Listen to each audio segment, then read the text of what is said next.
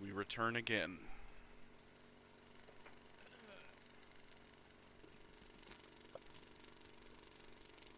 Ah. Most excellent.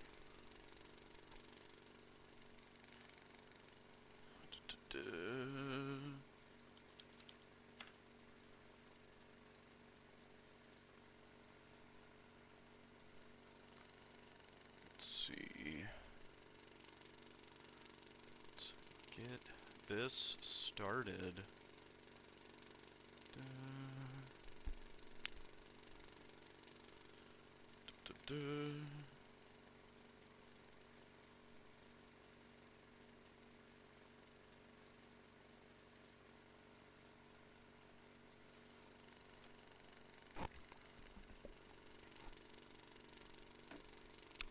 Ah.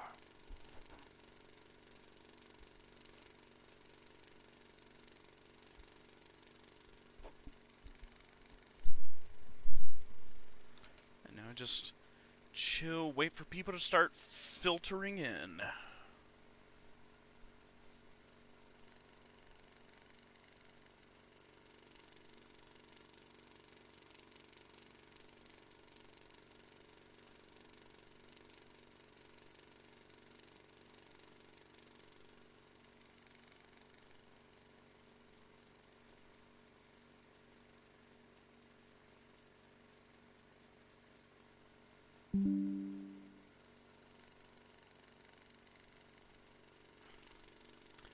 Cut my life into pieces. This is my last resort. Suffocation, no breathing. I'm breathing. Let's see. Yep.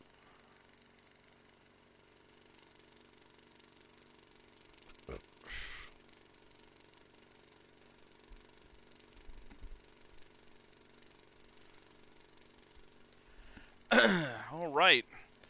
Now we're all ready to go. Now we just start to wait for people to filter in. Hey, people are starting to hop in. Hello, guys. Thank you for hopping in. Figured we'd pick up where we left off last night. We're gonna wait for the chatbot to go ahead and hop in so I can see you guys type in game. And I am very much looking forward to more like in-depth FNAF theorizing and discussion while we check and make sure there's nothing else in the game that kind of got hidden around after the update. Excuse me, so grab a drink, grab a snack. This is going to be a long one tonight. And again, as always, if anybody has any questions about, Secret of the Mimic, FNAF lore, Dead by Daylight, whatever, I am here. More than happy to answer any questions. With that, give me just a moment. I need to check something, and I'll be right back. Hold up.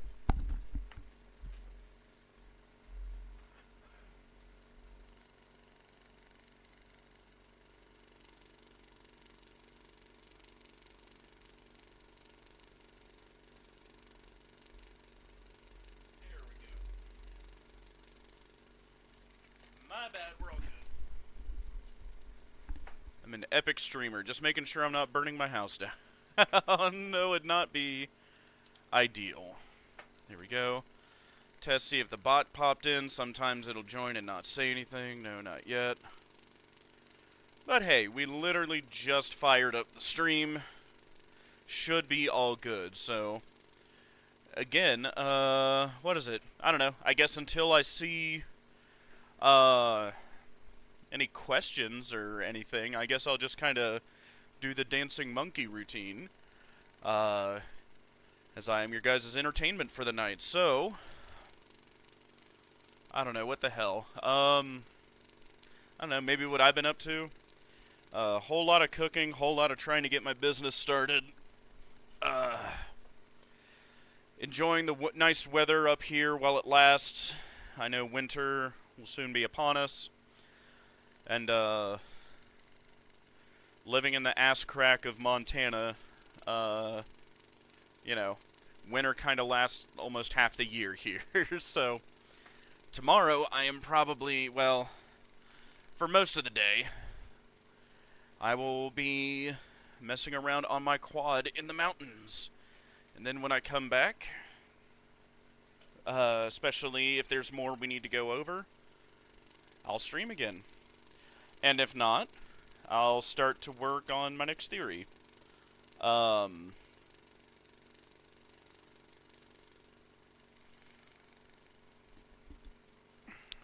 Which, I'm really glad we came to the, revelation we did yesterday, which was, you know, like I said at the start of the stream yesterday, like, my biggest question that, like, kept coming up in Secret of the Mimic when I first played it was, why does Fazbear Anything exist before 1983?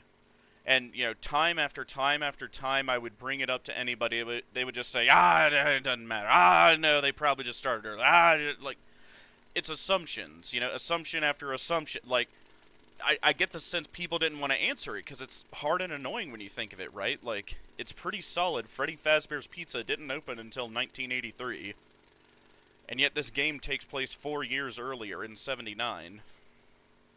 So, like, why does Fazbear Anything exist? But, like, the thing we came up with that makes the most sense to me is that from the merger of Fredbear's Family Diner with William and Chica's Party World with Henry, when they merged, they folded both of their independent companies under a parent company of Freddy Fazbear's Pizza. And they were planning on opening a Freddy Fazbear's Pizza specifically for years before they actually opened it. More than likely, it was in planning for years and years.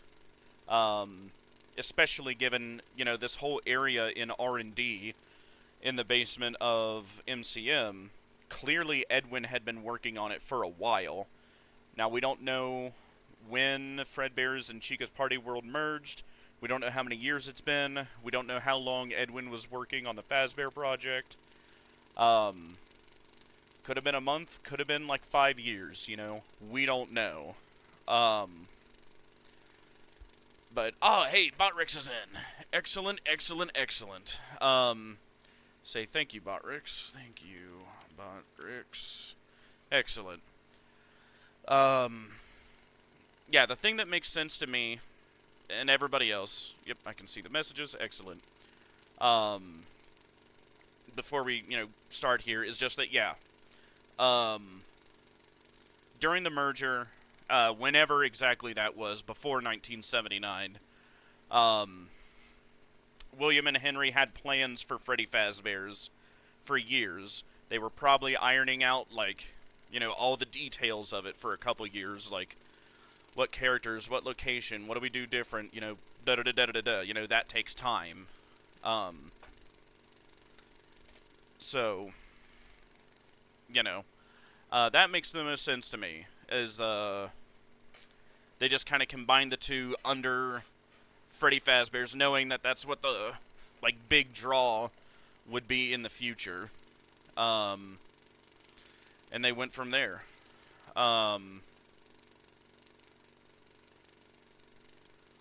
So yeah, now with that, we'll go ahead and get this rolling.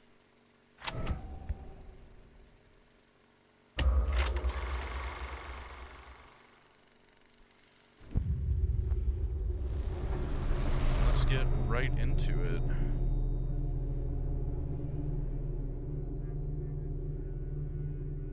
All Friday gamers, let's just pick up right where we left off last night. Chatbot is working. We are all good. So again, as always, guys, feel free to ask anything at any point.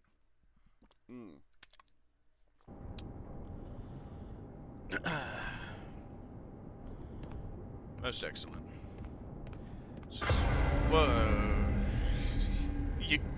you stinker. I didn't think that would do that again. Okay, excellent. Thank you, David. Very cool.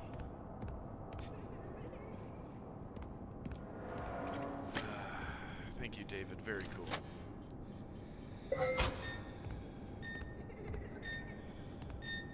Happy birthday.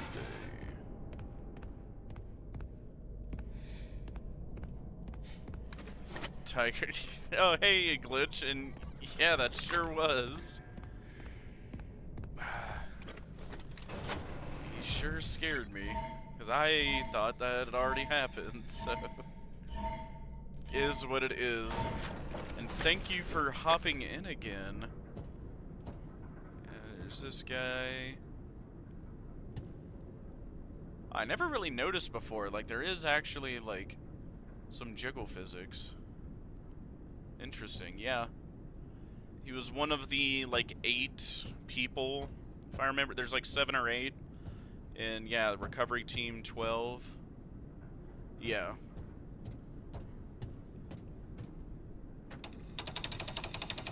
There we go. Yay. Fish.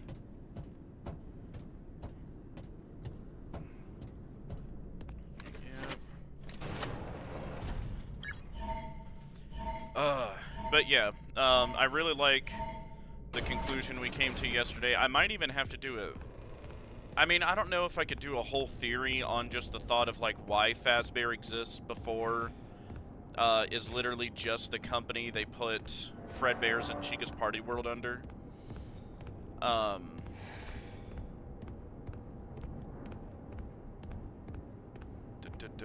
Nice to see M2 can be a little decorative. Yeah, no kidding. It's odd what is and isn't programmed with. Hey, Mr. Charles. Hey, Alex. Good to see you again. Get in here in time. Absolutely. Ed, you got honey, in just in time. up? We just fired it up news. again. I don't know. This is all so much. He's gone. He's gone, and now everyone is asking me what to do. And I don't know anything. I can't run a company. I'm not ready. I can't fill his shoes. He knew it. Everyone knew it. The company is going to collapse, and they're all going to hate me. Ed, you'll figure it out. Just take a deep breath. It's your company now. Your dad believed in you. Otherwise, he wouldn't have left it to you. I guess so. If you could change anything you wanted, what would it be? Maybe rebrand? We could start making some of my inventions for real. Excellent. What is it? Did you get all the collectibles? No. For this ending, it's not gonna matter anyways, because I did a new save file. Just wanting to make sure everything was as fresh as possible for the update. Now, I'm definitely up to doing a New Game Plus after we beat this tonight, and also checking New Game Plus and see if there's anything updated in it. Oh yeah, there's something else over here I wanted to grab real quick. But for the next ending, yeah, we'll have to grab everything, but there's not really a lot of point in this one because you can't beat Moon.exe unless you're in New Game Plus.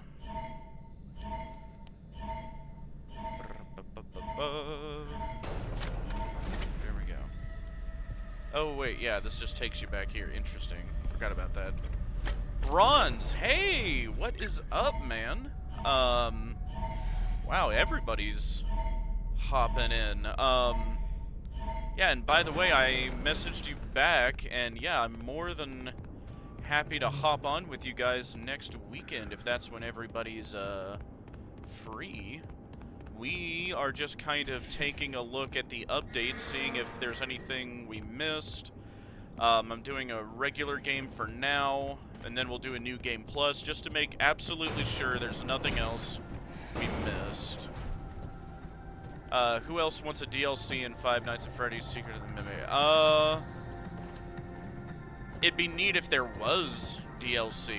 I don't think it's like hard require. Well, I mean, it would be really neat, but I guess like I hate to do it, but I'd kind of turn the question back to you and said, if Secret of the Mimic did have DLC, what would it be of? That's perfect, and I hope VRAR can make it. Yeah, maybe just double check with him. Oh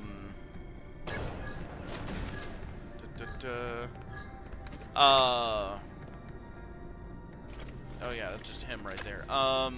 Yeah, just double check with VRAR. I know I'm good. And I'm pretty sure he will be as well, but, you know, if you and me are, I'm pretty sure he will be too. Like, you were the one we were worried about with, school and whatnot. Me starting this business is just kind of on my own time, and I'm in no rush to do it, so... you and me, yeah, me and VRAR should be good. Like, if you've got time, that is awesome. Oh yeah, we'll listen to this audio tape real quick. Hang on. Ed, you're not going to want to hear this, but there's a lot of grumbling on the work floor. You have a lot of new ideas and new projects coming in, but the staff can't keep up with all your changes. Your creative energy is amazing, and I love you for it. But I think you need to step back a little and focus on one project at a time. You know, I remember saying this when I first heard this in my first playthrough, but I still stand by it. Like, Fiona was the heart of this company and Edwin was the mind. And without Fiona, like, Edwin meant well, but he just became myopic to the needs of the people around him. Oh, hang on, I got a couple messages. Let's see. Imagine developer made first PC because they're planning for VR version for Secret of the Mimic Fusion. I could see that. That is fair, and that would be super cool if it was. No, yeah, I should be free, but I'll make sure to double check with him. Perfect. And I hope the business is going well. I mean, it's close. I just gotta buy the popcorn machine, which I'm not gonna have the spare money to do till next month, but that's fine. Like, a lot of the paperwork and whatnot is done. To submit the application, I just need to get the manufacturer's sheet with the popcorn maker. It's nothing too crazy. I mean, thankfully, you know, kettle corn and caramel corn aren't, like, temperature-controlled foods, so it's, like, very easy to just be, you know, safe and sanitary with them, you know? You know, even burnt popcorn isn't gonna kill you, right? Interesting. But yeah, by all means, double check with him. I will absolutely make time to stream with you guys this next weekend. I had so much fun the first one, and I know we've all been meaning to do it for a while. Now that I got my hot takes out, and... Oh, while you're here, Bronze, just in case you had to skedaddle, I did want to mention that and get your thoughts on it. Chad and I last night came up with the idea that, like, how I was hung up still, like, when I first fired up the game again about, like, why Fazbear anything exists prior to 1983. And Chad suggested to me to kind of, like, mix the idea I had with, like, Henry starting Chica's Party World. Like, take that the next step further, right? Like, if William and Henry, prior to 1983, and apparently prior to 1979, merged Fredbear's and Chica's Party World together, the parent company they put them under would have been Freddy Fazbear's if they knew for years in advance they wanted to open a Freddy's restaurant, right? Which is, and we know that's for a fact because at the very least, there is, like, in the basement here of MCM and R&D, a prototype Freddy's location, and also, weirdly, a map for FNAF 3, but no one's going to talk about that, I guess. I think, like, again, we don't know when Fredbear's and Chica's would have merged, and we don't know when Edwin first started working on the Fazbear project, but it would make sense to me why Fazbear exists beforehand, because they're like, oh, yeah, we'll just put our two old companies together under this parent company, and we'll call the parent company, like, the big long-term project we're both focused on, being Freddy Fazbear's, right? Like, that makes sense to me, at least. Didn't mean to harp on, but, like, that, you know, Chat just brought that up to me, and I thought that was very clever. So what next? Steel Wolves, FNAF has got to be. Fall Fest, Security Breach, Rune 2.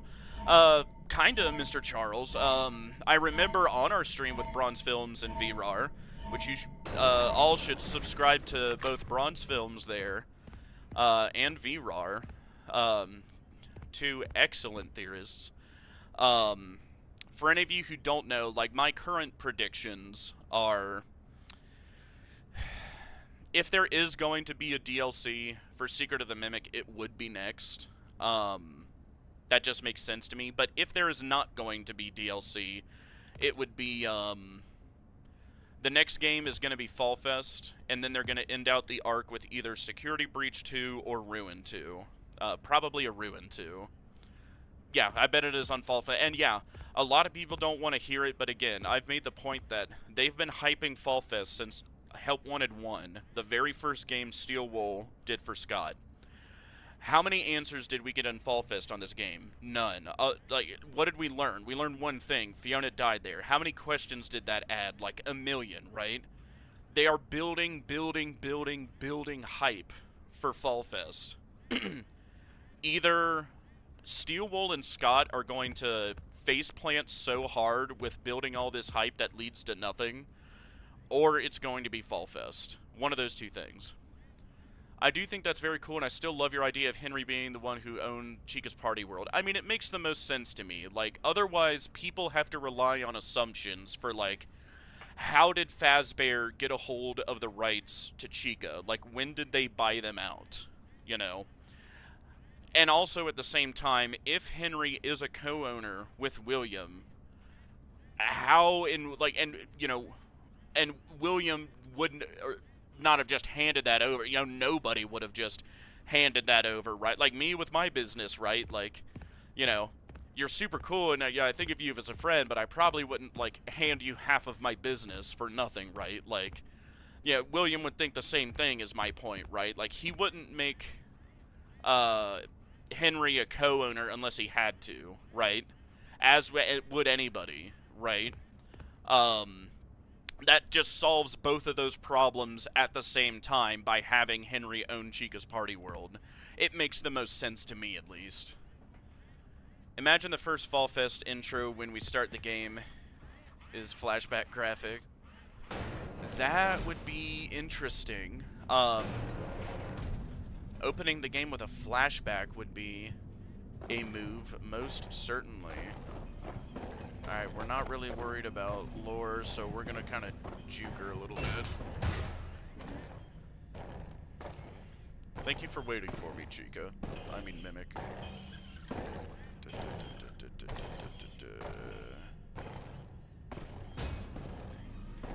Or wait a minute. Oh, yeah, I do. Oh, pickle sauce. You didn't see me? God damn it. Damn it. I forgot, yeah. I forgot the little bastard was there. Whoopsie poopsie. Okay. Yeah, I gotta be quick. I remembered last minute, like, oh, wait. Yeah, to get into the birthday room, which I am going to want to yap about, I've got to get all these stupid logs in here. Hi, Chica. Where'd I go? Where'd he go? Do you not have object permanence, Mimic? That is a shame.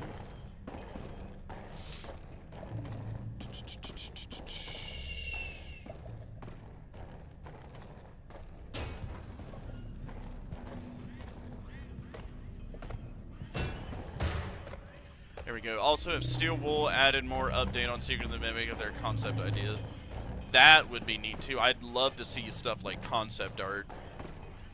Like early concept art of Secret of the Mimic. Oh, she went that way. That is, not Skibbity, because I bet she'll turn around. Yep. Come on, Chonka.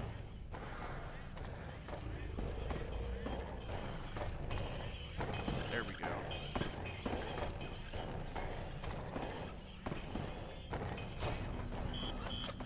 Oh, where'd I go? Where'd I go? Where'd I go? Where'd I go? Where'd he go? Where'd he go?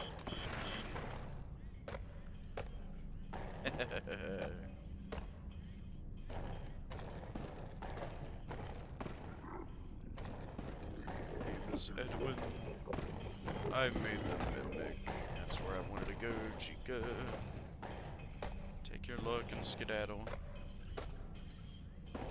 My name is Edwin. I made the mimic. Yep, feel free. Stinger, what if Secret of the Mimic DLC is the sequel to Ruin, seeing how Cassie would be in the depths of MCM after Ruin's Elder? Possibly, but I would think if they were going to... like that... whatever the pickup would be would have to be an entire game, right? Like, I don't see how you fit whatever the conclusion to that would be in just a DLC. Now, also forgot to say, some artist is making Fazbear Gang version of Chica's Party World, even Foxy. Imagine they added more map and more character designs.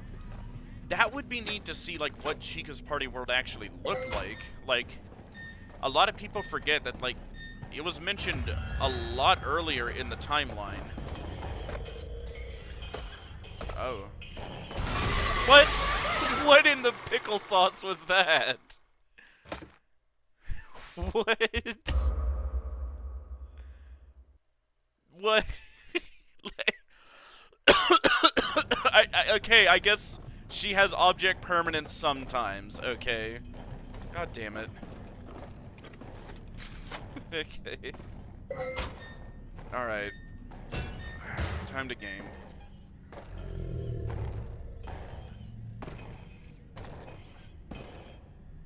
I hate how inconsistent she is with that.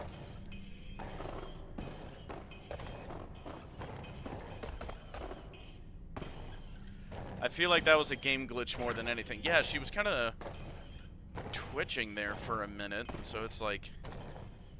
was she really thinking about it? Was it just... like, I don't know. I call shenanigans with that one, though.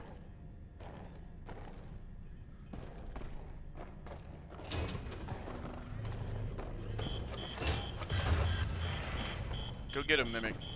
He's over there.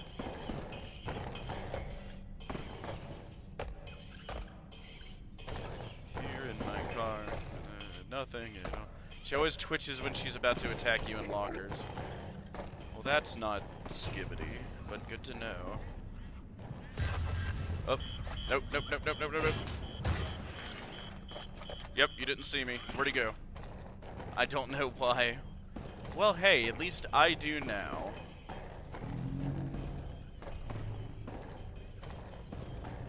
Who put all these cupcakes here, I wonder? Was it the Mimic? Oh, hey, hey, Blue Star. I am, doing my best to dodge Chica. Came on a little later than I thought. Yeah, my apologies. It took me a little longer than I thought to cook.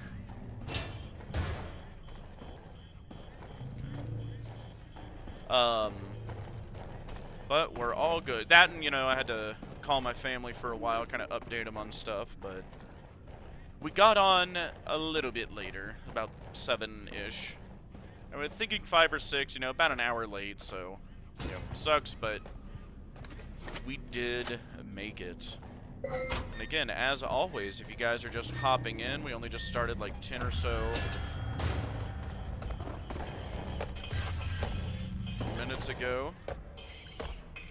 Feel free to ask as always.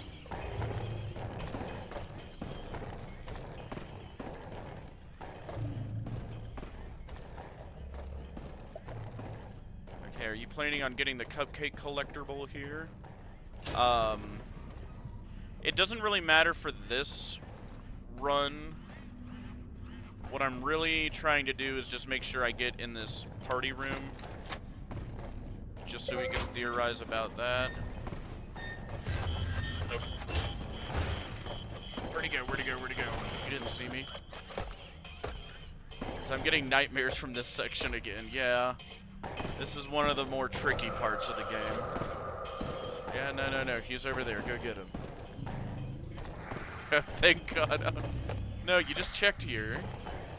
Yeah, go to the other side. It's not over here. Go to, like, where the stairs are. Party room is where the cupcake collectible is. Yeah, I wanted to get in the room, but I get, like, the collectibles don't really matter. because this isn't a New Game Plus, so I wouldn't be able to get the secret ending anywho's. So we're doing all this again. But, I mean, hey. I trust my abilities as a gamer. She will actually go the hell away. There we go. I'm John Cena. You can't see this. I'm John Cena. I'm John Cena.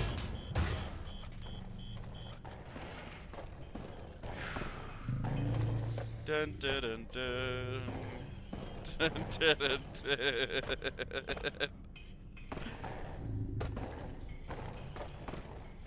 Dun dun dun dun. Dun dun dun dun. You can't see this. Damn it, Chica, that's the way I wanted to go.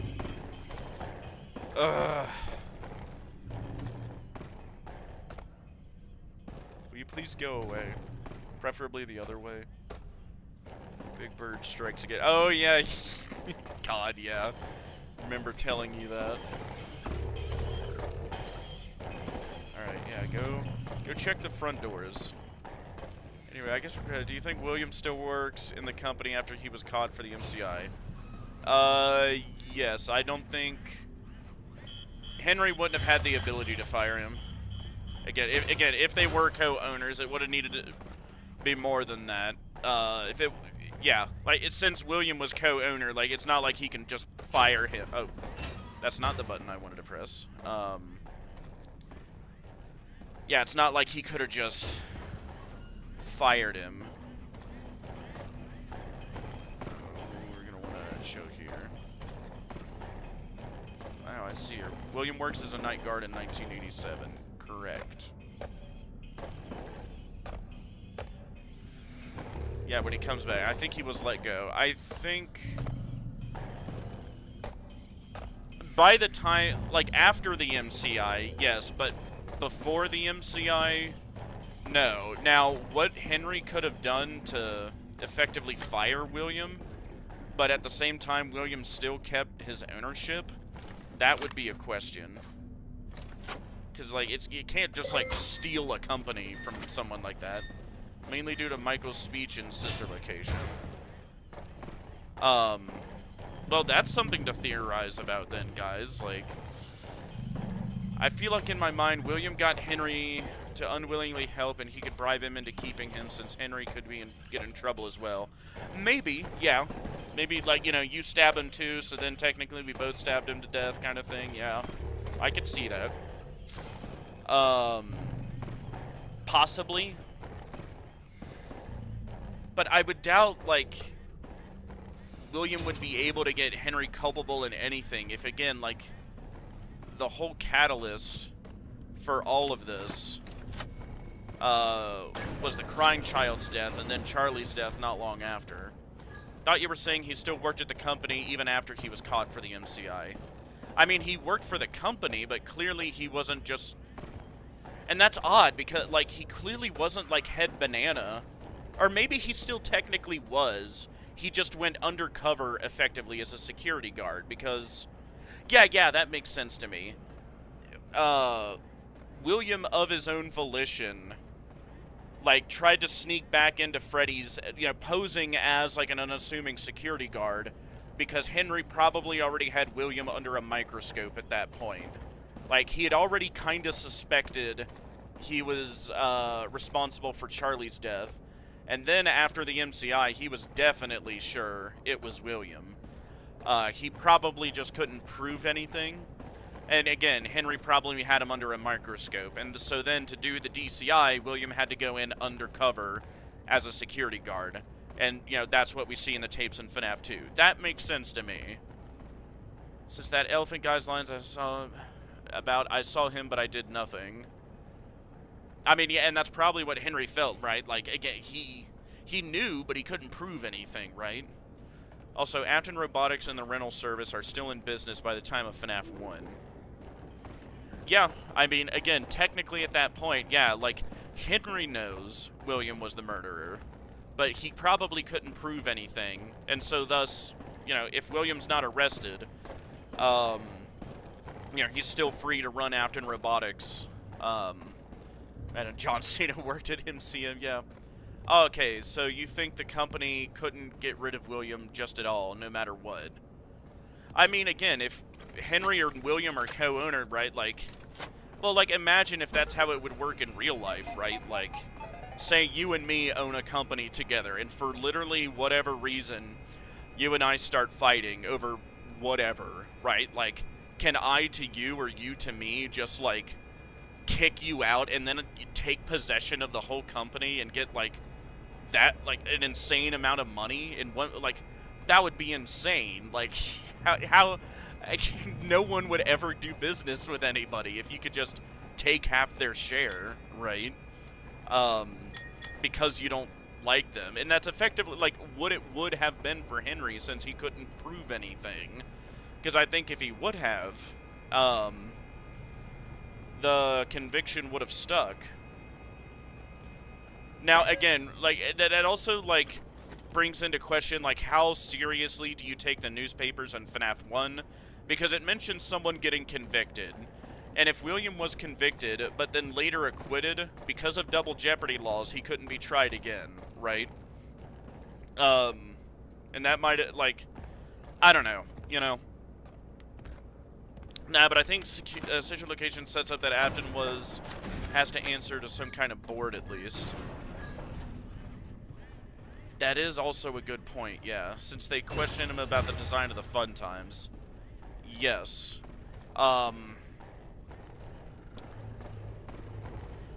What could that be? Oh, yeah, that would be, Freddy Fazbear's Pizza Incorporated. That could have been board members, because again, like the parent company, Freddy Fazbear Incorporated, or Fazbear Entertainment Incorporated, had Freddy Fazbear's Pizza, Fredbear's, Chica's Party World, and more than likely Afton Robotics, all under its umbrella. Thus, if William was using Fazbear Entertainment funds to set up the Afton Robotics, they would probably, you know, want to know, you know, what they're getting into. So that would explain that to me, too.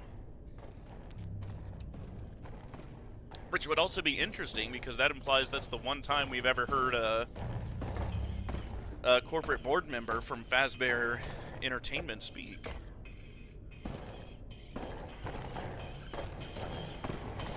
So I don't think it was only William and Henry that was at the very top. I think that there was a group that could oust him. Again, I don't know how you get, like, ousted out of something like that. Like, they would have to, like, get him to willingly hand over his share of the company. Because,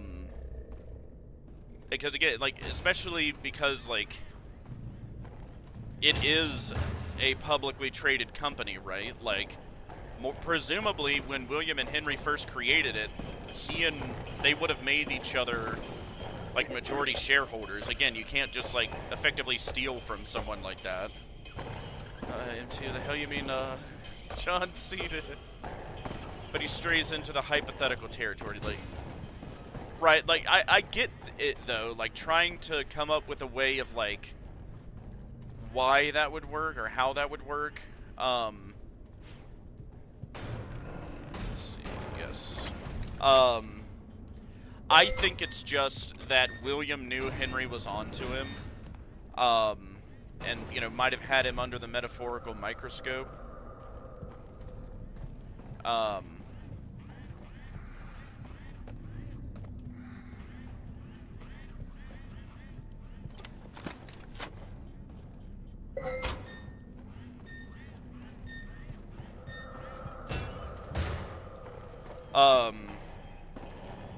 And yeah, just went back to FNAF 2, the FNAF 2 location, undercover to avoid detection by Henry. I mean, Henry was clearly concerned enough about William to, make the toy animatronics link to a criminal database, and more than likely just specifically look for William himself Whether or not the conviction actually stuck, which it looks like it wouldn't have, or highly suspected, but anywho. I mean, yeah, that's more what I think.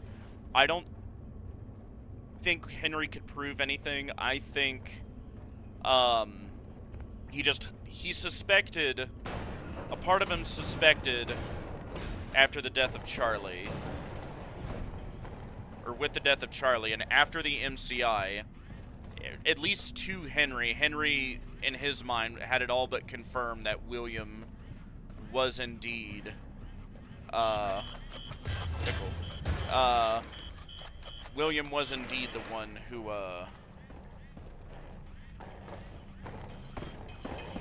did the MCI. Big Top needs an update. Well, even if the bodies were never found, he was wearing spring bonnies, so they wouldn't necessarily be able to prove it was him. And yeah, like, if Henry and the police saw those tapes, like, they couldn't prove it was William. It could have been any one of their employees. It could have been a random, you know, like, who knows how many locations they had for sure by then, you know? Wouldn't be enough to prove anything, but, like, putting the pieces himself together, Henry could know to himself that it was William. He just, again, couldn't prove anything. That makes sense to me. And would explain... Yeah, I forgot you were there. Would explain to me why,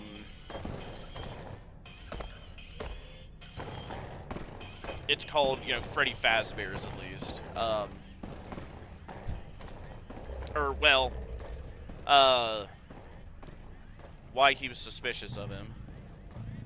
I would go into how I think Michael's speech implies William couldn't get close to Care Bear.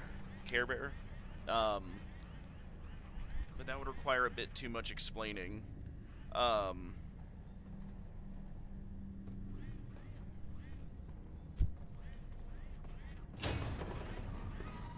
mean, possibly.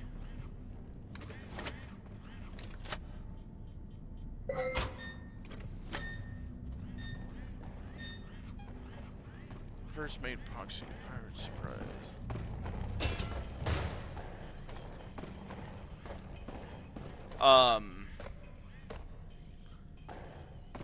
Circus Baby Entertainment and Rental. Oh, God, have to abbreviate it. I mean, hey, it's a long, yeah. Circus Baby, it's, rental. I mean, yeah, fair enough. Okay, now I know. Yeah, Circus Baby Entertainment and Rental. Usually you just don't see the "and" capitalized. That's funny that that spells out Sea Bear, though. A Sea Bear.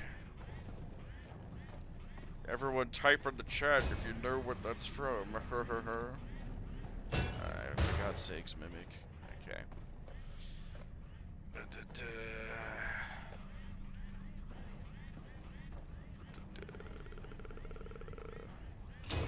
name is Edwin. I made the Mimic. My name is Edwin. I made the Mimic. Not to be confused with CBPW, Circus Baby's Pizza World. Yes, the rental service was a separate business from the Circus Baby's restaurant.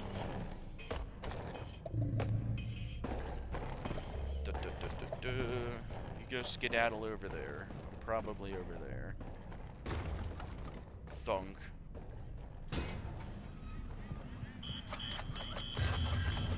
That's not Skibbity. There we go. To summarize it, the way Michael talks about finding the place makes it sound like William gave him the general idea of where it is. Oh, you mean the, Circus Baby and Rental? The sister location bunker, where it is, yeah. You know, as with many things, I like the old game theory idea that, like, after FNAF 1, or, well, before it, possibly, William just left a note for Michael saying, like, oh, hey, son, if I disappear for a long period of time, here's where I want you to go, and this is what I want you to do. And that's what we see. Go. Most skibbity.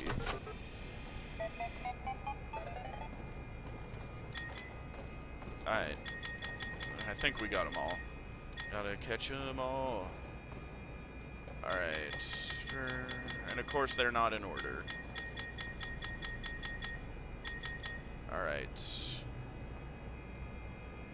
Like, if William owned the place, why would Michael have to find it? The sister location bunker? I assumed always because he just didn't tell him about it. But then again, if people in the modern day are starting to, like, question more about, like, how much Michael knew and was, like, complicit in what his father was doing, more, you know, maybe, who knows? Maybe he did or didn't know about this bunker. But, like, playing sister location, it, like, looks like Michael's never been down there before. She was right where you said she would be. They were all there. I don't know, you could go either way with it. Because William knows how dangerous the fun times are, so he sent Michael to do it instead. Yeah, well, and yeah, that is the premise, and, like, Michael, he was already, you know, very mad at for, you know, effectively killing his brother in the first place. No, I mean, like, why couldn't William just show Michael where the bunker was?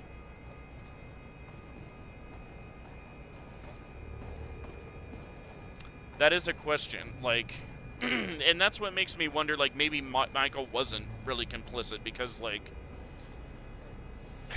at least for the most part, right? Because, like, if he didn't tell Michael about the bunker, that's just less he could know, which would show William wouldn't trust him that much in either way, you know, in that case.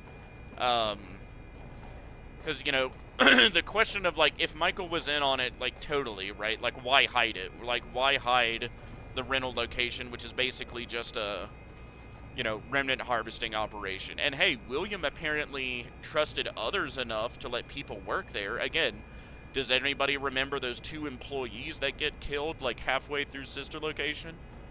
You know, that's just what I wonder.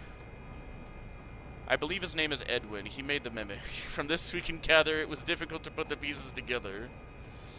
My name is Edwin. I made the mimic. Correct. Alright, this is first. It's a surprise. Then this one. Taking a 53782.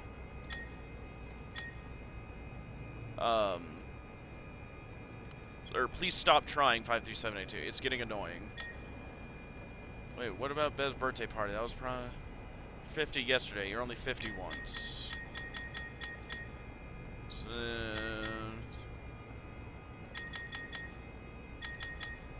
yeah. Figured out how to change the game to the contrary. Hang on, which one is it? Saturday in the outer contrary, don't do.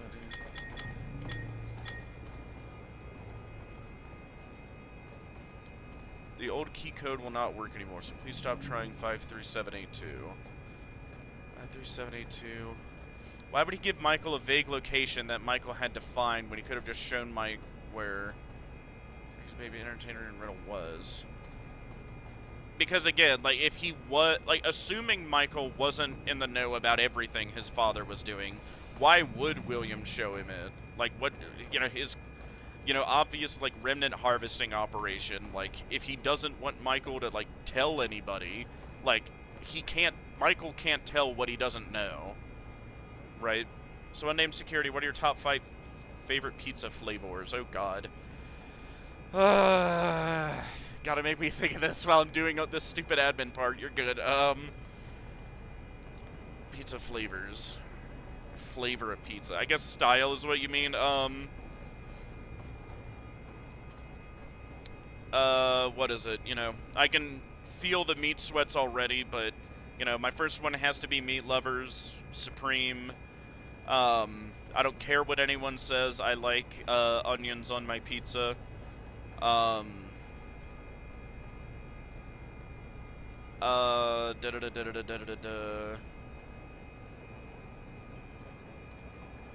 Stuffed crust, pepperoni.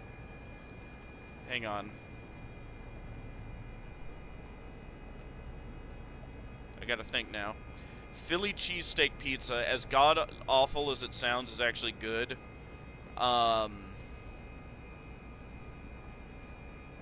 I don't know. Just sausage, I guess.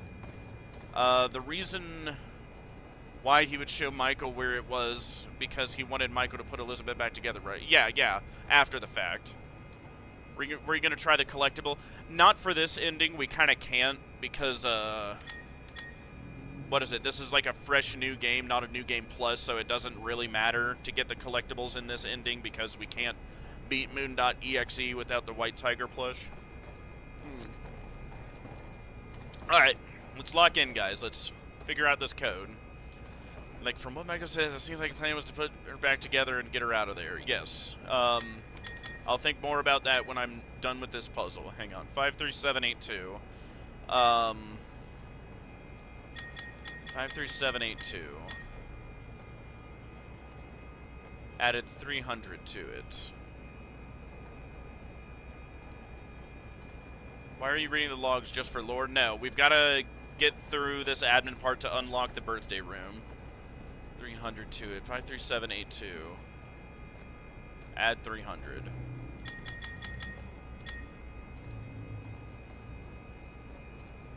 Add 300.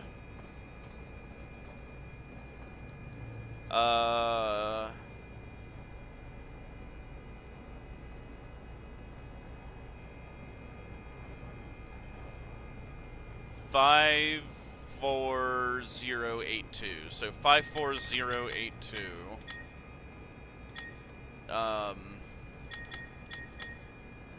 54082. Wait, if you're going to change that, I'm going to change the first two. So 29082. 29082. 29082. 29082. You don't need the code to progress. Yes, I know. I just want to go to the birthday room and yap about it. 29082. Such is in there. Yes. 29082. Alright, hang on. Don't let me forget that. 29082. Third. Yeah. To the first. 21082. 21082.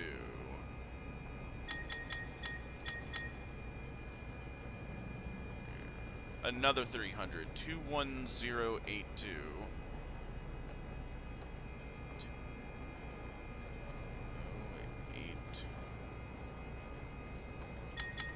21082.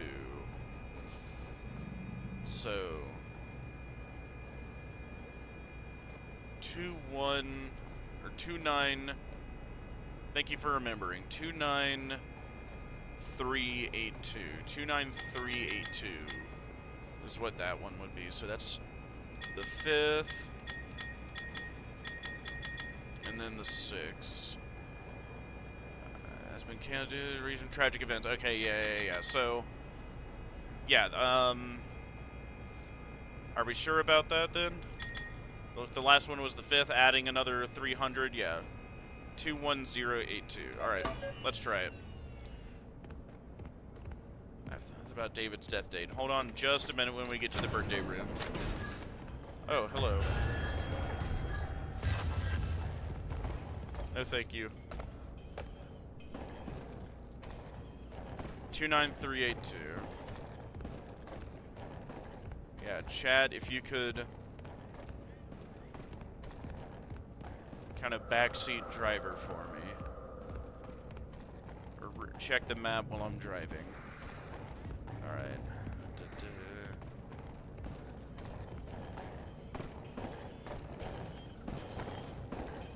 Come on. Quit camping me. Quit camping me.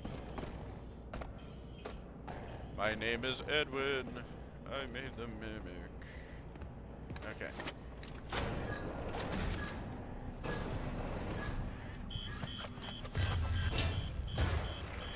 I hate how that thing could see through the wall behind it. 29382, y'all. Yeah. If not, like, scroll back everybody for me and, like, look at what everybody typed out earlier. I wasn't paying too much attention. Well, then that's the rough part. The longer it takes to get it done, the longer we're gonna be stuck here. Alright. 2, 9, 3, 8, 2. Nope, that is not it. Alright, so what else we got? Let's see.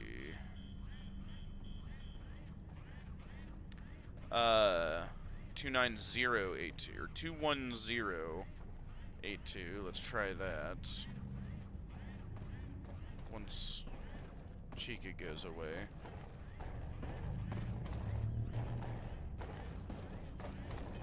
When was the 300 added? That was a number.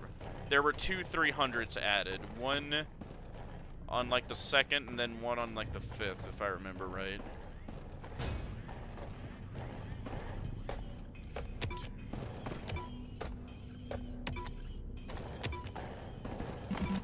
No. I swear to God, we're probably gonna have to go all the way back. Again, that's why I needed to focus there. Damn it. Alright. We're terrible backseat driver. I mean, hey. Honestly, I just need to stop answering so many questions in one of the most annoying parts of the game. There will be a time for yapping, and it will be when we can get into this godforsaken birthday room.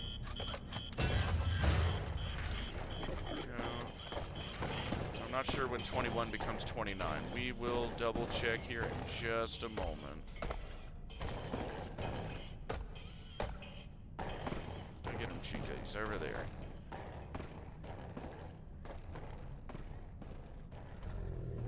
So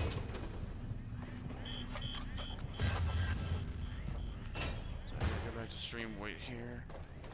No, hang on. We'll double check. Probably have to go back to the beginning again, anywho.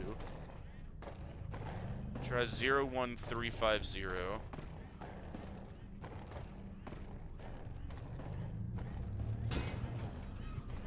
Hold up. Let's double check for sure. Let's just not play guesswork. I'm already here.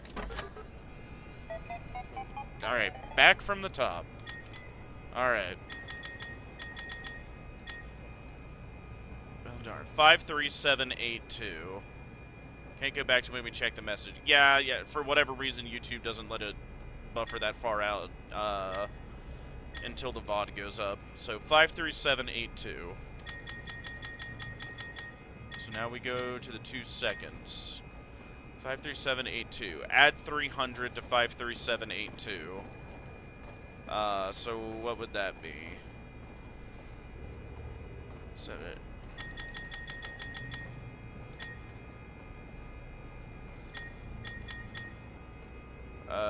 Or wait, oh no. Mr. Murray has given me permission to change the code to 49762. Actually, yeah, that's where we boogered up. Okay. So, 49762. And then 49762. 49762. And then add 300.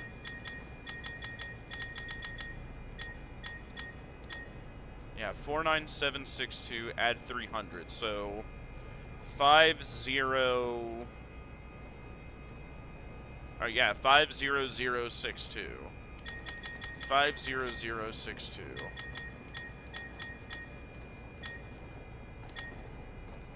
And then 29. Yeah, please look at all the messages then. Please. Yeah, no, that's what we're doing now. I missed that one before. So yeah, 53782. So 49762 is the one we actually want. Add 300, yeah, 50062. So now, that was the first second. And So then we changed the first two numbers to 29. So now we've got 29062. 29062. 29062. Hey, I took Wally off this. First two digits to 21062. 21062. Alright, that's enough. 3 4s. 21062. Two digit to 01. 01062. So 01062. Change the last two digits to Bev's age, which is 50. So 29050. Or 210. Yeah, whatever the last one is. So, because her birthday was her 50th. Yeah, she just turned 50. So, yeah, change the last two digits to Bev's age, 50. Yeah, 21050. Excellent. Change just the code will be written up. So 4th, and then the 5th. Everyone, I was here late, so I decided to add another 300 to the code. So 21350. 21350. And then the 6. Yep, that's what the number is. 21350. Excellent. 21350. 8675309.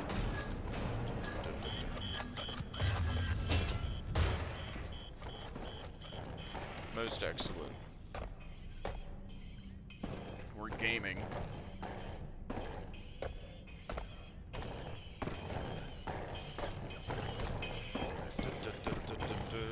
My name is Edwin.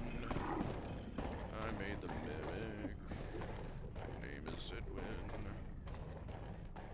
I made the Grimmick.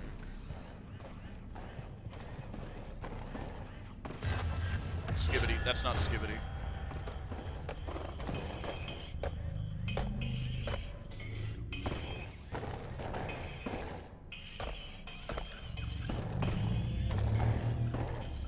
Positive energy alone saved me there.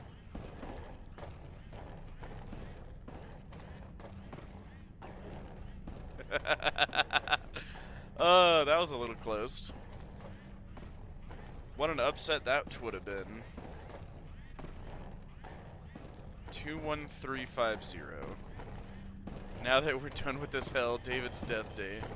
Oh, don't count your Chica chickens before they've hatched. 21350.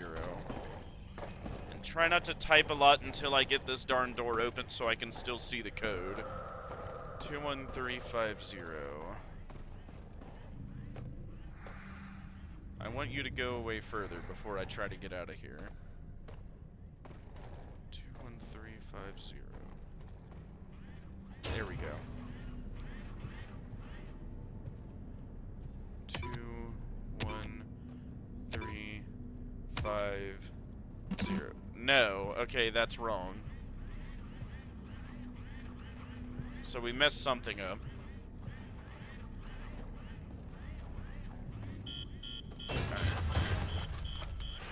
Yeah, we messed something up.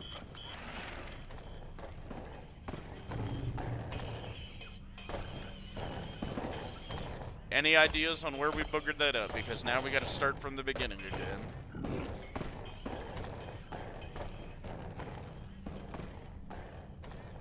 Right, try 01350. Sure thing.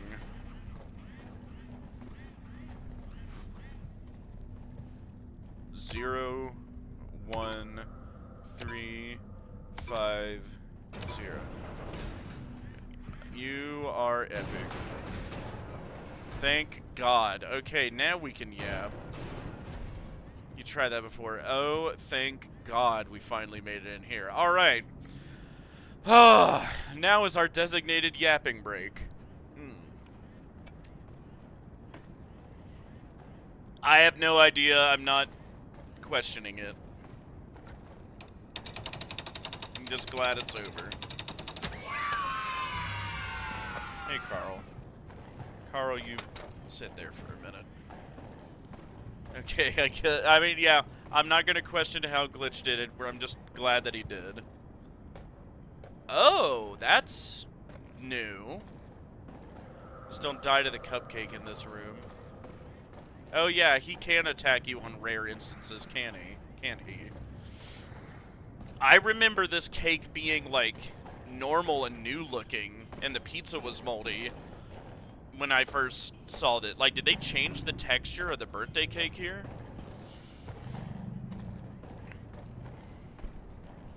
If they did, that's very odd that they're specifying that. I'll have to go back and look at my old streams, but I, like, right hand up, I swear to God, this cake looked like brand new before the update. The pizza was moldy, but the cake was new. And, like, this cake here, right? Look at that. Looks just fine. Ooh, Fall Fest. Presented in... It's perfectly fine in the tape, and it's moldy now. No, I'm not talking about the tape. I'm talking about when you went in this room before the update. Like, us physically now, if you would go in here like this before the update, this cake looked new, the pizza was moldy. I think David died in 78. So just the year before?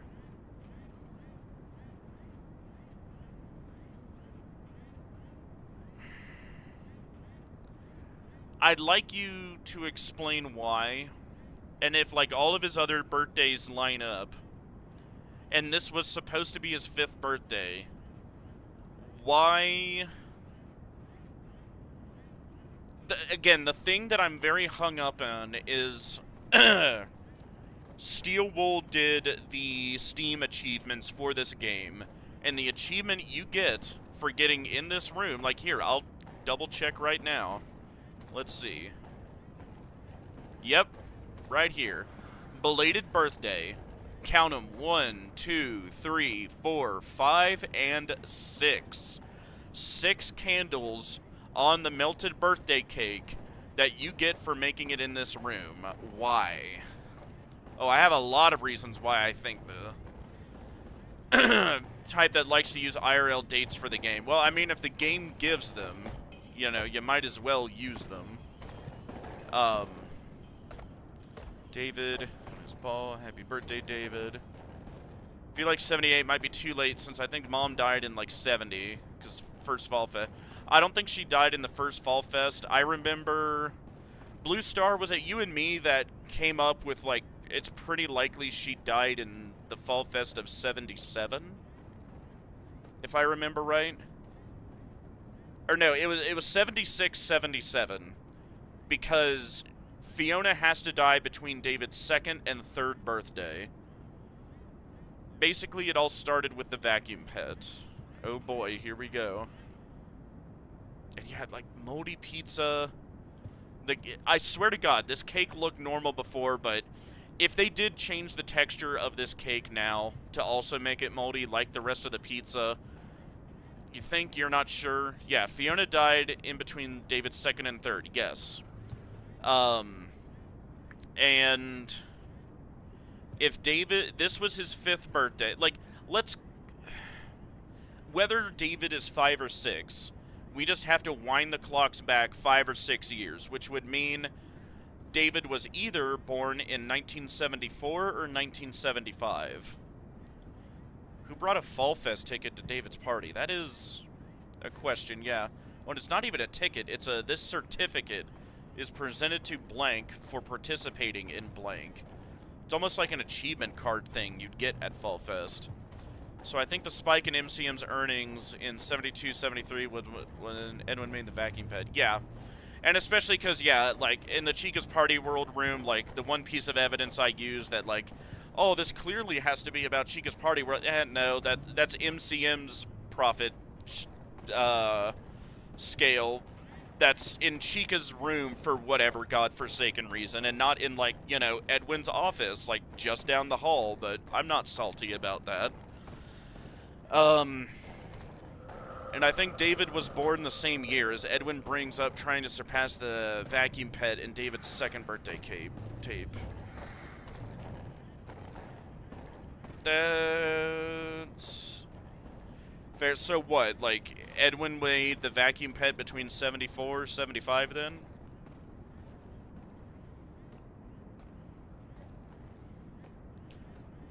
Because again, if David is 5 or 6, like, he is 5 or 6, by the time he dies, and it's 1979 now. 5-6 years before would be 1974, 1975. Now, granted, there might be an even bigger gap here because, like, you know, I asked, like, you know, how long has it been since David died? Well, I don't know. Look at, like, how moldy this cake is. Look at how moldy this pizza is. Like, ignore how pristine this slice of cake looks for some reason. Actually, now that I think about it and I'm looking at this, why is this one piece of cake here? And it's pristine. Like, again, like, where is the rest of the cake? Because this cake slice is different than this, right? See? It's shorter. It's taller. Shorter. Taller. I know it's a weird thing to harp on, but, like... you quit it. Did someone just bring a random piece of cake to, I don't know, I think he made it 72, 73, but that's when I think financial, oh, I mean, that wouldn't work, at least with your, if you're saying that it was just before David's birth, because again, like, that would outright contradict what we see in the home films. Since the vacuum pet was the only successful invention of Edwin's. I mean, I thought it was a major one. I thought he made, like, other successful things, like the coat rack, and, I mean, I don't know, like, that's something else we would really have to, like, get into as well. More Freddy Fazbear's Pizza. Part of it is, like, them just showing... Quit it, Carl. Us as well. But I also wonder, like, did they really like Fredbear's or something?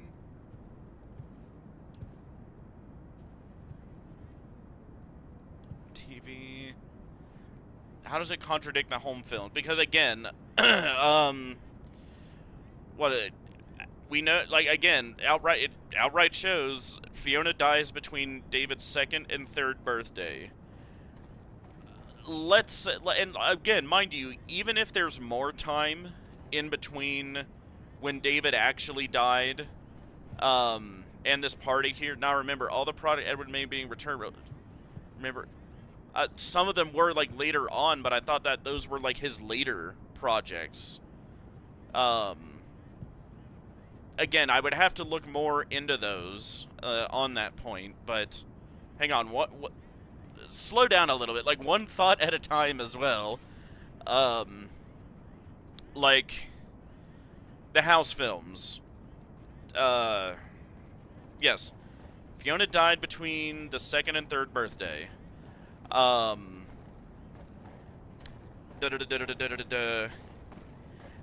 yes, okay, here was my thought. Whether or not the gap between David's actual death and the point that Arnold is standing here right now in this birthday room, you know, whether or not that's, you know, a month, a year, whatever, that just adds even more time to the problem, right? And either way, by the time of this party, when it was actually, you know, taking place for him, whether he was 5 or 6, that would outright have to say then that he was born somewhere around 1974, 1975. Yeah, the game happens in 79, yes.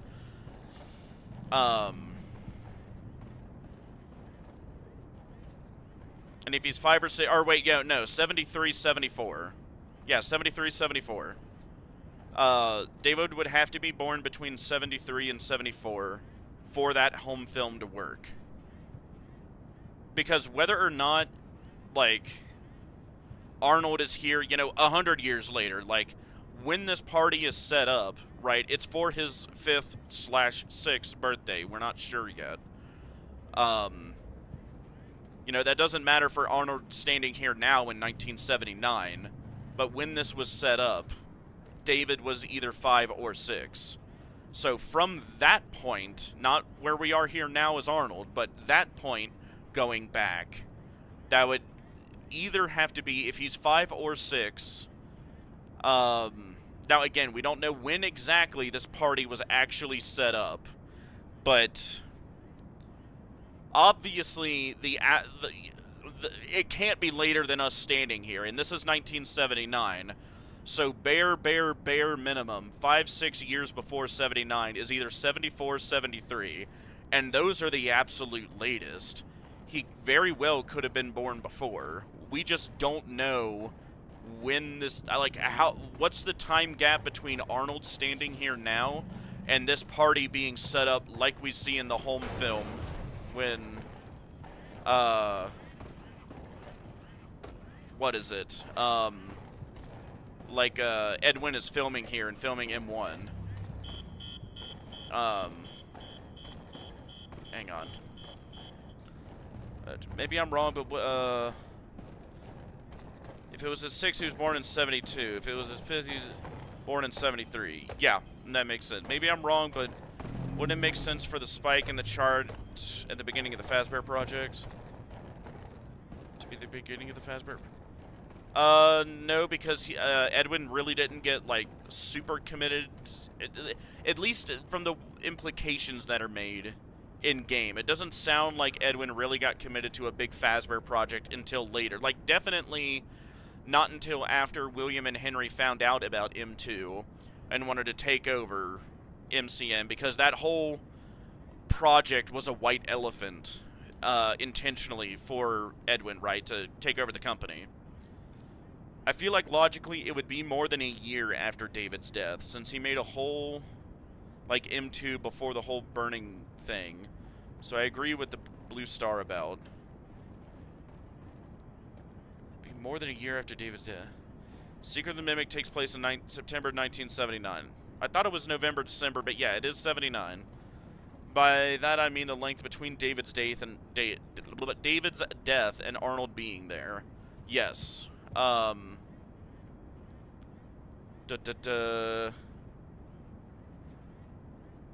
the time between David's death and Arnold being there would be more than a year after David's death.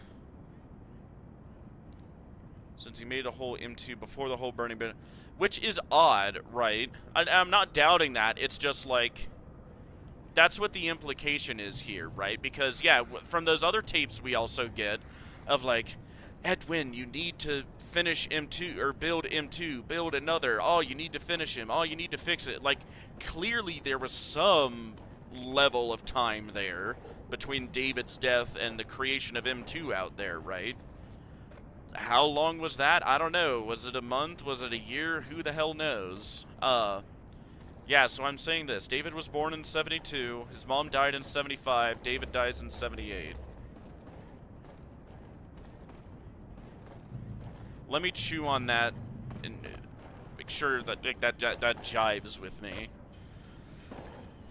He was born in 72. Mom died in 70. I thought we said 77.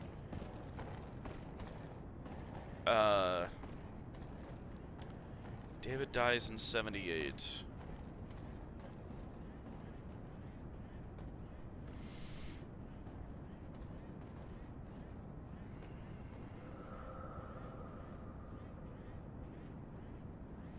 So,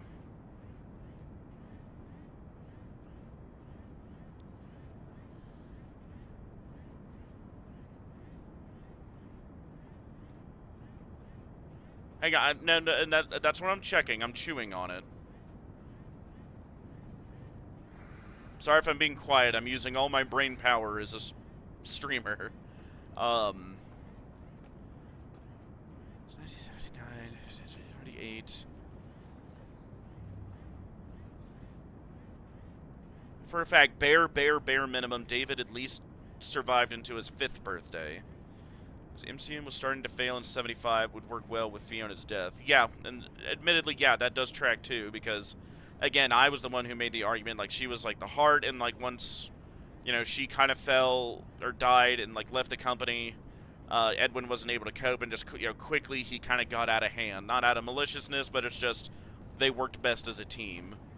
Story-wise, does anything really change whether he died in 75 or 78?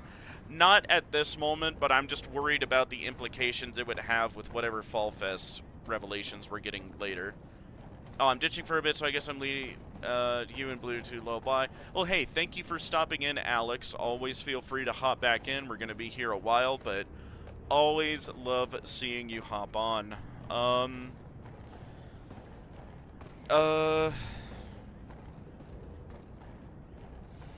on, I need to look at that more.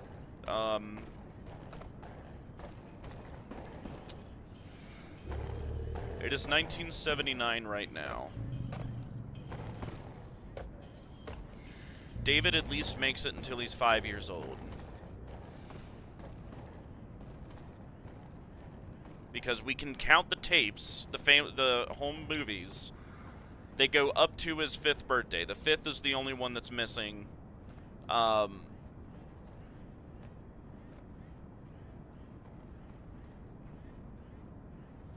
there's no candles on it. But the other one, but yeah, because the 4th and the 5th don't have candles on it, but the 4th doesn't have a cake. That's the one with the slides. But that's implied to be the 4th because that presumably happens before the last one with M1 here. Kind of just semantics. Maybe at this point, but again, I'm more worried about like future implications with whatever Fall Fest revelations we're going to get.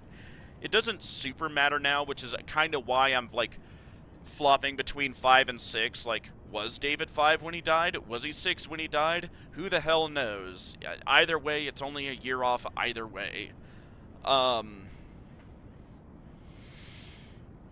Fiona dies between his 2nd and 3rd. For the sake of the argument, let's say a year goes by. So, and we'll use an even number of 5 just to make the math easy. So he's 5 when he dies a year before 79. So he's 5 when he dies in 78. 5 years before 78 is 73. So 1973, possibly 72, if he's 6. Alright. You with me so far? Yeah.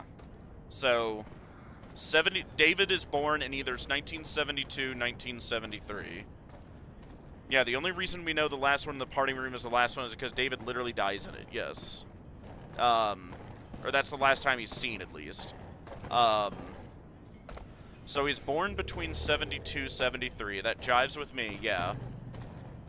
If he is actually 6, it would be 72. But, yeah, 72, 73. Mom died in 75, so between 2nd and 3rd. 2, 3, 4...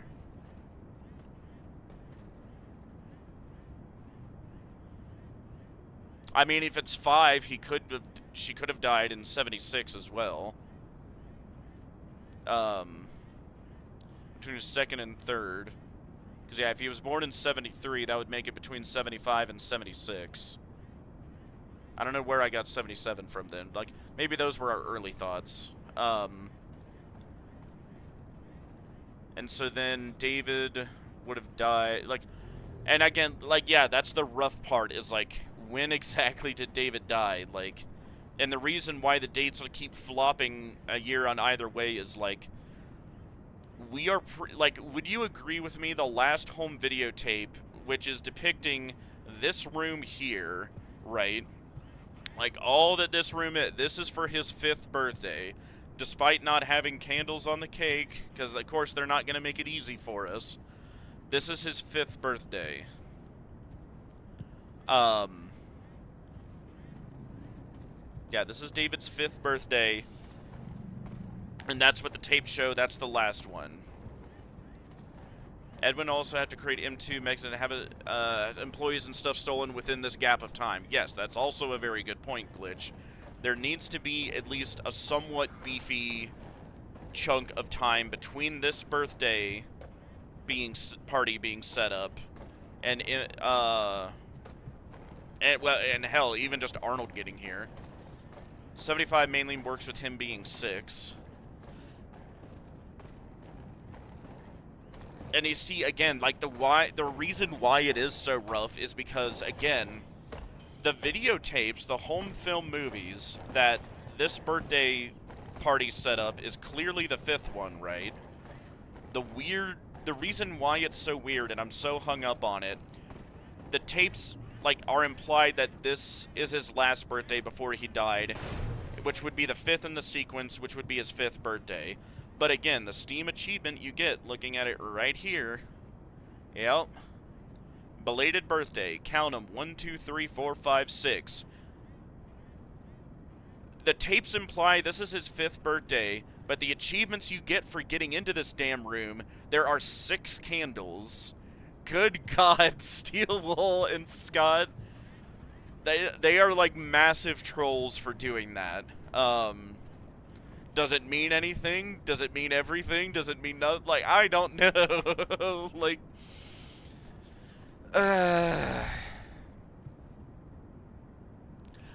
but like, this being his 6th birthday wouldn't work unless, like, the home movies are wrong and they just decided not to film one of his birthdays for some reason.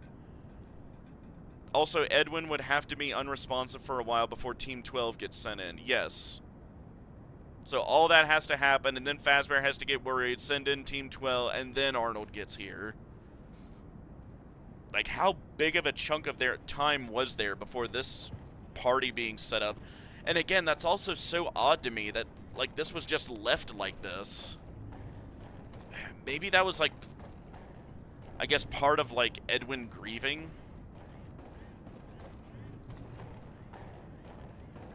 You know? Like, he didn't want to touch it. Like, kind of like when you see in movies and whatnot, like, when somebody dies and, like, someone else in their family can't really move on, so, like, they leave their bedroom untouched or whatever. Like, oh, and this bedroom's been, like, untouched since, like, 1989 or whatever, right? Like you see in a movie. Like, that's kind of what I wonder with this room here.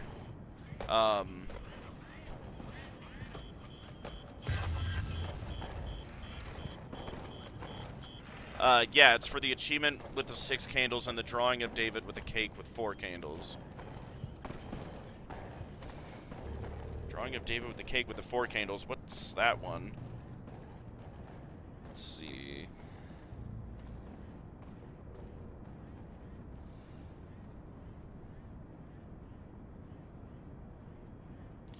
Mail call.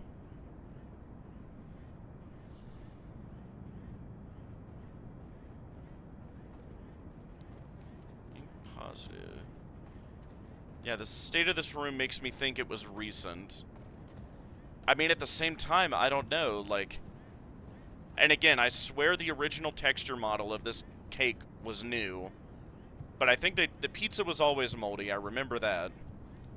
But, like, moldy pizza, moldy cake, a pristine, clean slice of cake that is here for some reason, that where this cake doesn't match this cake. You know, like,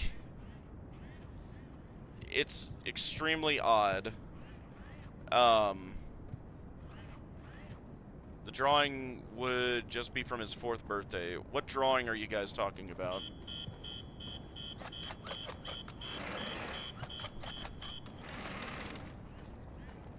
Good God. Carl.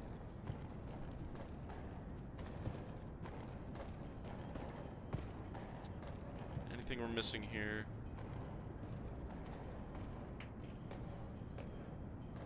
Office.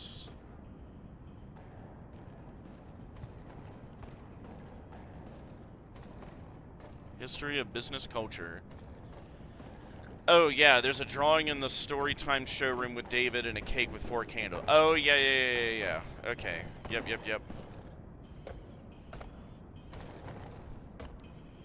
A082479.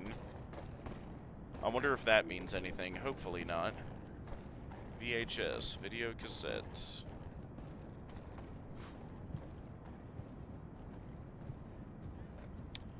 I swear, you Zoomers will never know the pain of, like, renting a movie and you have to rewind the whole thing to the end, to the beginning again before you turn it in.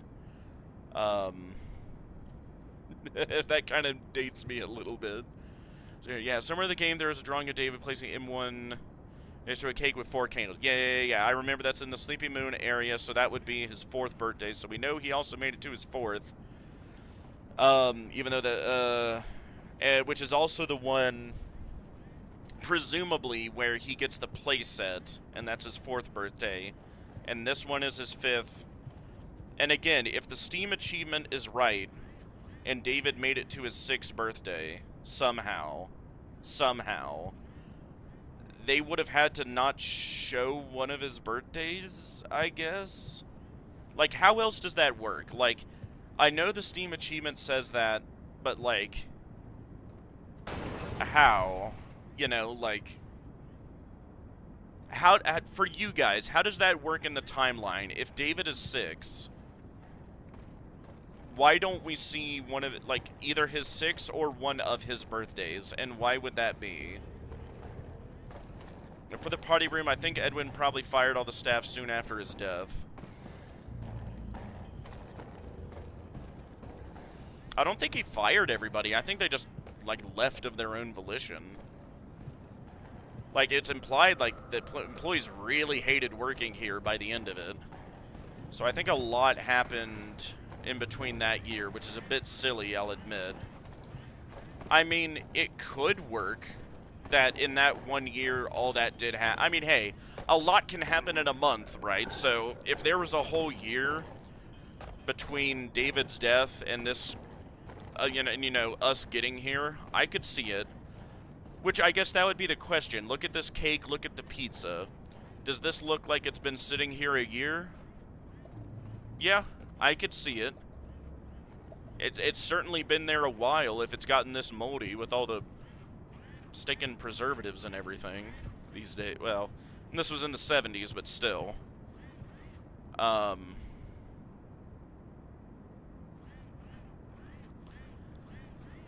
That would just be my question to you guys. Like, where's the missing birthday that we don't see? And why would they have omitted that, but shown it in the Steam achievements for some reason? Like, what is Scott and Steel Wool trying to say with that? Why are they making it nebulous? Like, why such a detail to make nebulous, right?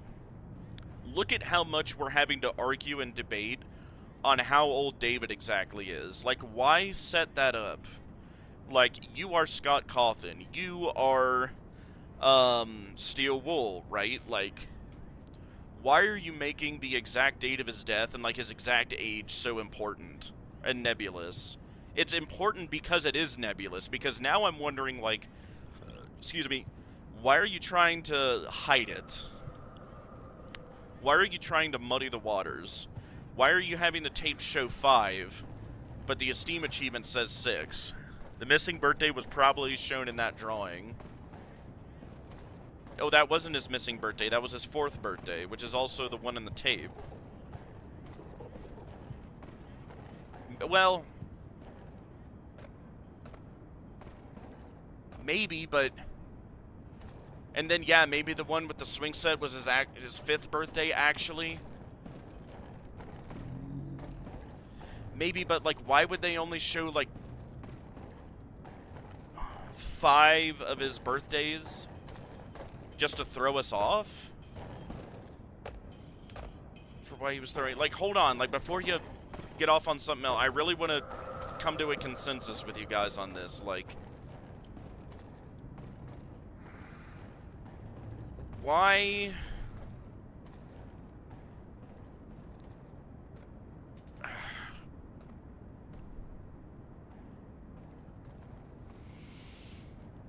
Yeah, there isn't anything that confirms that the swing birthday was his 4th. And you're right, like, and that didn't really occur to me until now. My big question would be is then whether or not that's his 4th or his 5th, why are there still only 5 of his birthday tapes in the house?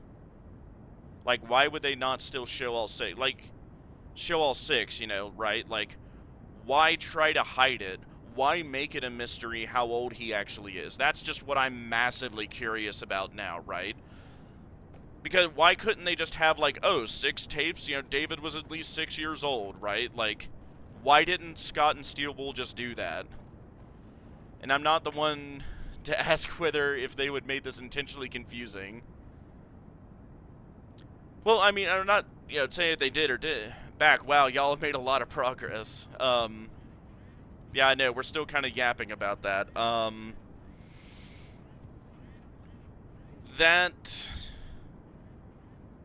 Because I believe everything with the Mimic blueprints is one massive trick. Yeah, but hang on, before I lose my thought on that's what I really that's just what I'm massively curious about. So I do think they would make this confusing on purpose. Why is that? Why make this one detail, like how old David exactly was when he died? Why is that such a critical detail to muddy the water with? Otherwise, yeah, why didn't they just add, like, an extra birthday tape in the Murray home?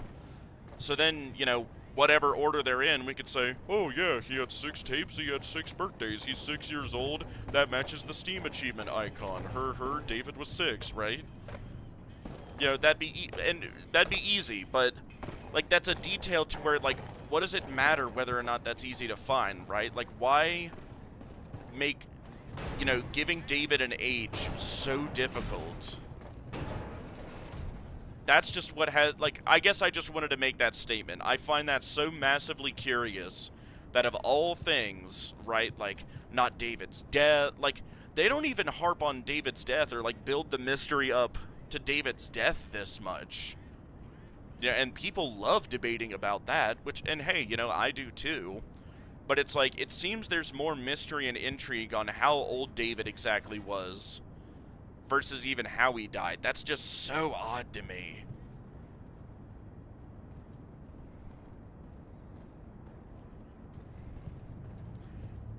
Like, they couldn't say, happy 6th birthday. Like, you could maybe see 6 candles as saying M2 was created the following year, which would count as David's 6th. I mean, would it? Like, if M2 was never the perfect vessel for David and his soul never inhabited it, and, like, Edwin never really considered M2 as David, like... Or it sounds like Fiona, for that matter, either. It sounds like she was trying to make M2, you know, be a host, or a vessel for David. But, like, I don't know, like, that doesn't jive with me either. Because, like, you would have to make the argument that, is M2 David? Like, yeah, is M2 right there? Like, is that David? Yeah, I can't really say why I think they would do this.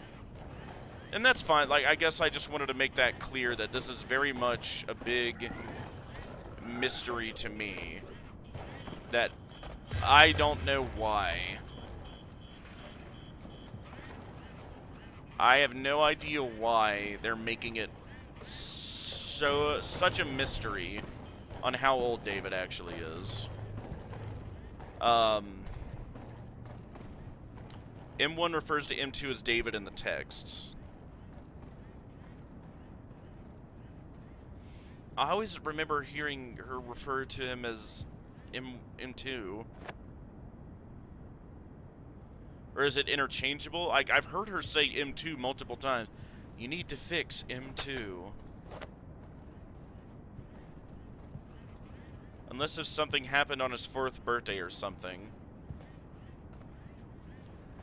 That does make me think, isn't it sure odd that the place that you find the drawing for his 4th birthday is in the Sleepy Moon area where the giant moon head crashed through the factory? That sure is odd, isn't it? Well, I'm of the opinion that none of the Mimic are actually possessed. That I would dare say is a hot take. I'd love to hear why you think that. Okay, yeah, there. And if you guys had nothing else major, we'll try and continue from here. My name is Edwin.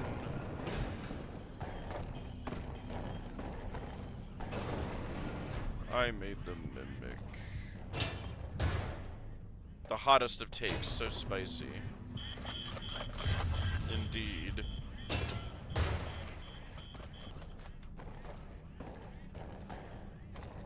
I have something to bring up once we reach Edwin's office. Oh boy. Can't wait to hear it.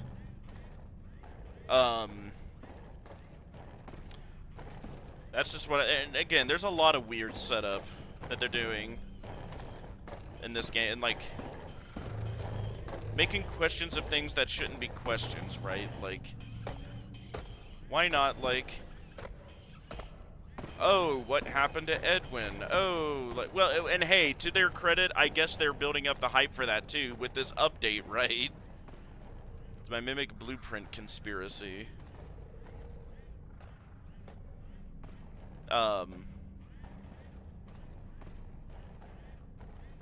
That we will have to hear.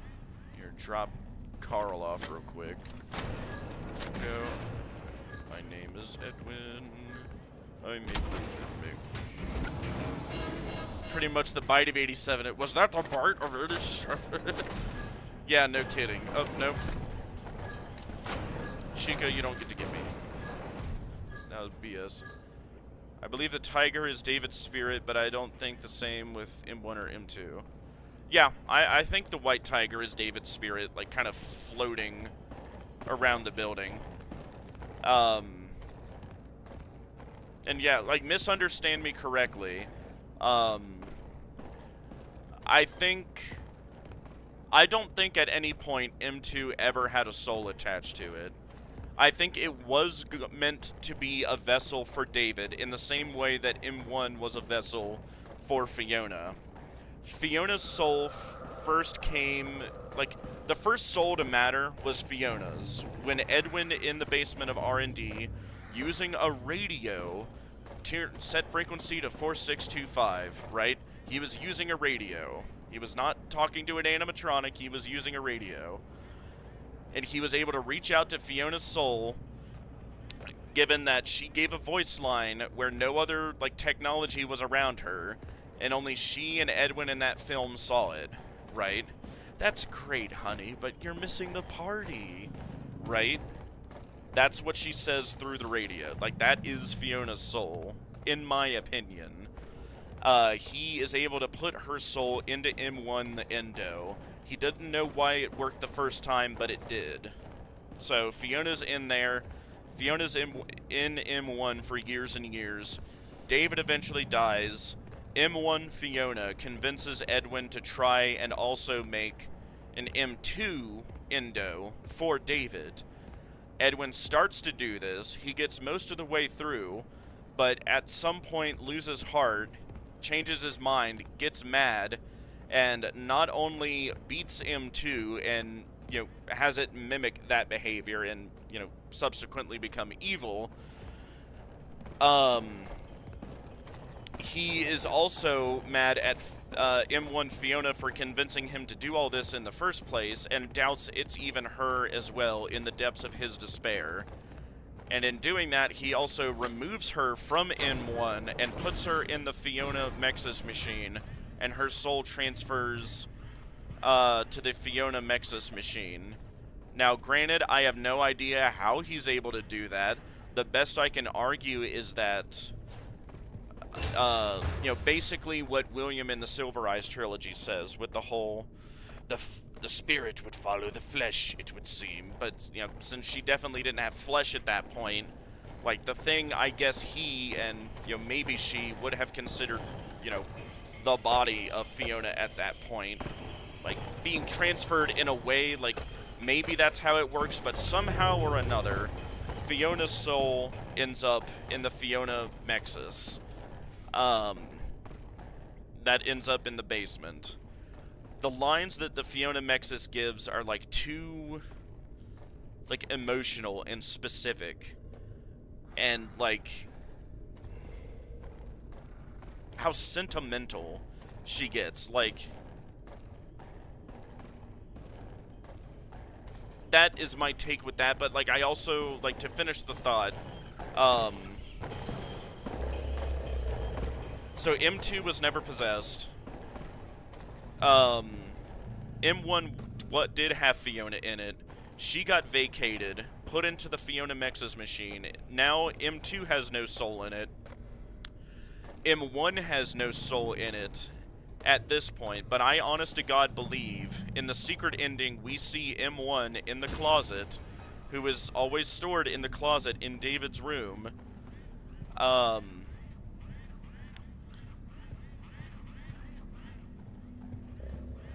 Onions, onions, onions, onions, onions, onions, onions, onions. There we go. Thank God, now we can breathe. The M1 Mexis machine, the M1 Endo was stored in the closet of David's room.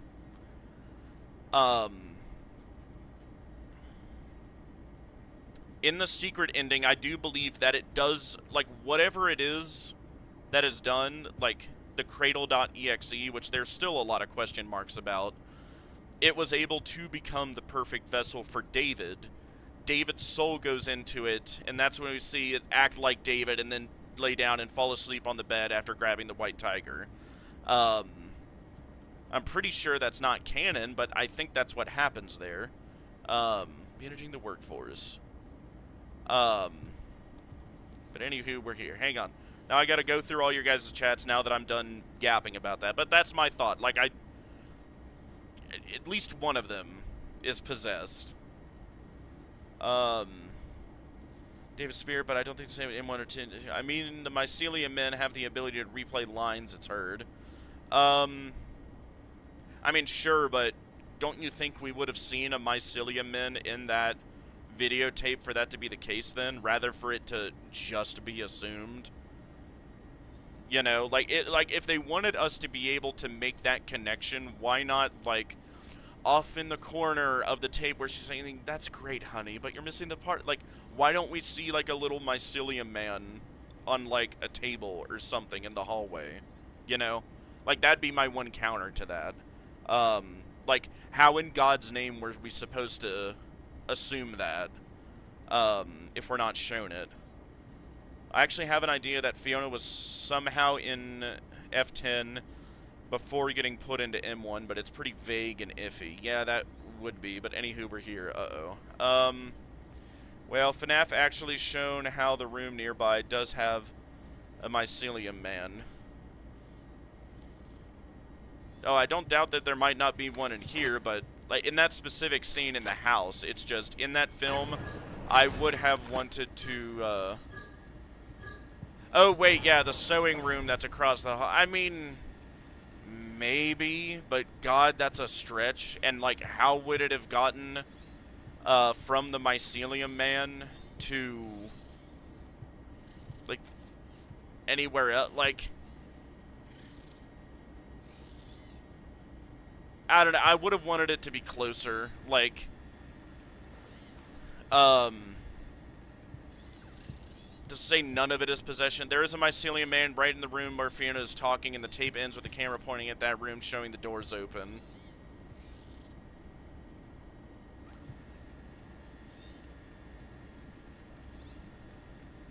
So, what are we supposed to assume, then? That when Edwin is in the basement in R&D, reaching out with a radio, set frequency to 4625, I'm reaching out on the radio, that Mycelium man also gets on the radio and repeats what it said, or was overheard, presumably years before, is what we're supposed to assume there, right? That this Mycelium man toy got on the radio, found the exact frequency Edwin was on, and repeated its line from years ago, and it also didn't hear anything else since. Is my criticism of that. I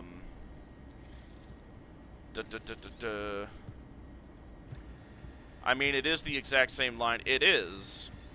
It sure is. And that's why I think more so it could be... I think it's possession. I still do. FNAF's theory was that the Mycelium Man can communicate with each other. Maybe. And sure, I'll stretch and buy that. Even if, like, the different Mycelium Man toys, like, all are like a hive mind, and each one knows what the other thinks, that still doesn't explain, like, how did any number of the Mycelium Men, like, find a radio, get on the radio, turn the radio to 4625, and communicate with Edwin this exact line from years ago at the exact moment he was asking for it? Like, what are the odds that would happen? And how would that even physically be possible? Like, was the Mycelium Man toy, like, pressing the press-to-talk button on the radio? Like that, that looks silly to me, right? Like, how would that even work? Because the commercial shows they can sing together when all brought together. Yeah, and that is true, which, sure, I'll buy that. The different Mycelium Men are a hive mind, effectively, and they can kind of communicate this info to each other, whether or not they're physically present, even, I guess. I don't know. But even assuming, like, all Mycelium Men know that line Fiona gave, again, how did they get on a radio the exact time Edwin was on it, tune the radio, and communicate that line from years ago? Also, and why did they choose that one line specifically? Like, if the Mycelium Men are a hive mind, why aren't they also repeating what, like, you know, Timmy from Wisconsin, you know, also said to his Mycelium Men toy 4 years ago, right? Like, that's just my thought, criticism too. Just spitballing here. And this is maybe a stretch, but mushrooms do have the ability to communicate through a hive mind, so maybe the and hey, a wireless connection. I mean, you could convince me more actual mushrooms and fungus could do that than the Mycelium Men. Like, the coffee pot knows what you want and stuff. I know what you want better than you do. I am always watching and learning. Have another cup, which, again, yeah, sure. Assuming there is a mimic hive mind, which, good God, now that I think about it, that is its own theory. How did the mimic hive mind get on the radio at the exact time Edwin was reaching out on the radio at his lowest point? Why did it choose that specific line, even assuming all of that? You know, and not, you know, what Timmy in Wisconsin 2 states over said, right? Like, this implies some level of intelligence. But I personally don't believe in the idea that all of Edwin's inventions are all connected. So, you don't believe the mimic hive mind idea. Is it just the Mycelium hive mind then? Like, where does the hive mind begin and end? Like, if we're going to... And again, this isn't me, like, I'm trying not to sound too much like an ass, but, like, if I'm going to counter this idea that it's not possession, right, like, how does this hive mind situation work? Because it feels too stretchy and not really supported, right? And, you know, I'll pull out my secret stiletto here and just claim Occam's razor, right? Like, you know, like, what's the easier solution here? Is it, that is actually Fiona's soul he's reaching out to on the radio? Or was it this elaborate plot from the Mycelium Man / mimic hive mind that somehow physically got on a radio and knew when to get on a radio at the exact time Edwin was on a radio at the lowest point of his life and chose intelligently the specific line that would help get to Edwin by convincing Edwin that the hive mind was Fiona? Right, like, is that the easier solution than, oh, that's just Fiona's soul? Right, like, and again, I know the FNAF theory you're talking about, yes. I'm just, like, and I've seen it, and it is a good video, it's just, these are my criticisms of it, like, is it the one? Is it the big one? Is it the easier solution? And two, just like physically, how would any of this work? Since you brought up where was the mushroom in the tape where Fiona said that one-liner, and sure, again, I'll give you that. Maybe that Mycelium Men did have that line. Hell, I'll even assume the Mycelium Men, or even all mimic, Edwin's technology is a hive mind. How did the hive mind, like, know to use this one line, know to get on a radio, have the ability to physically get on a radio at the exact time Edwin was on it, and give a very specific line that would perfectly convince Edwin that the hive mind was Fiona?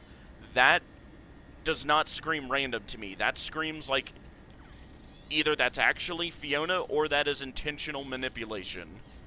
Because that's what happens, right? Edwin is thoroughly convinced, at least for the longest while, that the thing he's talking to through the radio is Fiona, right? Like, can we agree on that?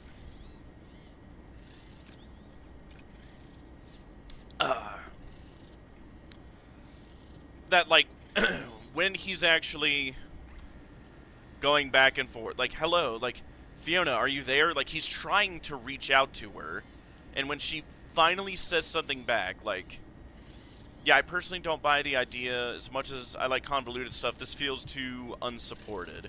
And I mean, hey, it's good to still have theories like this, because you know what we can do? We can say what it's not. Did FNAF make a video on Secret of the Mimic already? Yeah, he did. At least one. I'm usually good on checking his videos. I like his theories. That is the big one I remember he went on. Was like this idea that all of Edwin's technology, which is what Blue Star brought up, of like the Murray Magic Coat Rack, the Cleanovac here, the, like, everything. All of his inventions are interconnected because they all share the Mimic program in some way. And they're effectively an AI Mimic hive mind, effectively. But as for all the reasons I just laid out, I don't think that's what's happening. Isn't that right, little guy? You're not a part of an AI hive mind. Definitely not. Way too innocent looking for that. Right? I don't think you are. I think you are. Pat, there you go. Oh boy, and there's all this here.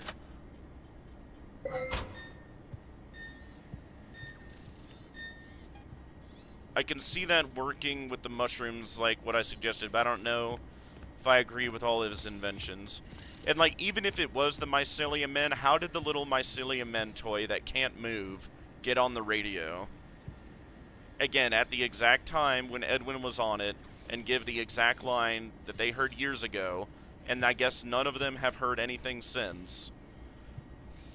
And it is, again, if the Mycelium Men are a hive, like, do they just echo each other, so they also have to be physically present with each other in, like, a sort of Chinese whisper way?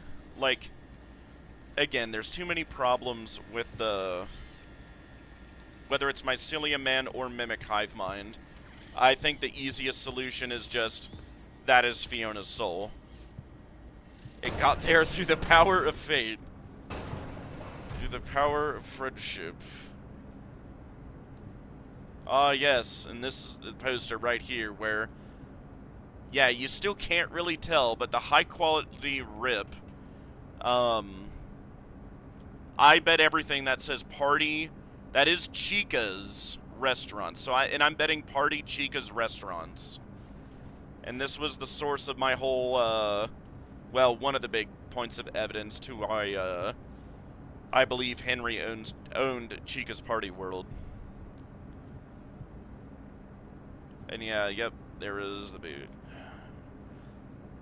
buff, and then the big rise, and then the big crash. Tra-la-la-la-la-la-la.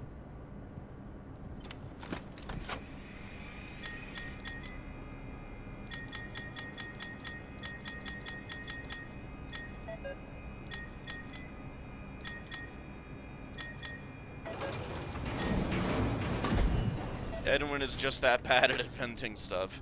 He very well might be. Remember, we got this in the theater.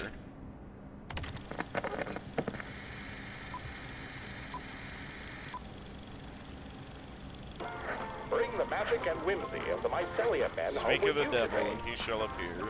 It's the new musical Mycelium Men. Capable They of repeat operating any a song they radio. hear or anything you say.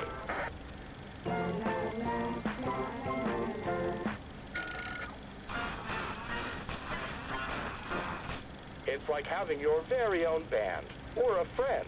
Wow!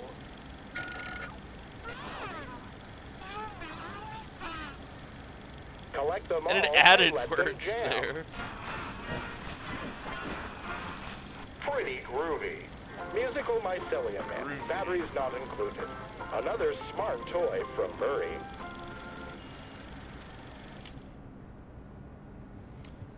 Smart toy from her. You can't tell me the Mycelium Man wouldn't have been a hit, at least for a while. Here we go. Tra la la la la la la. Oh yeah, and there's something in his office you wanted to see, but yeah, not to shill myself too hard, but if you guys want to learn more, I made a theory video on that, and you guys can check that out. On why I think Henry owned Chica's Party World. Now we'll listen, or actually we'll listen to all those here in a second. So do you think William bought out Henry's company when Chica failed, or do you think the big company bought Henry out? I go into it more in the theory, but the long and short of it is I think they both merged. I don't think one bought out the other.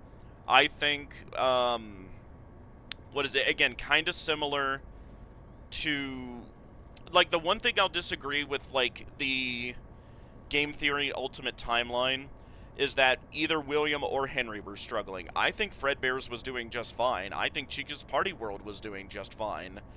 The one thing we hear about Chica's Party World finances is that they were doing great, if anything, right?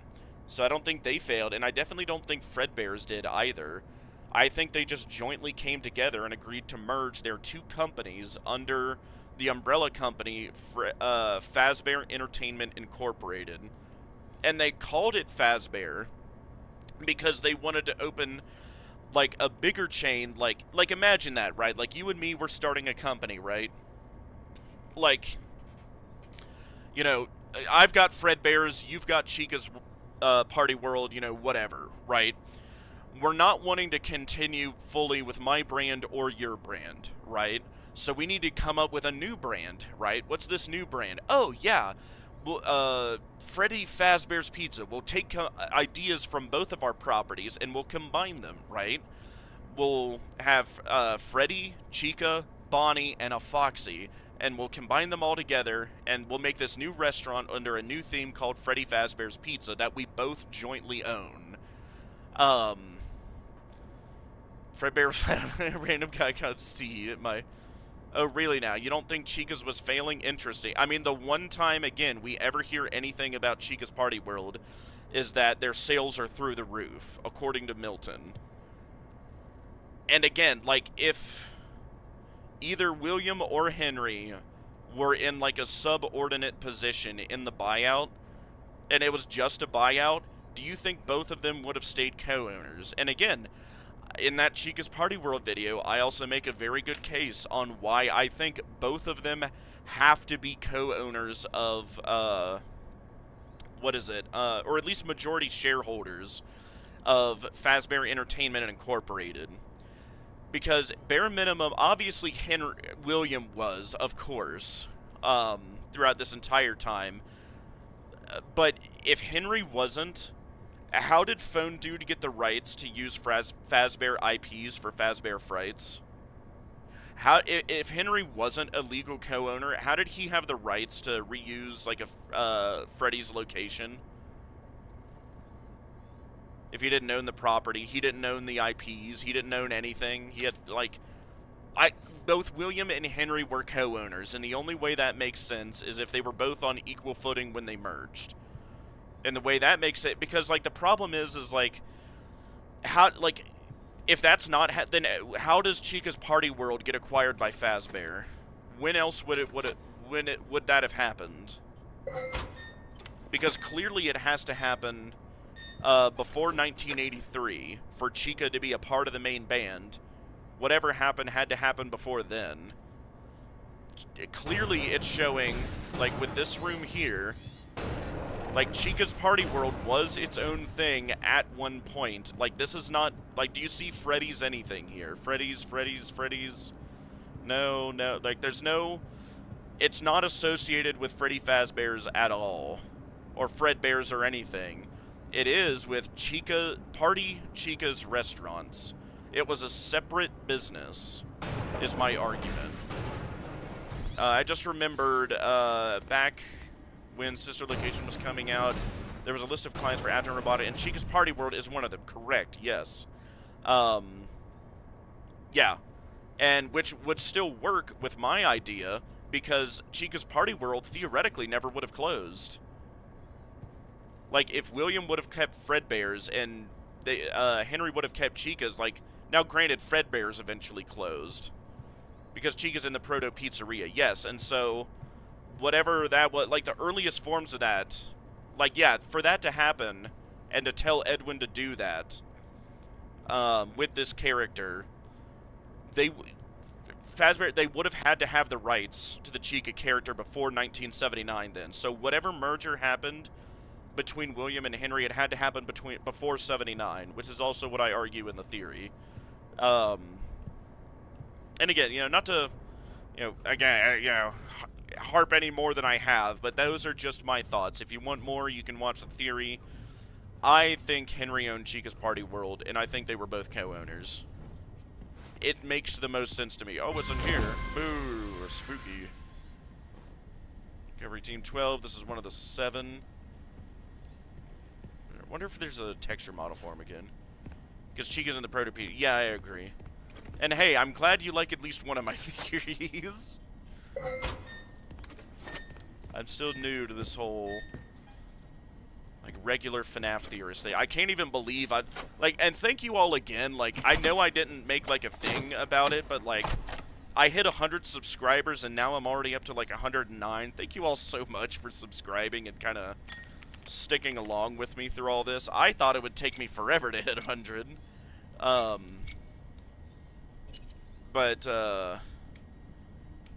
Which is funny, right? Like, the more subscribers I've gotten, like, the less my videos get viewed, so I don't know what the dealio is with that, though. Oh, crap. Yeah, might as well. Yeah.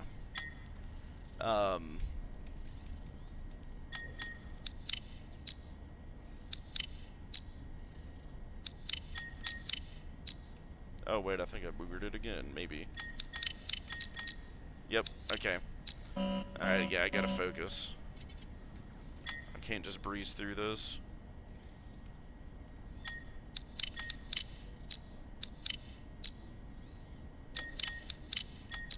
Yep.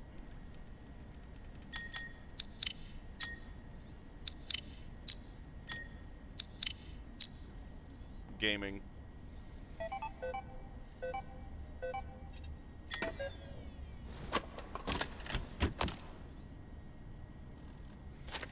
Most skibbity. You can do it. I know, I beat the puzzle for 8-year-olds. I am so proud.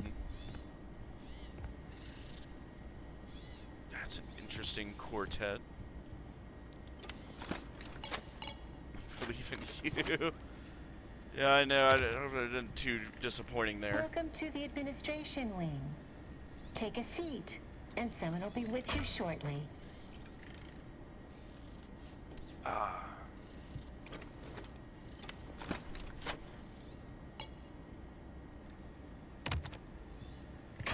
Welcome, security team. I was behind a bit. Oh, yeah, you're good. To treat all our employees and our it is Starlink, so with you'll need to love and respect. refresh now and again. It kind of We may not hiccups. say it enough, but you're the best security team we could have hoped for.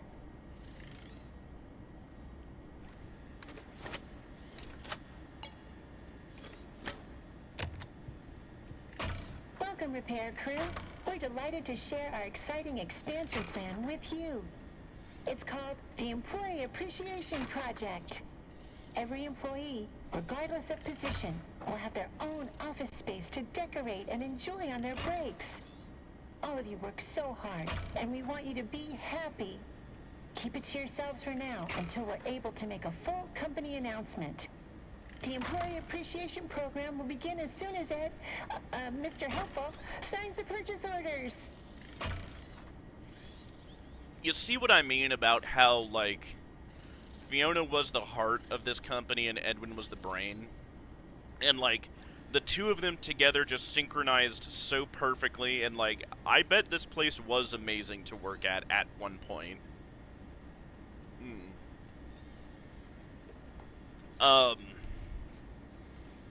God, it's just like literally everything fell apart with her death. Like, literally everything.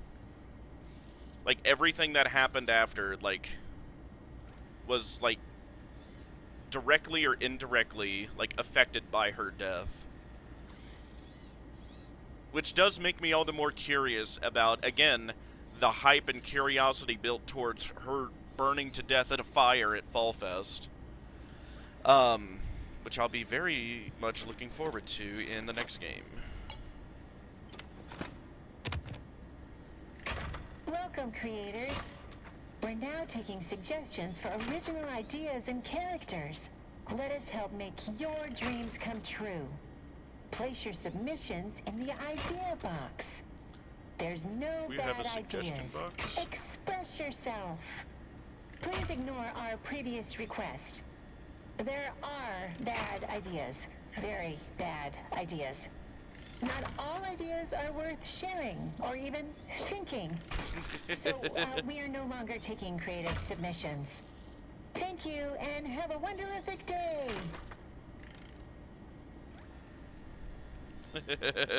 Somebody really messed up. My OC, please don't steal.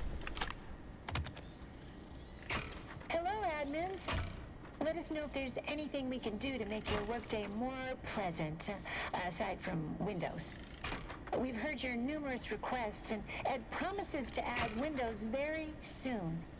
He'll have time as soon as the contract for the new Fazbear project is locked down. He's been up in his this office just working before. on it all week. So anything other than Windows, let us know, and we'll get on it right away. Wait a minute. Have a wonderific day. I just made that mental connection. Hang on. Hold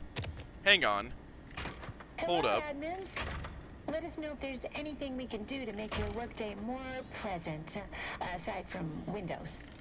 We've heard your numerous requests, and Ed promises to add Windows very soon. Pay very close He'll attention. have time as soon as the contract for the new Fazbear project is locked down.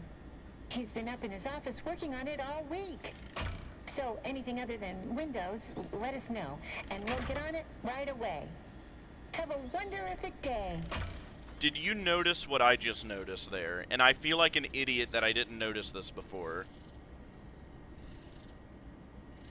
I want to see if you guys caught it. Bingo! Gold star for Blue Star. The Fazbear project was started before Fiona died. Gold star for Blue Star. Huh. Well, that's different.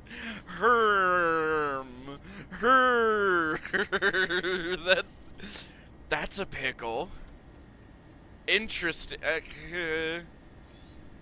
What do we make of that, chat? What do we make of that? Yes, she designed the suits for the Fazbear project. Oh, but like the proto Bonnie and like the proto Fredbear. I mean, sure, but did that take her like years? Like, because she presumably died. When are we saying now? 1975-ish. So the spike of the profit chart couldn't have come from the project. That's also another pickle with it, right? I know there is another chart somewhere in the factory that shows the actual dates, and the one in the Chica room there, like, doesn't, for whatever reason, but, like, when you compare them side by side, excuse me. They're clearly meant to be showing the same ones.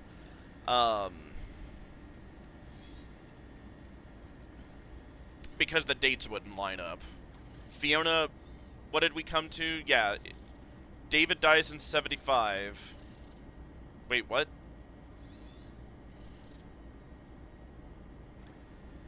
I thought Fiona died in 75. And David died in 78. Yeah, Fiona dies in 75, David dies in 78. You might have got them mixed up. Because we just spent like half an hour earlier like debating all of that.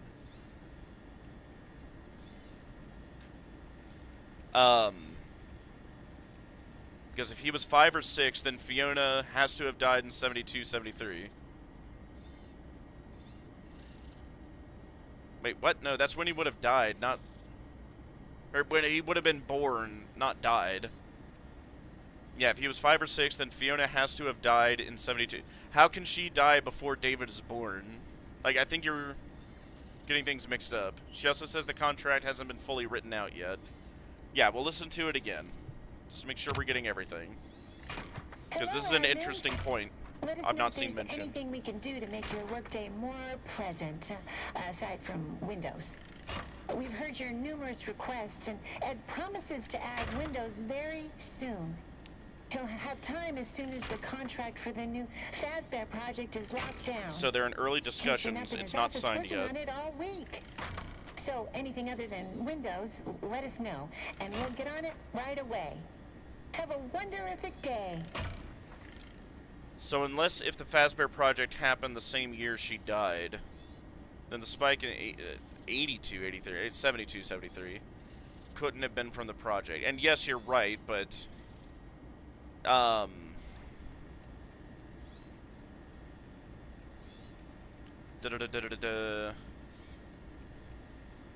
I would just say the Fazbear project began the same year she died. And again, from what we said earlier, that was in 1975, right? From what I remember, David is born in 72, 73. Fiona dies in 75, and David dies in 78. We spent like half an hour debating that, and you were the one that convinced me of that. This is me trying to debunk the idea that you just spent half an hour earlier convincing me he did. Like, one theory at a time. Me trying to debunk that David died in 75. God. You think mid-project maybe she had died, which had made him a bit more sloppy, and which made it easier for them to steal employees and such?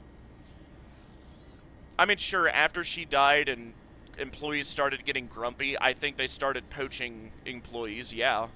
But I don't think, like, the big mastermind plan to, like, take over all of MCM, I don't think that happened until somebody told them about M2, which was, hey, my latest hot take, if you haven't seen that either. Because I think Phone Guy was the one that told, William and Henry about M2, which got them really interested in MCM in the first place. They approached them, Edwin, to, hey, sell us M2. And he's like, no, well, they can't have it. Every copy is fake, which I'll play you that audio tape here in a second. What? No, my idea that David died in 78. Yeah, that's what I'm saying. You said that before. David was born in 72, 73, depending on if he's 5 or 6. Fiona died in 75. And then David died in 78. That's what we came to earlier, right? And I just think you misspoke earlier with what you were saying before. But yes, on the point that,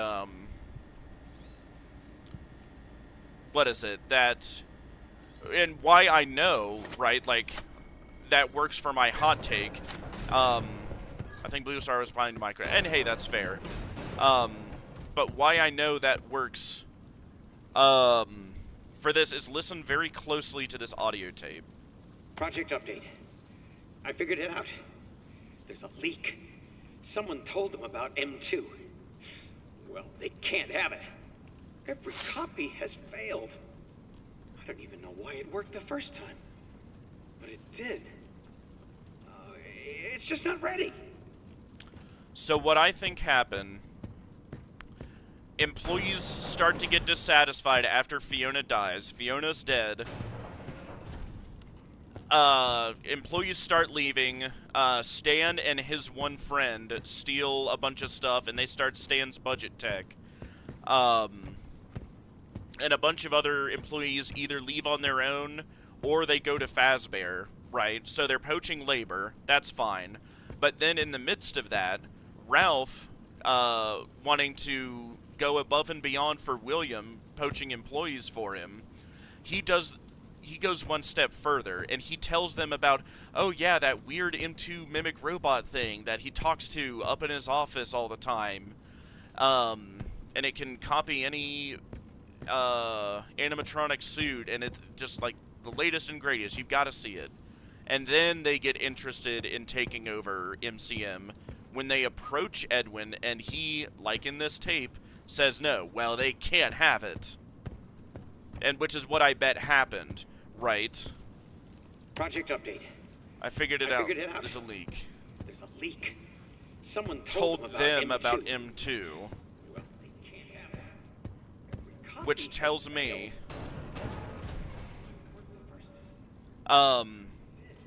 that after Ralph told William and Henry about M2 and they wanted to take over MCM, before they even tried to take it over, they tried to just outright buy the blueprints for M2 from Edwin, but he refused to sell, as he said there.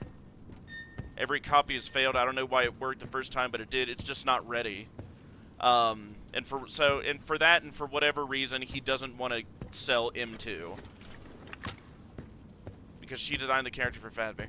Ah, that makes more sense. Thanks for clarity. Yeah, and I mean, this is just what I think, and this is what I built the hot take on. And why it's Phone Guy is because, yeah, the employee that I think was doing it for William was Ralph. Because there is a Ralph who's mentioned twice, and he seems like he would have a lot of motive to, like, betray Edwin like that. Time for my mimic blueprint conspiracy. Yes, you mentioned you wanted me to look at something in this room, so by all means, let me know. What are we looking for in here?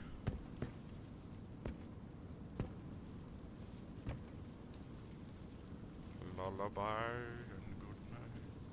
Let's look at the message you just got on the pooter. Okay. Or wait, no, this pooter.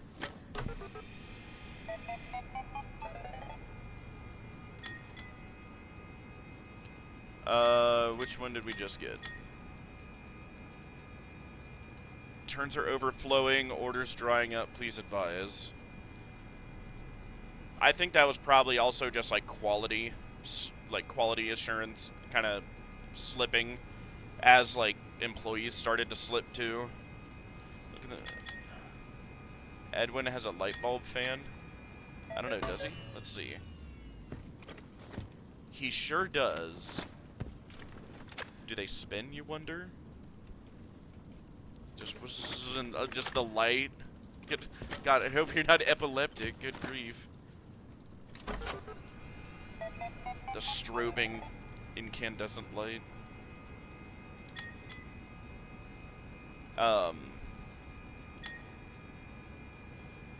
Stop together. Here are the blueprints for a cradle. Oh, yeah, this one. Help keep David safe, provide boundary. This is one of the most mysterious emails in the game. It's a type of computer, and it's bigger than anything you've done before. If you won't configure the program, please consider building the cradle and help people keep safe. This is also the email I used in my 2 Endos theory. Check that out if you want to see more on that. But, yeah, the cradle itself, I wasn't able to... And it wasn't really the focus, but... There's still a lot of mysteries about it, because there's a cradle, in quotes she mentions, and a cradle.exe. Talk about blueprints, which is for something physical, for a cradle. A physical, so it's a type of computer, so it's a physical computer, bigger than anything you've ever done before. Bigger as in large, or big as in important, either way. if you won't finish the program, consider building the cradle. It will keep people safe. So my first point is this. I think the reason why she sent this here is because she couldn't access the computer at the house. And what was she looking for at the computer at the house? Oh yeah, to finish the cradle. This was her attempt to reach out to Edwin. Yes. Okay. I'm with you so far.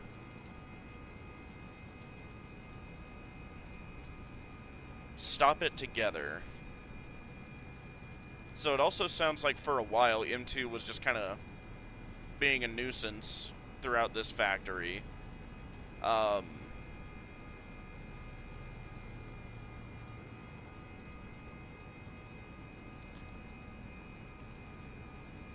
Before it kind of killed Edwin. Hang on.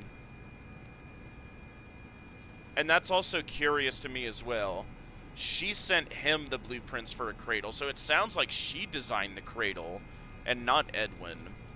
Because I'm giving you the blueprints, like, here is how to make this kind of thing. Which is also massively interesting because, like, Fiona wasn't really the techie one when she was alive. So tell me, where are the blueprints? That's also a good question. And again, like, what is the cradle, like, computer? And what is the program she's referring to? Is it cradle.exe? Or is it something separate? Do we agree that the cradle is the Mexus machine, Fiona machine? Yeah, I think the physical cradle is Mexus, yes. What I'm curious on, what is the program she mentions here? If you won't finish the program, consider building the cradle. So if you won't finish whatever this program is, please consider building Mexus, is how I read that. So my question is, what is this program? Is it cradle.exe? Which, if it is, what does cradle.exe actually do? So, are there any blueprints nearby, perhaps on a pooter? Well, let's check.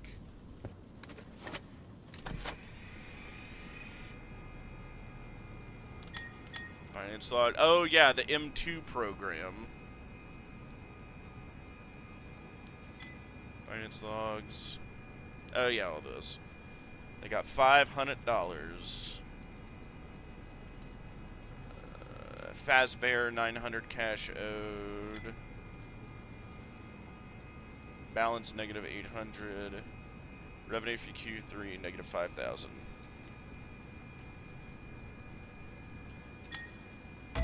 Here, go ahead and preemptively open that up. Can I look at the program before, like, accepting it? Because I don't want to move on from here quite yet.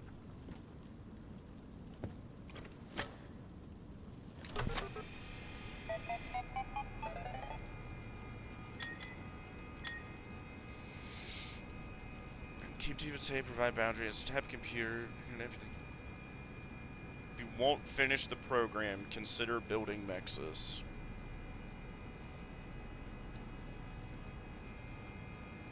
You can check this fan. Yeah, and that's just what I want to make sure, is that I'm able to get out of the pooter again. Okay. So we'll check this. I just won't accept anything yet. Yep, access mimic blueprints. Experimental storage number 2. So this is Mexus machine number 2. Fiona is in Mexus machine number 1.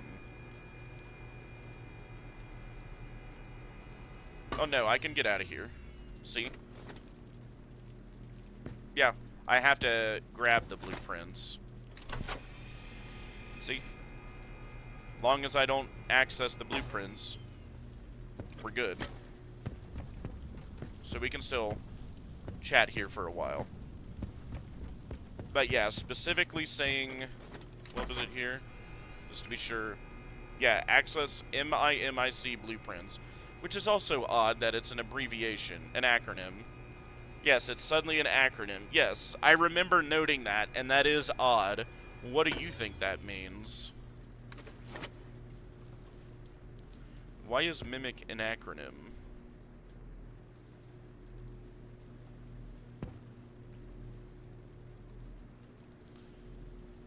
name is Edwin. I made the mimic. I think this is Steel Wool tricking us into thinking that this is the blueprints for the Endo. I mean, that's what we came here for, isn't it? Like, which even if it's not, what would it be then? You can see Chica on the camera? Oh. You sure can. Hello, Chica.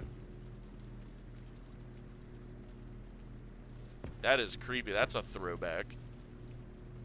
Hang on a second. There's no way.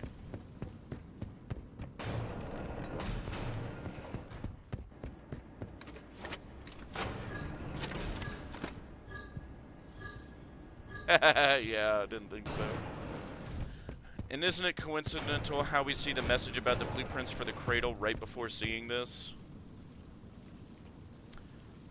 So do you think the Mimic program is a cradle? Or is the cradle program?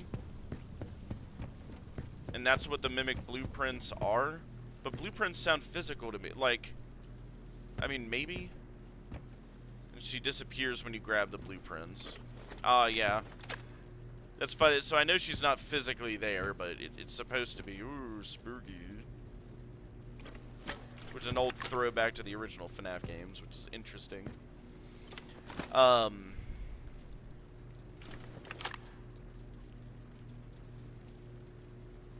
And yeah, my idea is that the Mimic blueprints here is for the Cradle blueprints.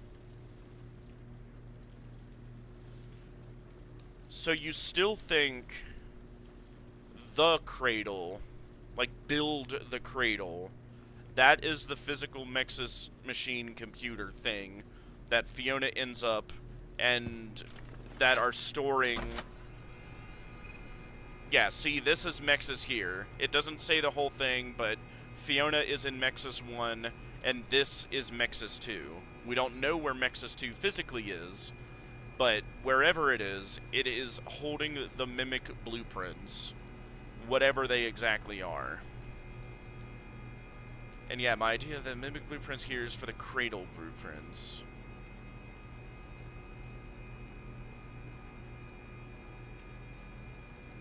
Why would he call the Cradle...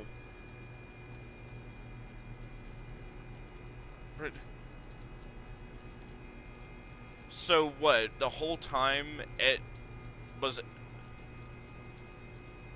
Well, no, Fazbear wanted the M2 Endo. Like, that's why Fazbear sent him in here in the first place, despite whatever later machinations happen from Fiona, right? Like, they're still after M2.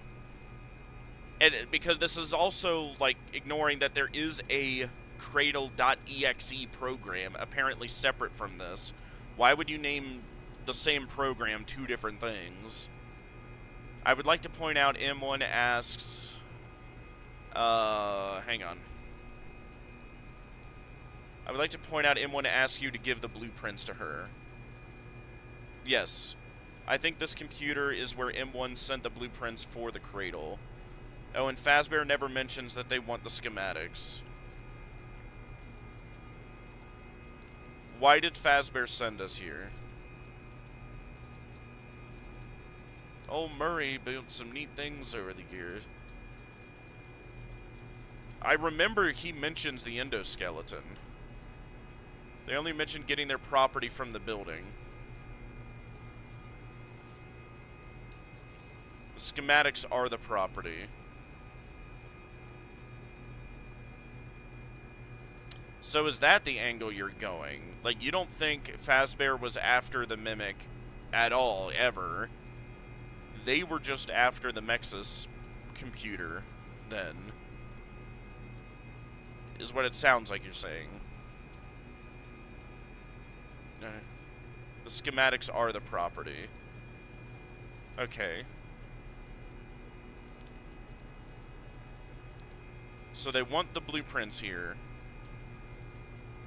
No, I think they were after M2. Okay. So are they after both then?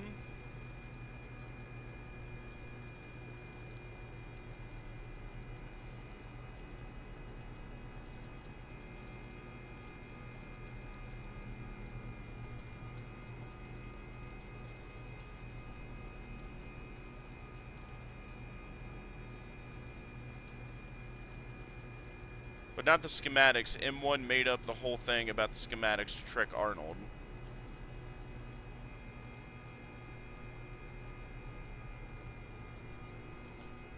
So effectively then, this would just be like a side quest from Fiona. Which, okay, I'll buy that. So what was Fazbear expecting us to do? Like, just manhandle the Mimic, I guess?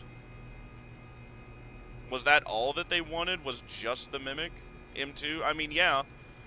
That matches the original modus operandi of both William and Henry. So why does she ask him to give the schematics to her? Because she, Fiona, she does want the Mimic blueprints. Like, if this isn't anything to do with M2... Well... But Fiona tricks Arnold into giving the schematics. Yes. If these... And what's interesting to me, if this program right here, the Mimic blueprints, if these are what Fiona needs to fix M2 and make it the perfect vessel for David, that just reiterates and makes me even more curious about what I asked before. What in God's name is Cradle.exe then? If the Mimic blueprints are for the Cradle. That's my question.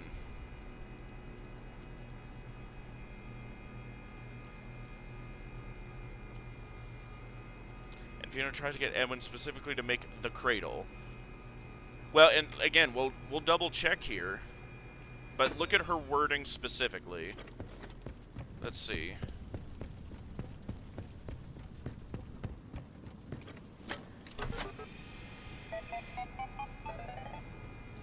We'll point it out again.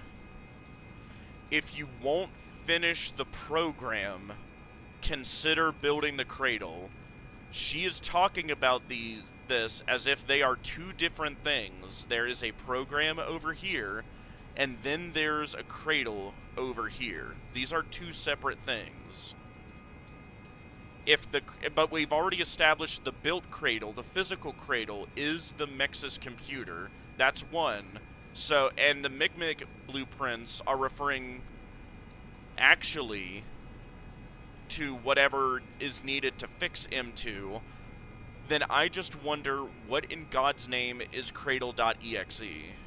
And what does it do? What is the purpose of Cradle.exe if the purpose of the Mimic blueprints here are what actually fixes M2? Or, well, M1 in this case.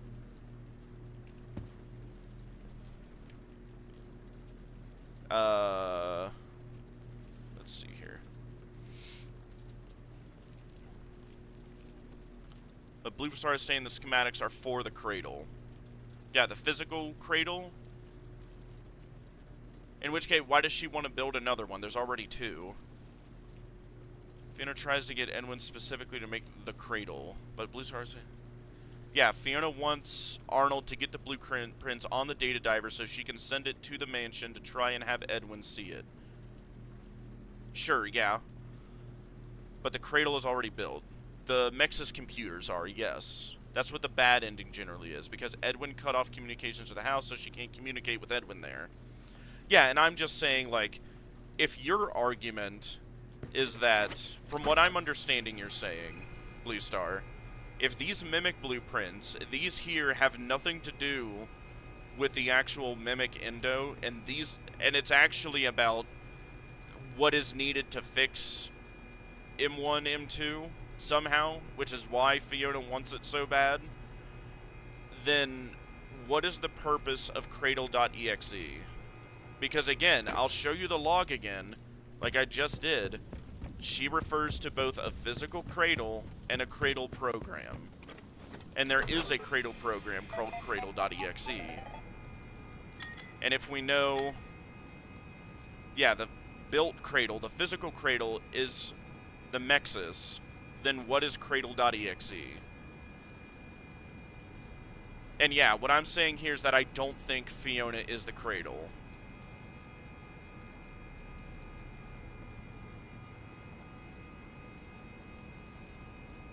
Well, yeah, she can't be because, like, the F10 machine is already kind of occupied by Fiona.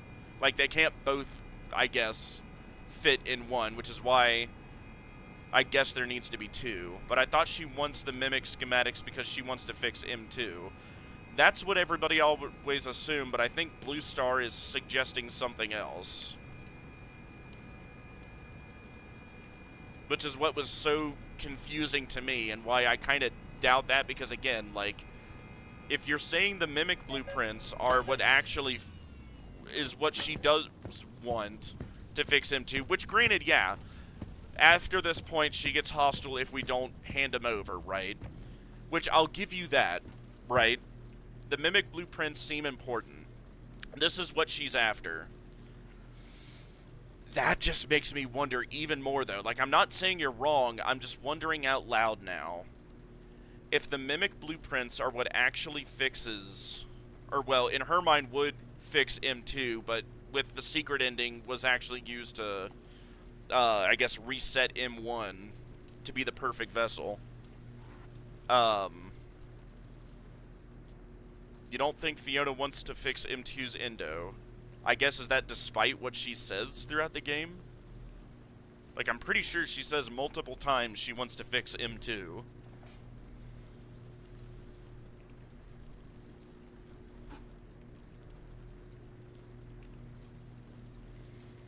I don't mean the endo, I mean the program. She wants to fix the bad programming in order to make M2 become David.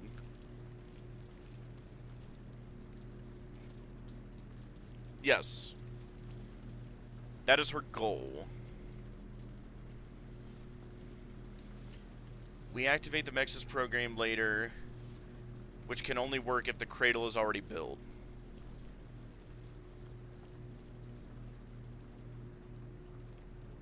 We don't know if that's a Mexus program. That's what I'm saying. Like, the Mexus machine is the physical cradle that is built, yes, but how do we know Cradle.exe has anything to do with the Cradle machine? And if it does, what does Cradle.exe actually do? Is my question. Because if the Mimic program, like he's saying here, is what actually resets the Mimic endos to be able to have a soul inhabit them, then what is the point of Cradle.exe if the Mimic blueprints do what it's supposed to, or what we thought it was supposed to do? The schematics are for the Mimic program.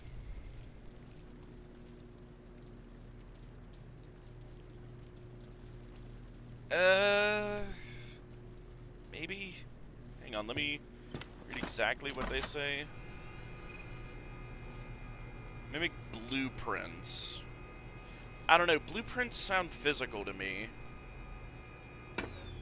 Maybe that's just me, but blueprints sound physical to me.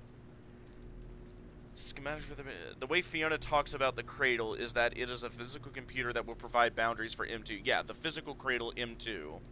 And make it safer for everyone. Yeah, we're on the same page with that. That's what the Mexus machines do. Like, they're effectively a storage device for both AI programs and souls, I argue. I'm asking if the Mimic blueprints fix the Mimic endos, or reset them, or whatever it is she's trying to do with them too. What is the point of Cradle.exe? What does it do? Because we thought that the Cradle.exe did that before, or I guess that never really got brought up. Like, no one has a good answer for that. I don't have an answer for that. No one does. Like, Cradle.exe, I guess, is just a thing that gets mentioned and exists, but nobody really knows what it does, or why it's relevant, or why it's so important in this email for Fiona to specify that if you won't finish the program, consider building the cradle. A physical thing, a computer thing, a program you finish, right? Cradle.exe on a Mexus computer? I have no idea. Well, and it's being stored there, which is also interesting. Dispatcher tells Arnold to retrieve the program schematics. He does not intend for Arnold to take the physical endo with him, too. So Fazbear then also wants... well, I guess that's a question. Does Fazbear want the Mimic blueprints here, too, then? Whatever these are? And I guess that's a question for you. What are the Mimic blueprints, and what is Cradle.exe?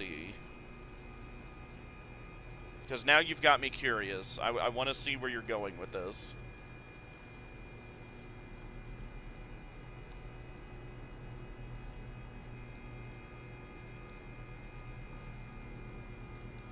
When exactly does Dispatch say that? Yeah, I'm curious to know as well. I don't remember offhand. Hang on. Dispatcher tells Arnold to retrieve the program schematics. He does not intend for Arnold to take the physical endo with him, too. Because I don't believe Dispatch says it before M1 takes over. We might have to go back and look at the previous stream real quick to see exactly what Dispatch said. I remember we all made a note of, like, noting where exactly the point was that we think M1, like, kind of boots out Dispatch. And that was after we turn on the power, I believe. Or was it the Jackie chase? It was one of the two. It wasn't, like, immediately, like, the second you're in the factory, Dispatch is gone. No, like, Dispatch was talking to us for a little while. Like, as soon as Arnold is in the building, I think Dispatch says I think everything Dispatch says is M1. Oh, no, I remember in the stream before, I think it was Glitch that actually pointed that out, that, what is it? It's either, and I can't remember, you might have to double check the VOD real quick. It was either after we turned the power on, or after the Jackie chase. I can't remember exactly, but it was one of those two. So, like, from the second we get out of the van, we're walking through, and when we first get to the office, like, I'm pretty sure that's all still Dispatch. But there's a very clear, like, point where he goes, like, and then it starts talking again, and that's when it switches to M1. Because it never does that again. If you remember that from before. And I remember now because he made it a point to point it out when we do that. Yeah, I remember that there was an audio distortion, actually. Yeah, that, and I remember Glitch talking about that and making note of it when it happened.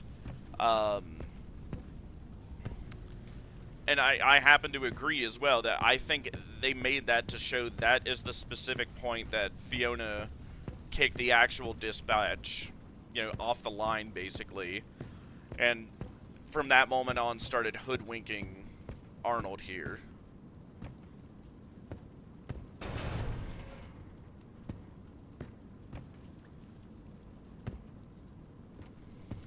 But I have to check and see when they say schematics.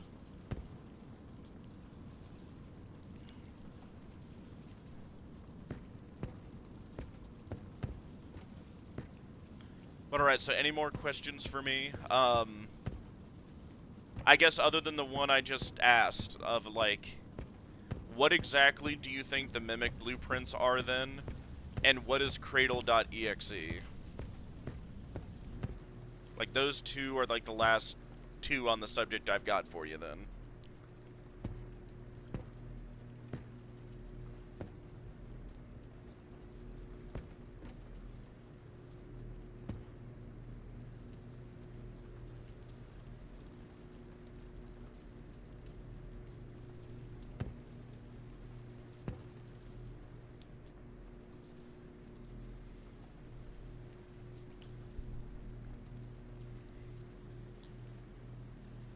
Okay, I think the Mimic blueprints are the Cradle blueprints in one sense.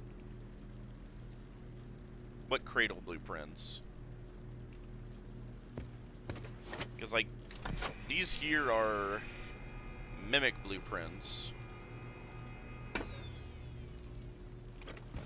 Mimic blueprints are the Cradle blueprints in one sense. So these are the... So what you're saying is these are the blueprints for the Mexus machine? Like the computer? The physical computer? If so, why does she want those so bad then? As this computer was the best place she could have sent in an attempt to reach Edwin. Sure. I guess that's my question. Why would she have sent these, and then why does she want them back so bad? I just checked. Dispatcher says the main priority is the schematics, and that they can be used to help deactivate the endo, which they could also take as a bonus. So Fazbear wants the schematics. For the endo. No, the Cradle M1 mentions on the text message. Yeah, and we'll double check the log here. And hey, thank you, Glitch, for double checking that real quick.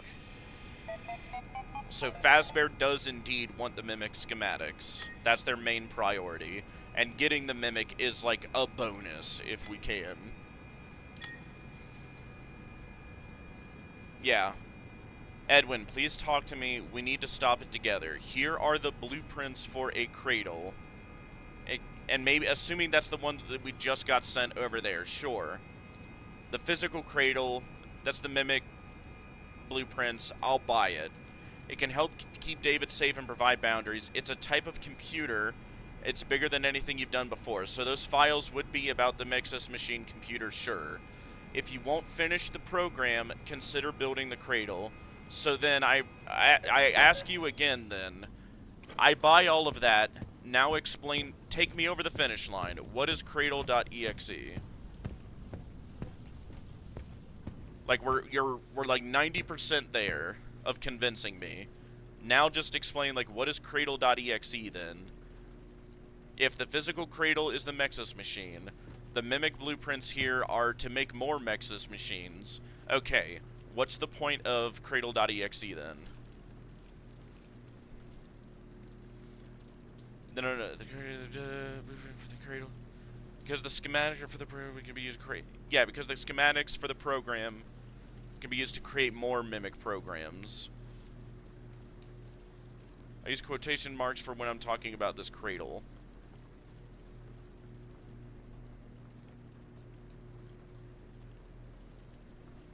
I would get Glitch why Fazbear would want that, but I would question, like, why would Fiona want so bad the program to make more Mimic programs? Is what I'm, like, curious about. And for Cradle.exe at the house, my best guess is that it's connected to F10 and activating it swapped M1 and M2's programming. Well, yeah, again, in that very same text that you just brought up, and I've shown multiple times, she talks about both a program and a Cradle. The physical Cradle, we are pretty much on the same page that that is the Mexus computers, right? Not once anywhere else is anybody saying what Cradle.exe does then. She calls these things two separate things, a program and a Cradle. If you won't finish the program, consider building the Cradle. Because the schematics are also what we use to fix M2 in the storyline ending. Yes, which is why I also kind of doubt, like, it can't be for, like, making Mexus machines. Because, like, how does, like, data or blueprints on how to make a Mexus computer fix a Mimic endo, right? Like, that doesn't make sense. So the schematics, these Mimic blueprints have to be what fixes Mimic endos, I guess then. Now, we don't use the schematics on M2, it's specifically the glitched permissions that fixes M2. Well, yeah, in the, what is it? Secret ending. We need glitched permissions to do that, you're correct. Because whatever it is, like, whether it's the Mimic blueprints or Cradle or whatever the hell fixes I guess, or like, sets up the programming for regular mimics, which is what I'm presuming happened with M1, it can't fix whatever's wrong with M2. M2 seems to be a failed vessel that is just, like, I guess corrupted by aggression, or dare I say agony. The agony of Edwin when he was attacking it.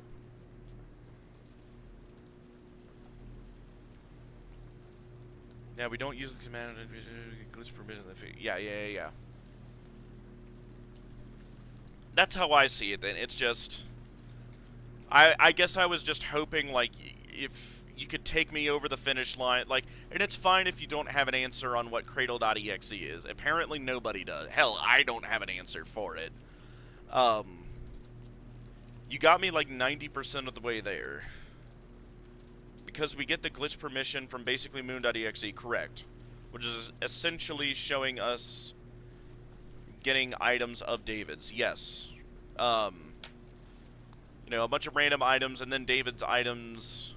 Well, if you're talking, like, in the game itself, yes. And again, that is so odd to me. And again, they're, like, I'm sure you could do a dissertation on a Moon.exe. M1 wants the data diver only when it contains the mimic schematics, and her main motivation is to fix M2. Yes.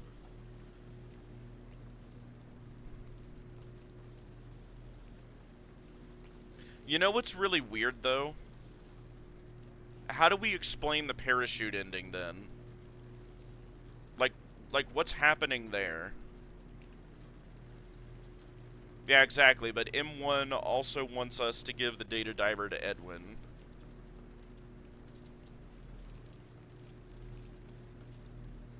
Yes. For him to fix M2 with whatever this program is. So I'll buy it, and I'll buy that. Whatever these mimic blueprints are, they can be used to fix mimic endos. Alright, yeah. The physical cradle are the Mexus computers.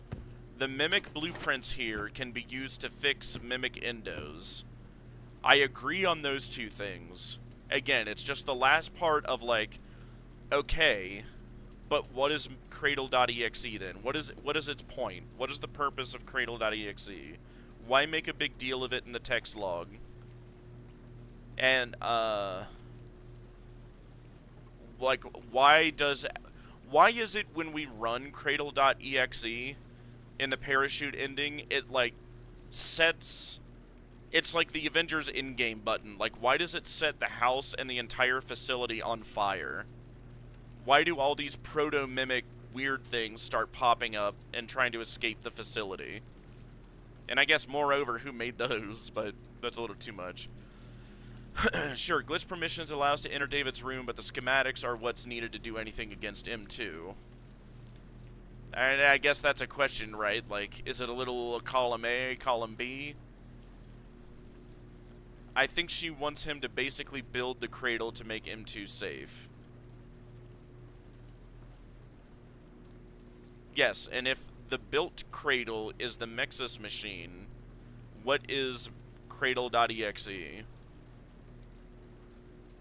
Because that's what you're taken me all the way through this for. You're the one who first mentioned that, oh yeah, the mimic programs don't actually have anything to do with that. They do this, okay. Like, I've been following you on this. You've convinced me, okay.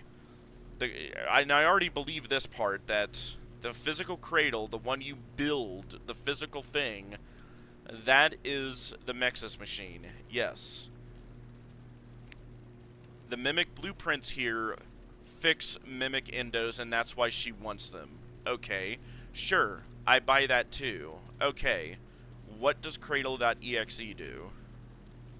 Other than just apparently set this place on fire, apparently.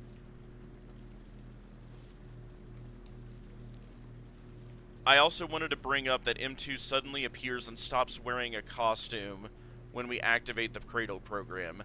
That is odd, isn't it? It's still hostile, but it drops the act. Dispatcher himself says retrieving the schematics can allow them to deal with the pesky endoskeleton. Yes. I wonder how he would think that would happen. So I think that would indicate that M1 took over the body once we activated the program. Interdasting. Okay, that's a thought. How would that work? I guess it, like... Why doesn't she say anything? Why is she still so hostile? Yeah, wait a minute, if that's just Fiona, like, sure, she was hostile before, like, this whole time, lying to Arnold and doing all that, da-da-da-da-da-da-da-da, but, like... Why'd she even need to kill it? Why not just be like, hand me the data diver? Right, like, why not just do that? Nardo's like, it's like the Pirates of the Caribbean thing, like, oh, see ya, yeah, here, I'm running, right? Yeah, that's what I would want, like, why did she need to try and run him down? Good question, I have no clue. Yeah, why not talk, like, you know, seems like that's the path of least resistance. Why does M2 still attack us after we run Cradle.exe? That's another good question. Clearly whatever Cradle.exe is has nothing to do with resetting M2, is what that would tell me. But I think it explains why M2 suddenly wants the data diver and the parachute ending. Yeah, because that is a loose, dangly thread, even if that's not the case. Why, like, how do we explain the parachute ending? I think Cradle.exe is the security program for the computer. Security? Like, you'd have to elaborate on that one.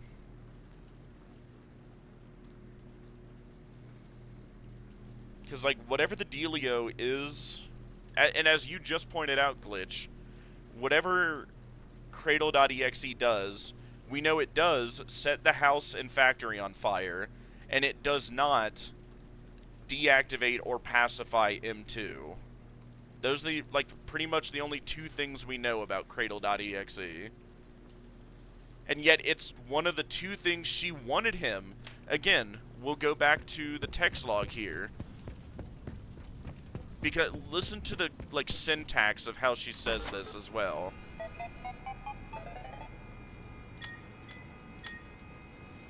If you won't finish the program, build the cradle. So, the first thing I, Fiona, want you, Edwin, to do, I first came to you wanting you to build this program, but you're not doing that. Okay, so if you won't do that, build the cradle. So, her first priority was this Cradle.exe program, and if it's not that, then, like, if that's what I'm wondering, if, like, all Cradle.exe does is set this place on fire and not fix M2, then why does she want it so bad?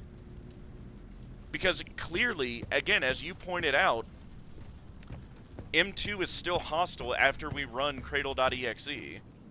So that just makes me, again, even more curious on what the hell does it actually do, other than just the burn everything to the ground program. Why is M2 still violent? Yeah, because if you're right, and it, Cradle.exe, like, what is it? Like, pulls Fiona's consciousness soul out and puts it in M2? I mean, sure, but, like, why is she still so hostile? Why does she say nothing? Why is she not just, give me the data diver? Right? And, like, why doesn't Arnold, like, immediately, like, drop it and run? Like, that doesn't, like, what, you know, that wouldn't make any sense. Like, Fiona, how is that the path of least resistance? Nah, Cradle.exe doesn't make everything self-destruct.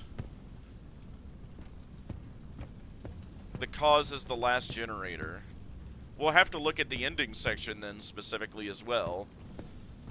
So if Cradle.exe doesn't even do that, what the hell does Cradle.exe do?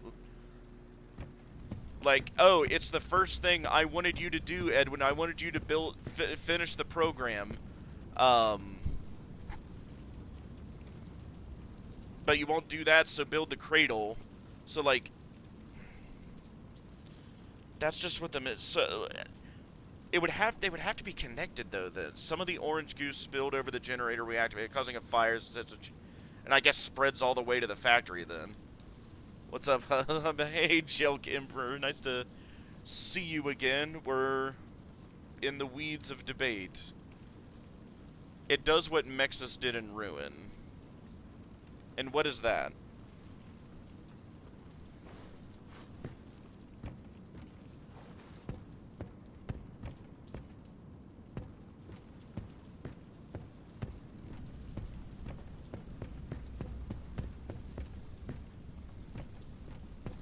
Yeah, and feel free to chime in, like, so far we're on the consensus, I believe. The physical Cradle is the Mexus machine, computer. The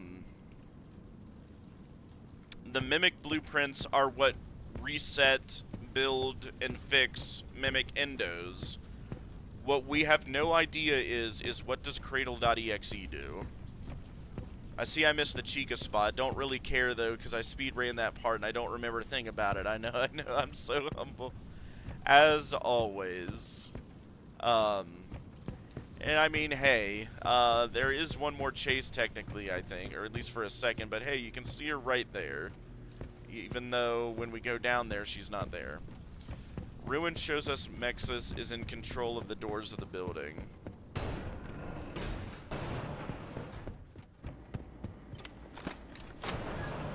Yeah, see, Chica's not here. But she is in the cameras. Ruin Mexus seems to be doing what the Cradle M1 mentions would do. Hold up, I gotta chew on those, hang on.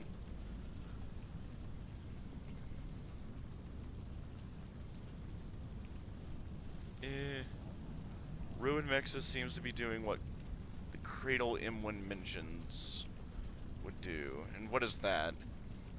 Ruin shows us Mexus is in control of the doors of the building. It seems to be in control of, like, the security access of the building. I'll give you that.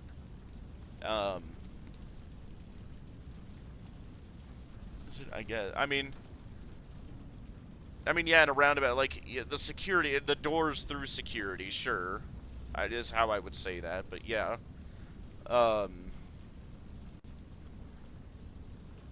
In Ruin, when Cassie deactivates Mexus, the door blocking off the Mimic is lifted up.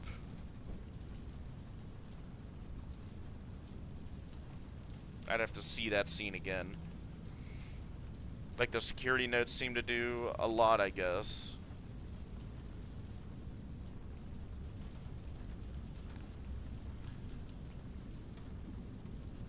So, and hang on, before we get off too in the weeds and I can move on in the game, I just want to make sure, like, so does nobody have any idea and is willing to volunteer a guess on what Cradle.exe does then? Because I agree with the other two things. That the physical Cradle is the Mexus machine, the Mimic blueprints that both Fazbear and Fiona want can create and fix Mimic endos. If that's all the case, what does the Cradle.exe do? Because as you pointed out, it didn't even cause the fire. That was the generator can thing being kicked over, which sure. And M2 is still hostile, so like Cradle.exe does nothing, I guess. Even though it's the first thing Fiona asked for, which again, I'll show you for the 50th time here. If you won't finish the program, consider building the Cradle. The program is the first thing I'm concerned about here. But as a secondary, if you won't finish the program, build the Cradle. And I know it's not the Mimic blueprints, because why would she be asking him to design blueprints that already exist? Cradle.exe is the program for the physical computer and controls the doors of the building to prevent M2 from escaping and hurting others.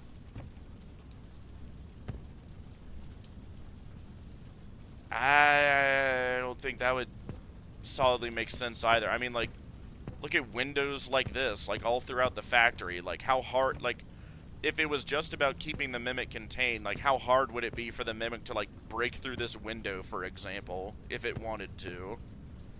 You know? Already said my piece that it probably swapped M1's and M2's programs in the Endo. What makes you say that? Like, what makes you think that like it can somehow remotely program swap the Endos like that? And maybe it can, but like, what would the purpose of that be? And like, how were we supposed to get that? And like, what would that mean for the story? Like, why was that the first thing Fiona wanted? Was the Cradle.exe? Because it makes a big hubbubaloo at the end of the parachute ending with, like, run Cradle.exe. It's one of the last things we do in the game. The windows are truly made up of Mimic kryptonite, so it can't punch through them or his hand would burn. Get out, theorize. I mean, hey, maybe apparently people think that's the case. Like, I know I could break through this window if I really wanted to, so surely the Mimic could too. Because M1 was clearly an Endo at some point, and somehow she was in F10. Well, I mean, yeah. Well, there's an M1, like, when I say M1, I refer to the Endo. Like, there's also a program, but, like, and again, like, this all depends on how you think about it, but M1 and M2 are just the Endos to me. Fiona and her soul was an M1 at one point, but she got transferred to the Mexus machine when Edwin got sick of her and after he beat the Mimic.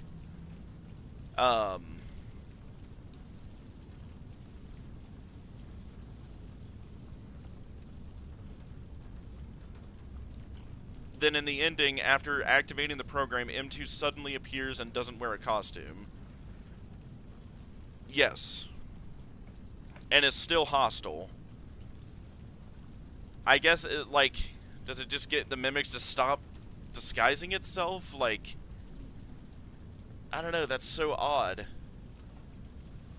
And for some reason, it wants the Data Diver now.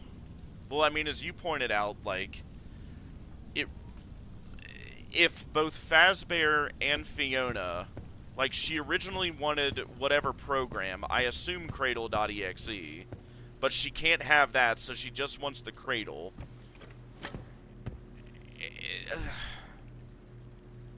But we also established that these Mimic blueprints can't be... Yeah, see... Yeah, these Mimic blueprints can't be,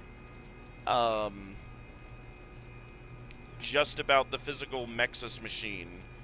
Because why would she need a copy of something that already exists? Right, there's two Mexus machines as well. This is Mexus 2, she's in Mexus 1. M2 breaks the Data Diver, you hear it snap and you could see the plug of it isn't there anymore. Why would it break it? I thought it just kind of clipped it to itself. All of that is why I think Fiona's program got swapped inside the Endo.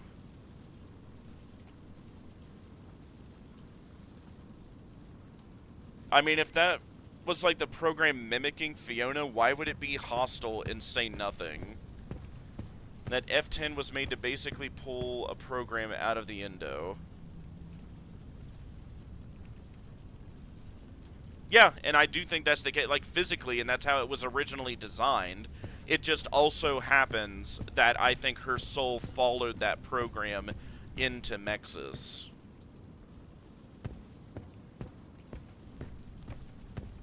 Because M2 doesn't want to be fixed. Could be. It's like, how would it be able to reject that, though? I mean, like, M2 is still just a program in the end. Presumably.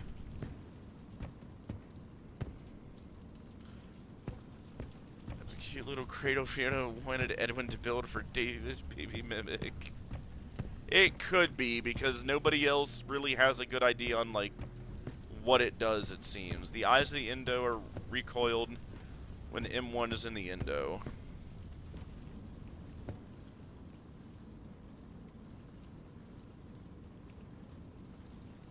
Interesting. So M2 doesn't want to get fixed.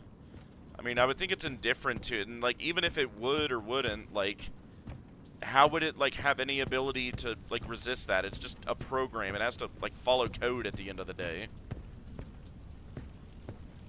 The eyes of the Endo are recoiled when M1 is in the Endo. M2 doesn't want to be David. I mean, that I could buy a little bit more. Because, again, I do, and again, you'll hear me say it a bunch, like, I think M2 is the failed vessel. I think in the secret ending, M1 is the perfect vessel. It worked for Fiona, and as Edwin pointed out as well, if it worked for Fiona, it could work, you know, I don't know why it worked the first time, but it did. Like, clearly if M1 worked for Fiona, I also think it's quite possible it could work for David. Got a cool office. He does. Never hit it. It's the same reason M1 is able to have her own thoughts and feelings. You know what that reminds me of? This sure does remind me of, like, yeah, chat, like, I just had a bit of an epiphany. Doesn't this remind you a lot of, like, Circus Baby and Elizabeth? Because one is a program. The Circus Baby Endo has a program, but Elizabeth's soul is also in there. And they're both kind of in there at the same time. Isn't this a really, really odd parallel that I just noticed? With all this about M1, M2, and David and Fiona's souls, like, it sure does sound awfully darn similar to Elizabeth and Circus Baby. Because they're quite clearly two separate characters. I don't think there's anything that hints M2 doesn't want to be David. And I think it does, and it originally was created to be. It's just mimicking the aggression that Edwin put on it, maybe with some agony thrown in for good measure. That's just what I wonder now. Like, could that help us come to a better consensus here, maybe? Like, what if we've been looking at this all wrong? And, like, we're supposed, like, what if it is more of a situation similar to, Elizabeth and Circus Baby? Is the true secret of the mimic that there's two of them, or the fact that there's been FNAF time for years, or something else? The mimic's got a lot of secrets. He sure does. I think M2 breaking the data diver containing the schematics is the indication that it doesn't want to be David. I don't know if it breaks the data diver. We'll have to look more closely. I thought it just kind of clips it to its chest and walks away. I always assumed to, you know, go back to the Murray house, and, reset the M1 Endo, for David, is what I assume, because that, like, with the secret ending, we clearly see that that works. I guess that would also be a question for you, chat. Like, do you think in the secret ending, like, is that or is that not David's soul finally going into M1, as a perfect vessel, and then just laying down after grabbing his plushie. I think M2 bring the... I don't think M2 is really trying to break the data. Yeah, I don't think he is either.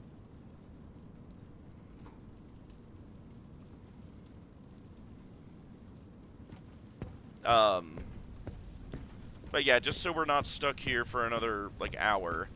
Like, it intentionally like, presses it to its chest. Yeah, it looks like it clips it to it, though. Like, if it was trying to break it, why not, like, throw it to the ground and, like, step on it or something? Like, that would be a more clear visual indication if that's what they were going for. So, yeah, let's continue this, chat. There we go. Bye, Chica. Bye, Chica. Bye, Chica.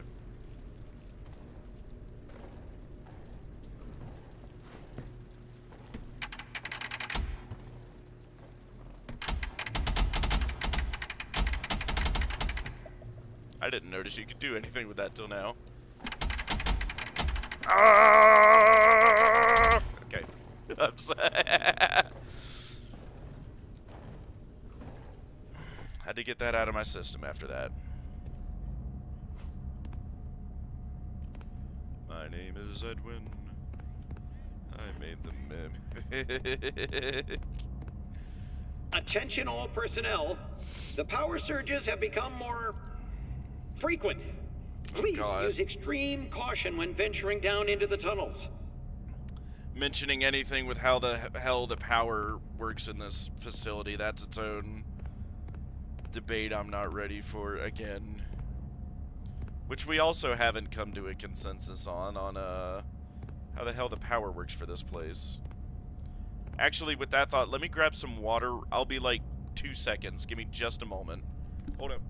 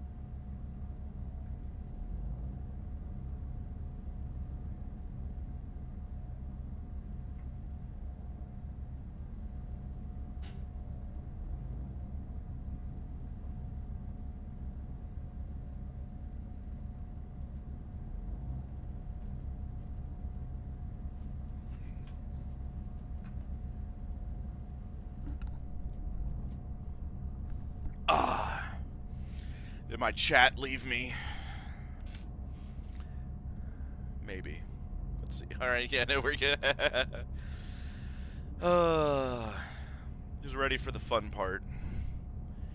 Maybe having hallucinated about a candy mascot. Alright, it's time to get to the tiger section. Also, I want to bring up the tiger. Yeah, it's actually candy bars in the tiger. So, yes. I think the power surges because of the tiger rock goes. Yeah, very well could be. Alright. Well, you all chat among us yourselves. I will descend into hell.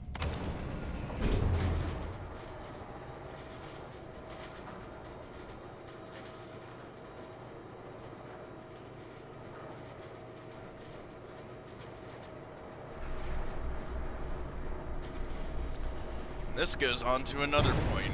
Oh boy.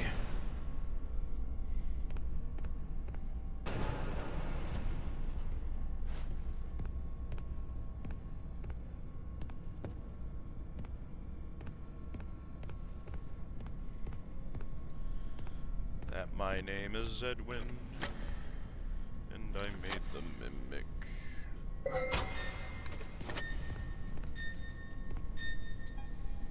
You know, it's funny, this area might actually be part of, like, what the sister location bunker eventually came from. So there's a message that talks about Edwin thought everything out and moving the wood shop elsewhere. I think M2, or hang on, I might have missed something. Talks about Edwin thought everything out and moving the workshop elsewhere. I think basement 2 was the old workshop they mentioned. It might be. I need to see where that quote was.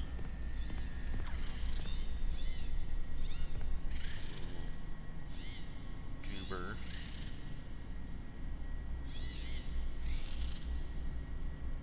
Can you imagine how popular these things would be?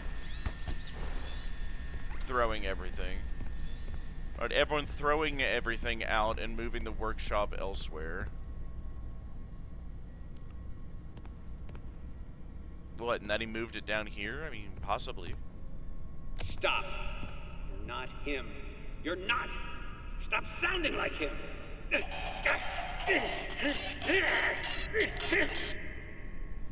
There's Edwin beating the mimic and possibly pouring his agony into it. It can't change my mind. Yeah, this does get spooky. Hey, I'm back. I was curious, so I checked the ending, and the plug of the data diver isn't there when the M2 takes it. Yeah, it just grabs the data diver itself. If I remember right. We'll have to see it when it comes to the ending and maybe even watch, you know, like multiple cutscenes or something of it, but okay, yeah. Time to do this part.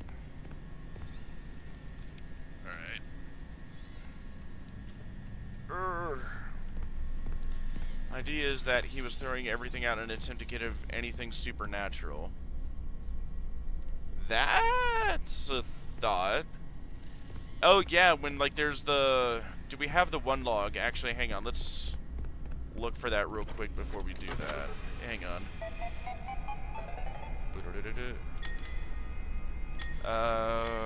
Do we have it? Willie. Those all moves were from B2. Possibly. That can't be used without the plug, though. I might just grab another plug. I mean, or it has another way to connect to it, possibly. I'd have to look more closely at what it does. None of this makes sense. Mr. Murray told us to trash all the old equipment in the wood shop. Then Stevenson gets a purchase order for the exact same stuff we're throwing out and told to install it upstairs. The old stuff is all perfectly functional. It's a waste of money. So Stevenson asks him about it and gets fired.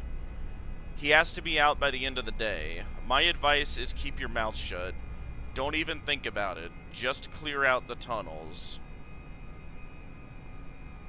And so you think this is Edwin having an effort to try and get rid of the haunted, spooky stuff in the basement with his son.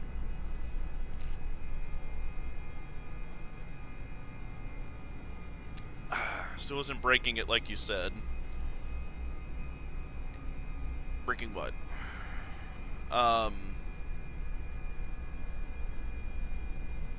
But yeah, possibly, like, do I think, yeah, like, this could possibly be, why would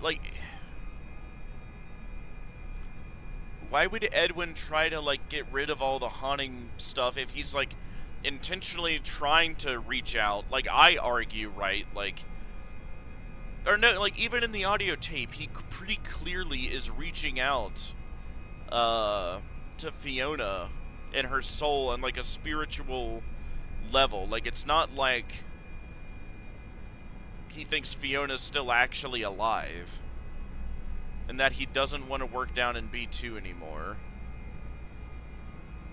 Trash all the old equipment in the wood shop, then Stevenson gets a purchase order. Which just makes me all the more curious, why is the basement so haunted in particular? Not only with this being the most concentrated area for David, but this is also, if you believe it, where Sleepy Moon is in another part of the basement in the front of the factory. I think this is after Edwin beats up M2. Like, I think Tiger Rock is directly linked to Edwin beating up M2.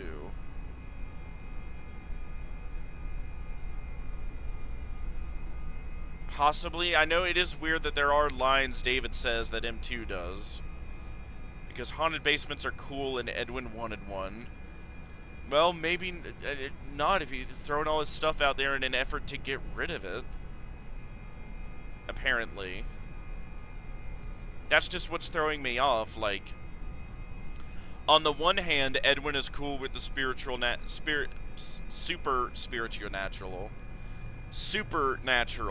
and spirits and whatnot with trying to reach out to Fiona. But on the other, when it comes to the basement and what is the Tiger Rock and what is clearly his own son, he wants nothing to do with it and throws everything out of the basement and moves the workshop upstairs. Like, that would be odd. Tiger Rock is directly linked to Edwin beating up M2. After that, the Tiger Rock ghost appeared. Edwin got freaked out and basically did everything he could to try to get rid of it and get away from having to deal with it.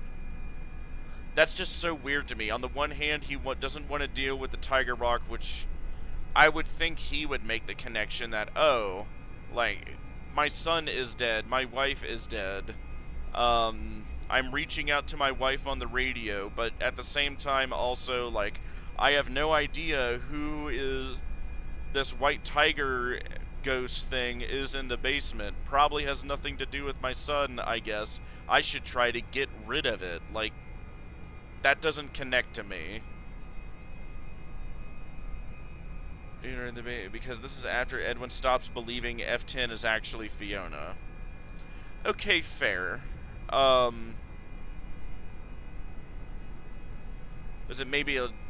So I think he pretty much stops relying on the supernatural. Okay, and just had a, and I guess that's not like so much a quip at you, but it is at like Scott and Steel Wool. Like, how does Edwin go from like believing so much to look to where he's like actually making an endo and, well, he didn't make it, but he like put Fiona in M1 somehow and like treated it as his wife, and it actually probably was Fiona for years, and then like had such a 180 change of heart out of nowhere. Like, that's just weird to me. But yes, it's enough faffing about. Let's get through this damn section. Alright. Alright. Time for spookies. Hi, David. David, why are you hostile?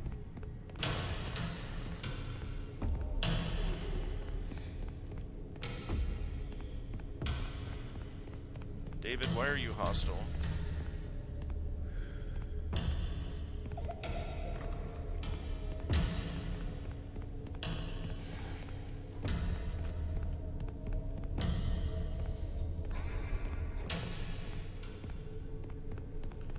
David, I would like to know why you're hostile, though. I know you do.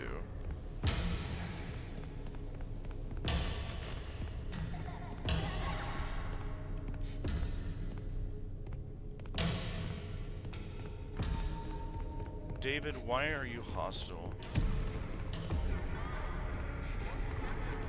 Stop sounding like him. David's special day. Yeah, I have an answer why M1 calls pickle sauce. Hang on.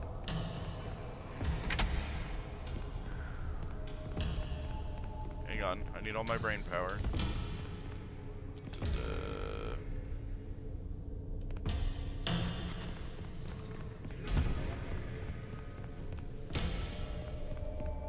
David, leave me alone.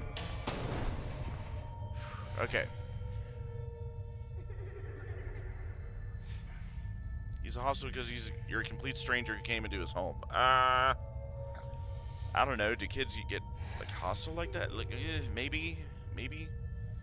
Answer for why M1 calls him Edwin, while Fiona always refers to him as just Ed. Either she's being more serious with him in that moment, or that is an actual interesting point to make. Radiant doesn't build any electronics. Power against stuff. Well, okay, he's probably turned out better than the actual Edwin. But yeah, that's all I got. You're fine. Sure that Edwin just thinks F10 is just a machine program now. Yes. And again, I'm not doubting you that isn't the case. It pretty clearly is. What's the purpose of this toy? Is it supposed to be like just like a giant cuddle toy, massive nightlight? I'm guessing. Just fascinating if it's the case.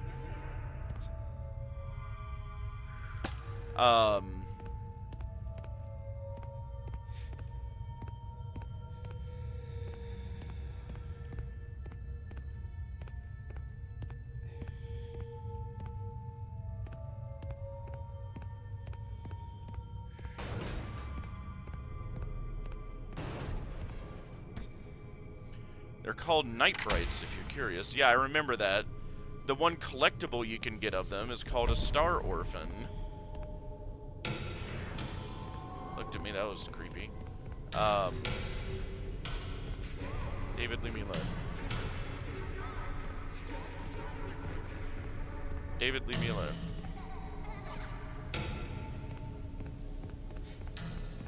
Hold up.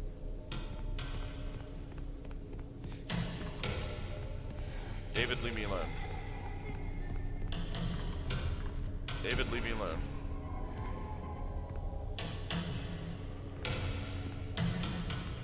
What? David, leave me alone.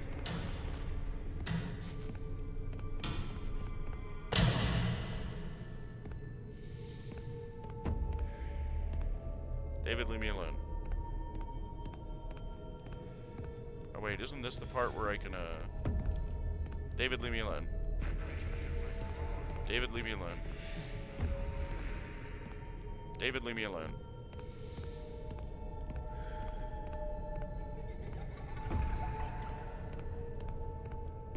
Hang on, we're gonna... David, leave me alone.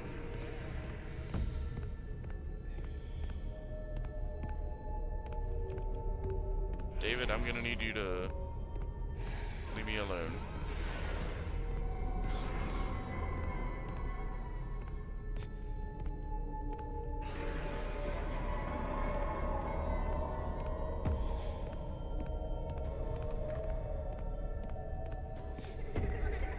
David, you tried to pull a fast one on me there. Do you do anything if I just stare at you?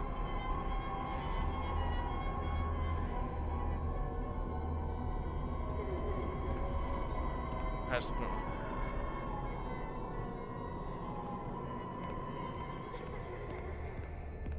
I think it's over here somewheres.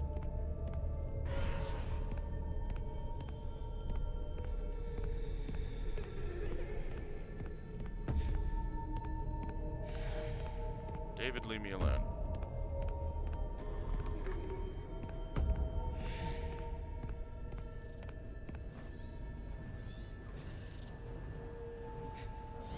Boom. I found it.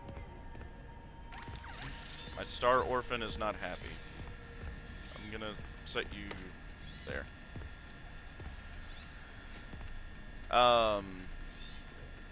Alright, now I can read what you guys said. I was trying not to get God.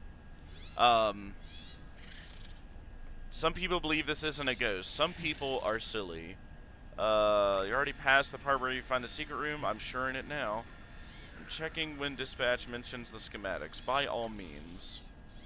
It's after you bring power to the office. Oh, okay. I genuinely couldn't imagine living in FNAF because I would just be an adult with my kid at a restaurant.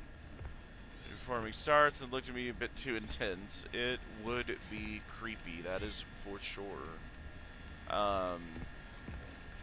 Oh yeah, and this is the audio tape I definitely wanted everybody to hear again, because this I think is important.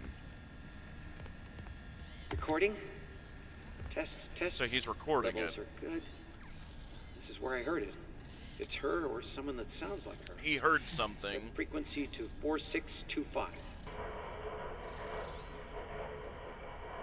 Presumably through the Hello? radio.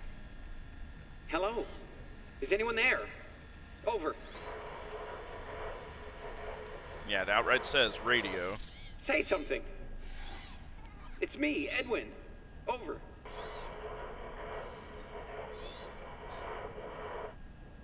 That's great, honey, but who's in the party?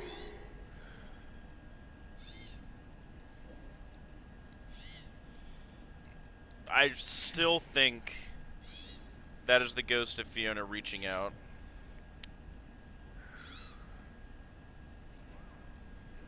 Like, if it's not, like, first off, like, I'll even ignore all the problems of it being through a radio. But, like, what would Scott and Steel Wool be trying to tell us with that? Like, in a series where, like, souls very clearly come into play very often, or had a big plot point with the original games, like, why is it, like, they just don't apply at all here apparently? Oh, there's a part of a proto-mimic here. Interesting. Never noticed that before.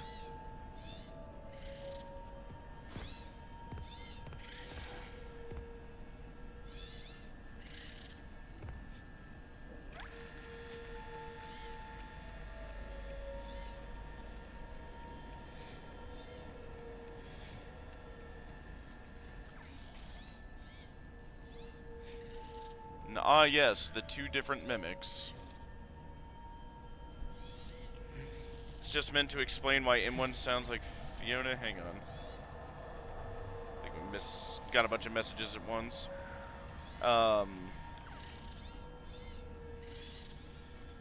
It's just meant to explain why M1 sounds like Fiona. Well, again, it's through a radio, right? Like, if it was, like, just M1 Edwin was talking to, I would think we would, Recording? hear something like, Test. yeah, he's recording Levels this. are good. This is where I heard it. He heard It's her or something, someone that sounds like her.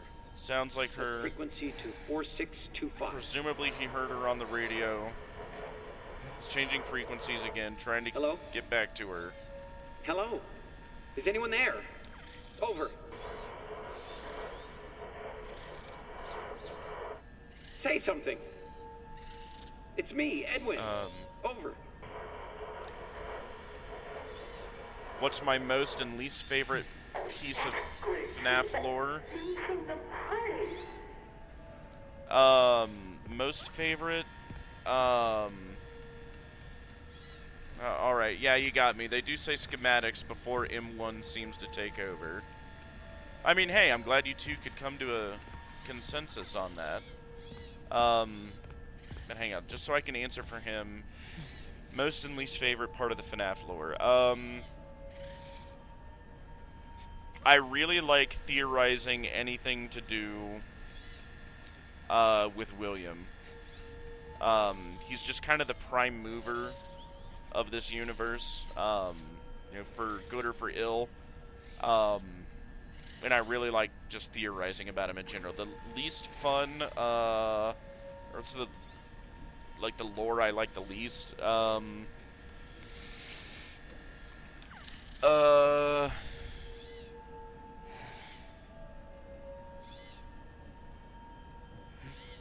god, I'd have to think about that. Hang on. What do I really not like getting into?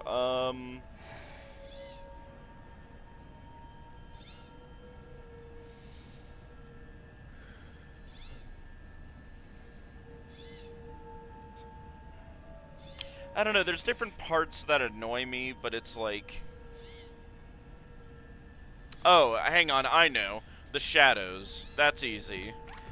The shadows are my least favorite part of the lore because, good God, I have no idea how to explain them. Just to be clear, I don't necessarily want to debunk anyone's theories. No, you're fine. I mean, again, this is an open forum, you know? We're not all going to be on the same page at the same time all the time, right? Like... That's the fun with theorizing. Like, we kind of bounce ideas off of each other and, like, you know, just being open about that, hopefully we can slowly, eventually get closer to the truth, right? Or that's why I like to do it. That's what got me into true crime. And I just kind of apply it to FNAF. You're definitely getting there, Jelk. Speaking of theories, though, let me set you there, buddy. Now that I'm actually noticing this, can you look at these two endos and tell me what do you notice?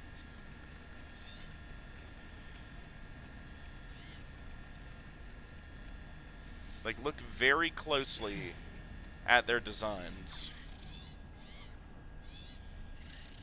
There's something I noticed a second ago.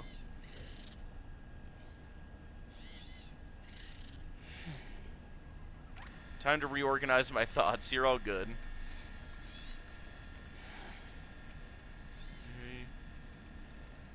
One drawing has more wiring, teacher. You are correct. If you look at the chest part of the Mimic Endo on the left, there's a bunch of wires going to the box, first off. And in this one, there are not. That's odd. The eyes are different. What else is there? Oh, there's a big one. The hips are completely different. The midsection is different. The lower legs are different. The upper legs are similar, but the lower are much more different. I can't believe I did not notice this before.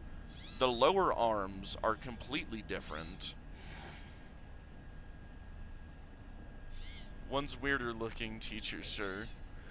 Well, this is just what I'm noticing. I can't believe I didn't before. I should have used this as evidence for why there are two mimics.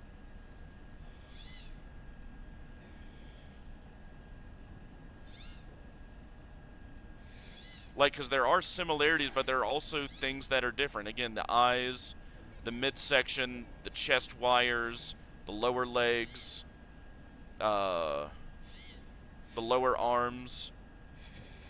Like, there's a lot of differences between these two that can't be explained by, like, shape-shifting.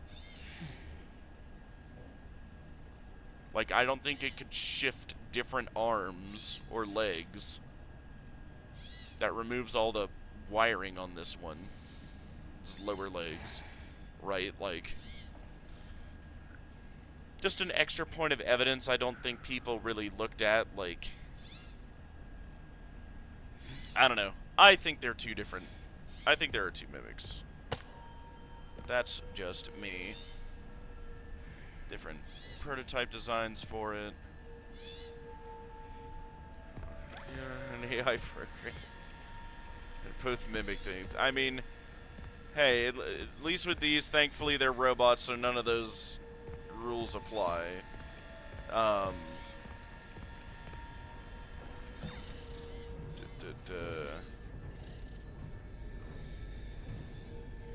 now we'll try to get through this section. I just wanted to play that real quick while we were here.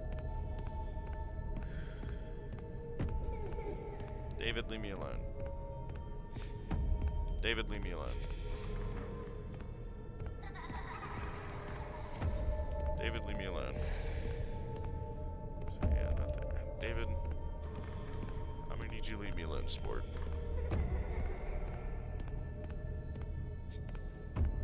David?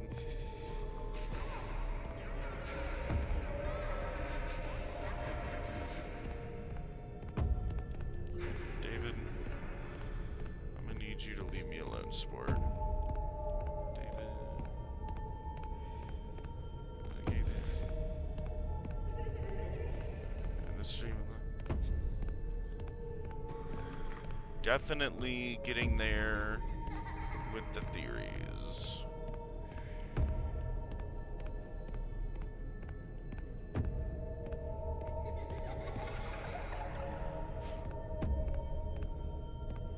Another X, but that one's white.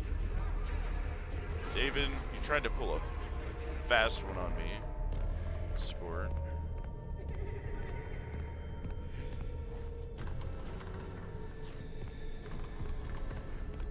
Why does it also sound like an animatronic? There's also a zipper on the back of it. What I brought about M1 saying Edwin and Fiona saying Ed is that... There we go. And Fiona saying Ed is that the game is making a point to show M1 is not a perfect replication of Fiona's personality. Possibly. You're there. Gotta head here. I baked myself for David's special day. Yep.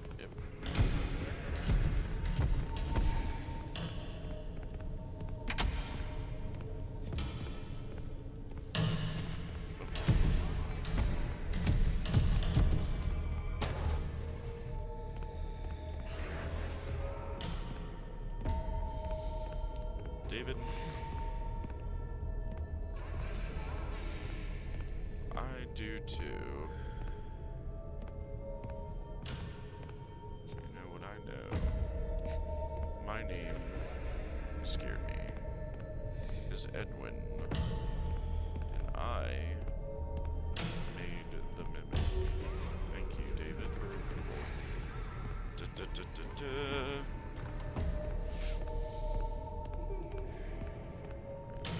Edwin, I made the mimic.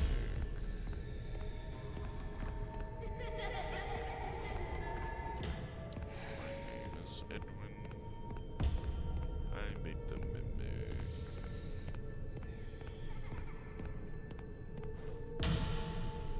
My name is Edwin.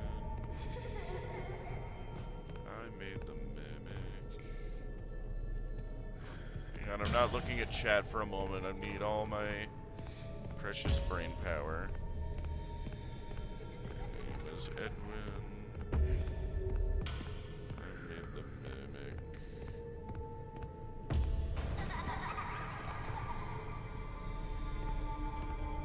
David, why are you hostile?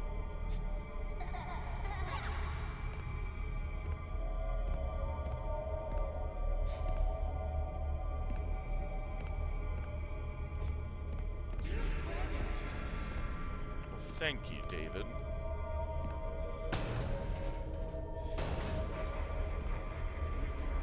Yeah, see, I thought Elizabeth and Babe tends to warp how someone acts.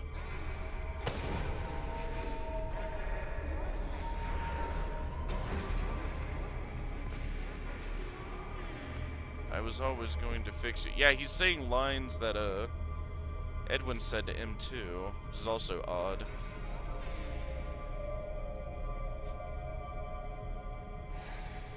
I'm sure she misses you, bud.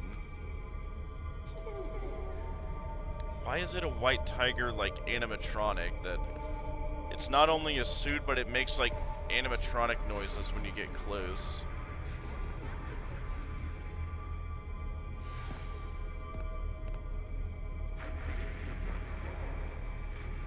Special day.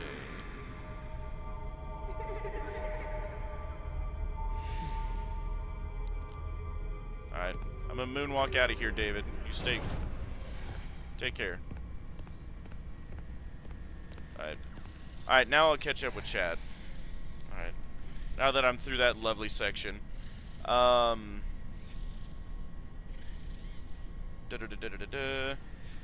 point I brought up about M1 saying Edwin and Fiona saying Ed is that the game is making a point to show M1 is not a perfect replication of Fiona's personality.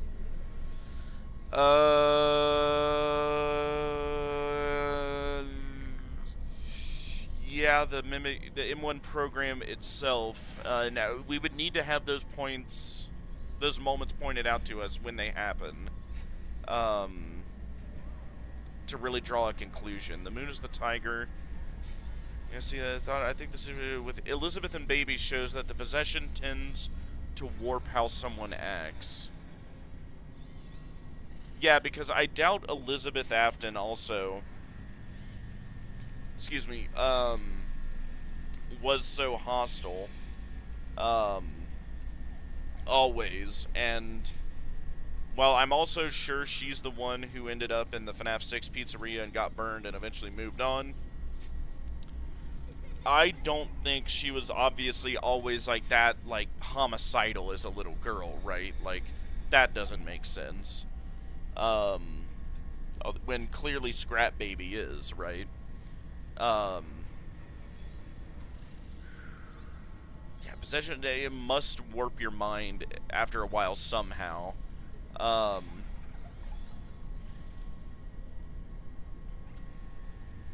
it like, I think the soul and program sort of merge in a sense, you know. Like, Elizabeth is able to remember things from Baby's perspective before she even haunted it. I would like examples of that. That is interesting. Yeah, and Tiger Rock said something that only M2 heard after blowing up Edwin. So, and yeah, that is odd. And I noted that before, and the first time we played this, and it's like, I still don't really have a good answer for that. That's the weird thing with Sister Location. Baby seems to refer to herself and Elizabeth as separate. Well, because they are, right? Like, Circus Baby, and that's why I brought up the example with, you know, M1 and Fiona, and, you know, what would have been M2 and David, right? M1 Fiona, I feel, is a very good parallel to Elizabeth and Circus Baby, because Circus Baby is the program the machine was made with originally, right? There's an M1 program that mimicked Fiona that was original to the animatronic to coax her soul into, but I also do think, just like Circus Baby and Elizabeth, both of their souls attached to each respective endo, or animatronic, right? It's so odd to me that in Sister Location, remember, near the end, when, what is it, Circus Baby is saying, like, oh, you need to take out the, what is good, and leave what is bad, and yet what is bad is, like, apparently Elizabeth's soul, and we retrieve what is, I believe, is the Circus Baby, program, basically. And that's who Michael thinks is his sister, but isn't, which, if you want more info on that, check out my Circus Baby Survive the FNAF 6 Fire video. And that was before Elizabeth haunted it, yes. I would like to make known that I unfortunately don't believe M1 is possessed. I don't think M1 is possessed anymore, is what I should specifically say. I think M1 was possessed by Fiona, despite your great video. Well, if you've seen it, I'd love to see a counter argument on how, like, I guess, like, would be like either one, how did Fiona's soul end up in the Mexus machine at all, or if you think her soul's not in play at all, and no one's is, why is David's? Oh, can we? Oh, that's weird. We can go back down. Actually, the correct title would be Scrap Baby Survived the Thing, because it's Scrap Baby, not Circus Baby, or Max. I mean, like, really, there's no difference between the two. It's just her physical body got, like, more damaged and, like, showing a progression of time, but, they're still the same character. I think M1 is in the machine. Well, yes, that is true. But again, which is why... Great. Get Damn back it. to the security office Dispatch, right shut away. up. Time to wrap things up. Why I brought up the Circus Baby Elizabeth parallel is because that's what I think is what's happening with M1. They were both in there at one point, the M1 program and Fiona. The M1 program that was mimicking Fiona and Fiona's soul herself.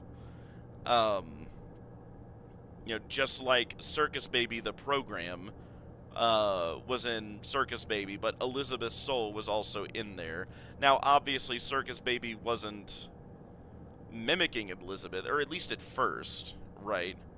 You know, nerd. But that's just why I drew that parallel, and I kind of like that. Yet Elizabeth is able to seemingly perfectly repeat what Baby saw before she got scooped. So I think that's proof that Elizabeth and Baby's programming merged. What is in the machine, nerd? That's my reasoning for that. If you could, for me, just to, like, really sell me on that, what was the line that Elizabeth repeated that Circus Baby said? And I mean, like, if they are kind of, like, you know, sharing a body, basically, I could see it to where, like, one kind of is able to, like, almost mind meld with the other, for lack of a better term. God, can you imagine walking in one of these things? Good grief.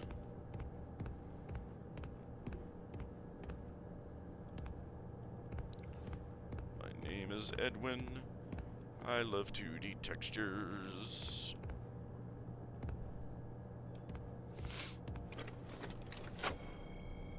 Get back to the security office. I'll think about it. Before we do that, I want to check something. Oh, you can't open this anymore. That's a shame.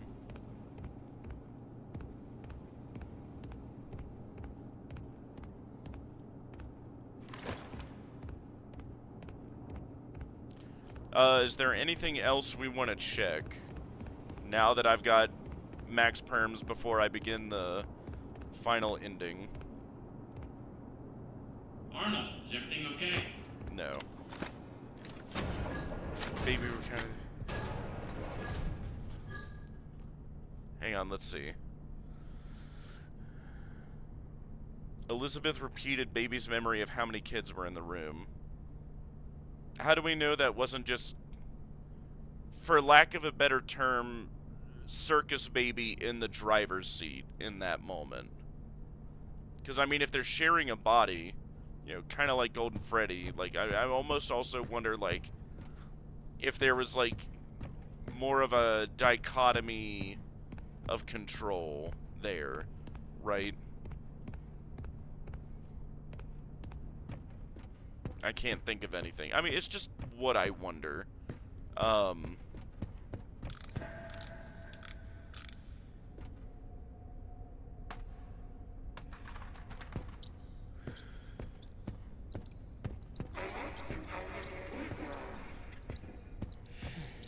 left him by the playground. Crack open a nice can of ice-cold milk. God, what's more cursed? Canned milk or canned orange juice?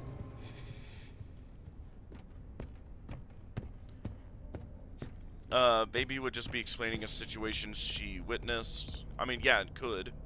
Baby never really suggests there's any dichotomy, personally. Well, I mean, I'm just saying, like, whether she shows it or not, or, like, admits it or not, we see that happen with Golden Freddy, and I debate, you know, M1 and Fiona, right?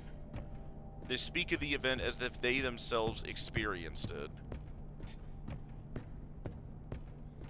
There were 3, then 2, then 4, then 1, right?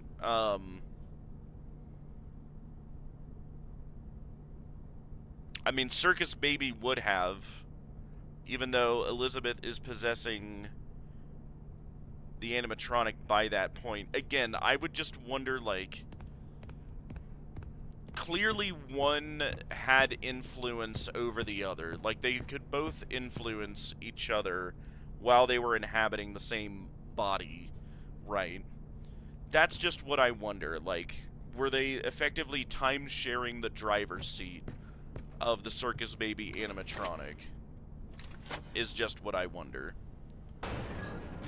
Don't forget to This count baby the says she security smelled like office, birthday then you can cake, go and I home. think that's Elizabeth's memory mixing in. And it very well could be, right? Like, the longer they're kind of together, it's harder for them to separate whose memory is whose, right? So how would Baby know what smell... How would she even know what smell is? Baby has the line, "Isn't this why you came here, to be with her again?" Which only makes sense if Baby is separate from Elizabeth. At times, I think they are. Like, and I think you're both right. I'm somewhere in the middle where it's like, I think, again, they're both in there. And they just kind of, again, like, take turns at the driver's seat. For lack of a better You're term. almost done. You're almost eating a mouse there. That's just what I wonder. Yeah, there was a light in you before as well, like glowing. There is spoopernatural stuff going on in this facility. I think that's kind of hard to argue against. I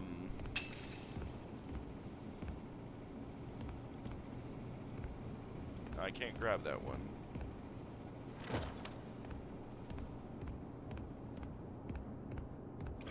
Head back to the security office. I'll think about it.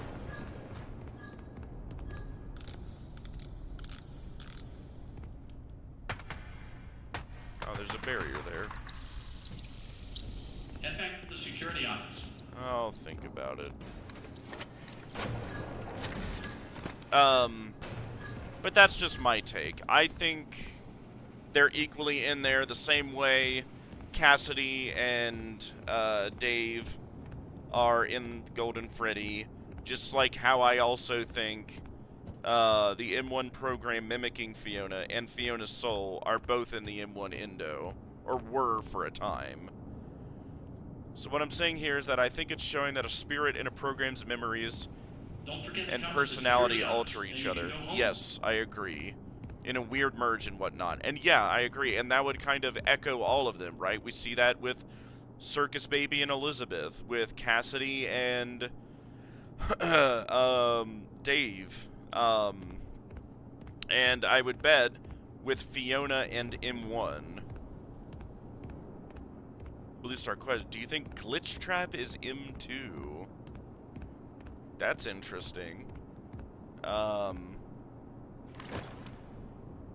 Is Glitch Trap M2? Oh, here, actually, we'll check this out real Check quick. in soon.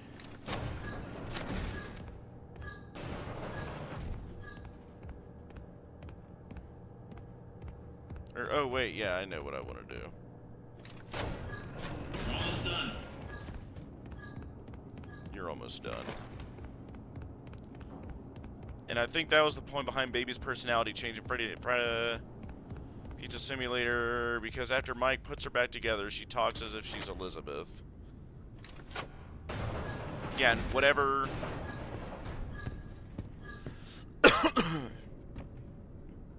Like, what exactly did Michael do to do that, by the by?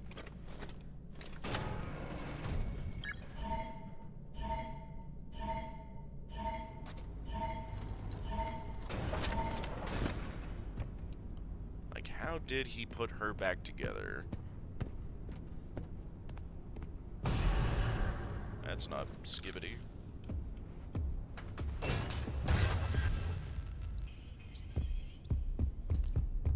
Do the moon basement. You read my mind.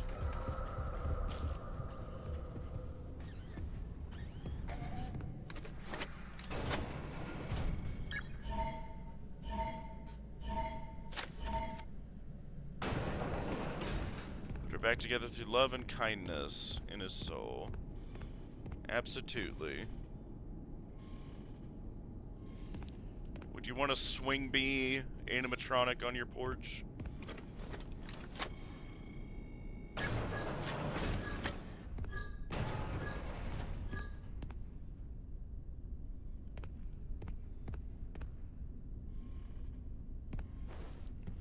Ice cold milk, exotic beverage. Put a mycelium man in the toilet.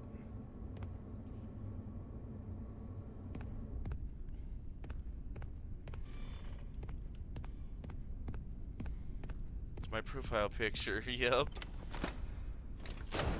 Now for the question. Oh boy.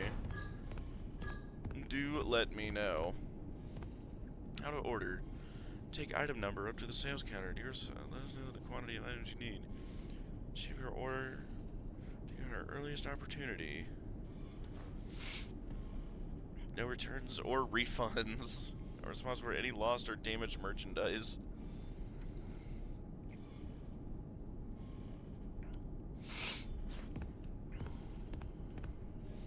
Logically, yes. I think M2 is glitch. Ooh.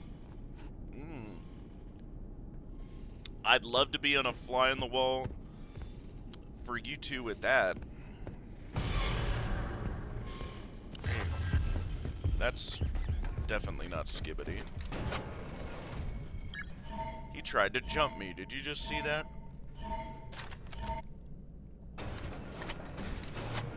He tried to pull a fast one. No.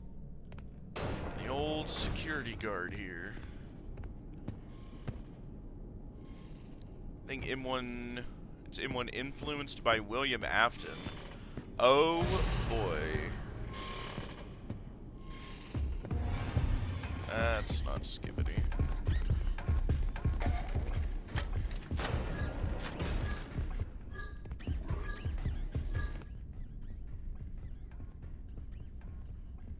Oh, this is Patrick. I think he's mad. I think the bad ending is Secret of the Mimic, and how it connects to Help Wanted Pizza. Party ending makes it pretty clear. Yeah, that is a parallel. M2 ends up becoming Glitchtrap. That is odd. Like, how would that work and why? Could you kind of lay it out for the class? Let's see. My name is Edwin.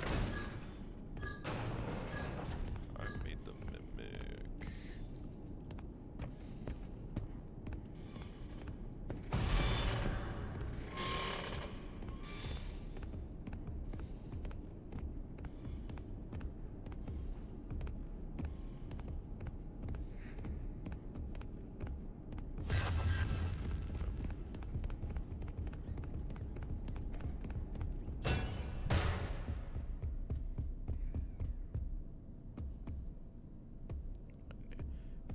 Under my interpretation, M1's gold's merging with Glitchtrap, like M1 wanting to fix her family, which is why Glitchtrap wants to get Gregory and Vanessa, William Afton's kids. That's always been odd. I've heard people bring that up, of like, what if Fiona and Glitchtrap are working together? That would be interesting.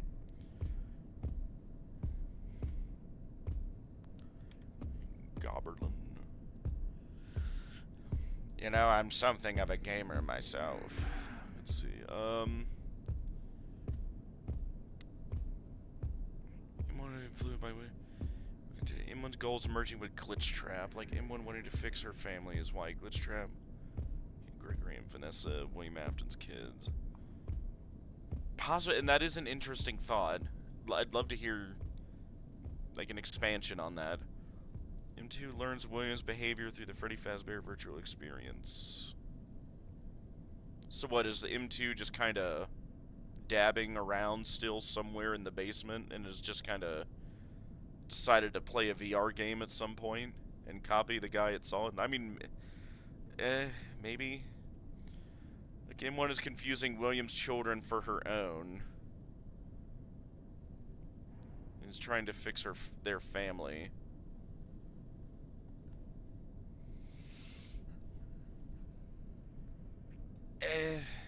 Well, I mean, it'd be kind of rough to do that completely too, though, because, well, Fiona only had one kid, and William and Miss Afton only, well, they had like what?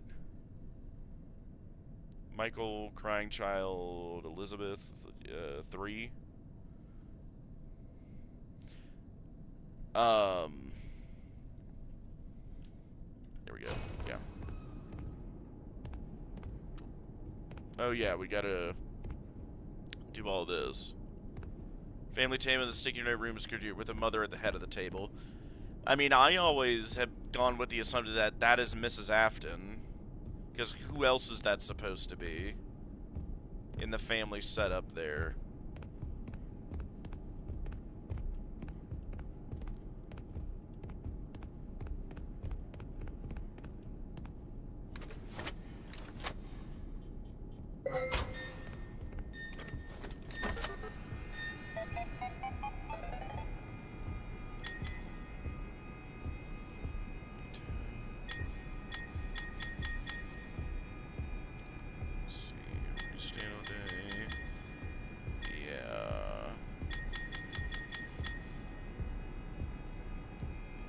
Sure, detail gets so boring. Words so long, I don't even think word knows better. I haven't seen him in days.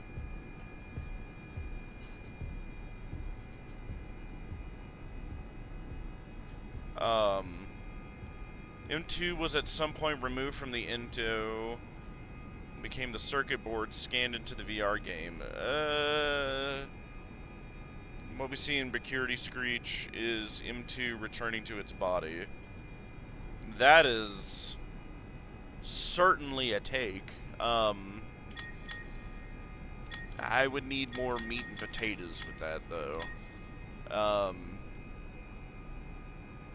don't hate it, but it's like I would need more, you know.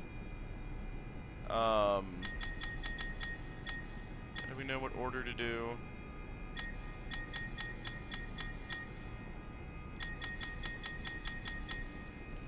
Getting mixed with William's spirit of memories, and then mishmash and wanting to fix their family.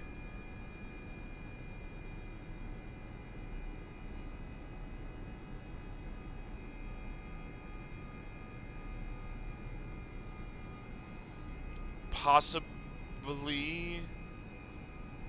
But God, that would be weird. And yes, I'm a believer that Burn Trap is the Mimic. And I mean, hey, that is neat because that's funny because I think Burn Trap was William.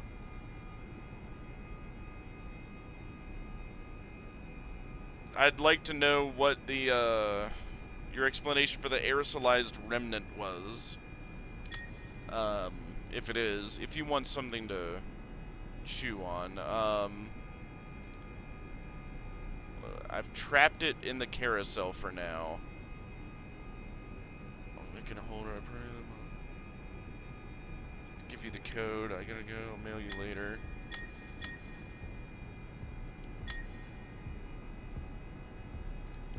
So Monday, Tuesday, Wednesday, Thursday, Friday. Flowers. Office. Door. Or actually, yeah, none of this is gonna matter. I gotta just find the codes first. And then chat, please just note what is where as I do this. Talking about the moon, yeah, to get the code to get down there, yeah. All the green stuff being changed to the purple. The green stuff. Indeed. Yeah, this is gonna be a bit of a pickle. In the Princess Quest minigames. Yeah, yes. Hang on, this is kind of a tricky part, so I need to focus. There he is.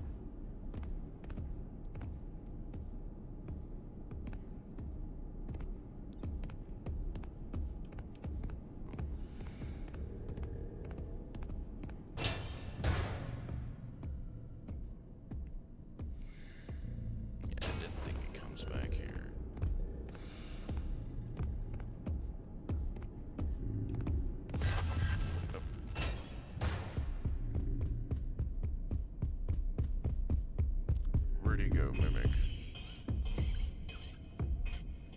Game sets up M1 being represented by green. That has been an odd thing, wasn't it? There was this big dichotomy, not only with Tiger Rock, which, God, now that I also think of that, now that Secret of the Mimic's out, like, isn't that odd that, like, Tiger Rock, it looks very similar to White Tiger? And, like, didn't Tiger Rock have, like, this dichotomy of, like, green and purple, with its eyes? Like, implied to be, like, William and, somebody else? Maybe Elizabeth, maybe?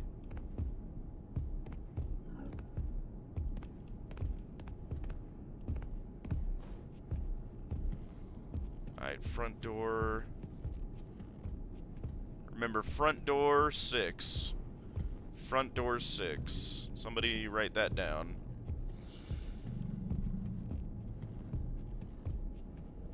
Front door 6. These games are amazing! That's not skibbity. Yeah. Front door 6.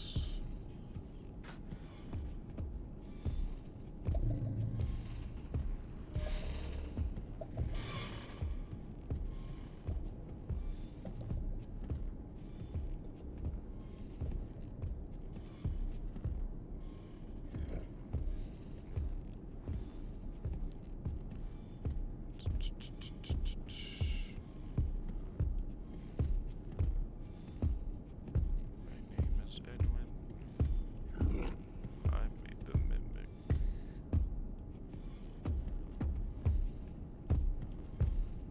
My name is Edwin. I made the mimic.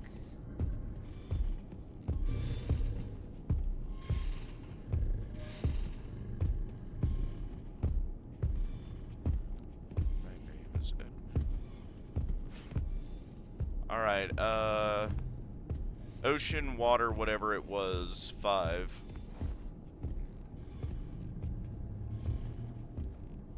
Like, just say, like, ocean 5. These games are amazing. That's not skibbity.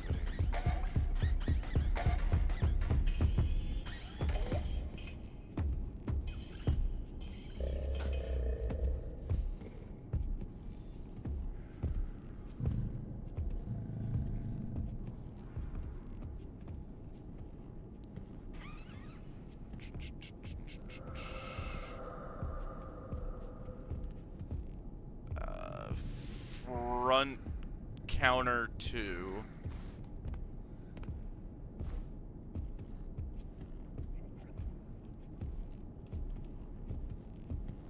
We'll have to check that when we get back. Hang on.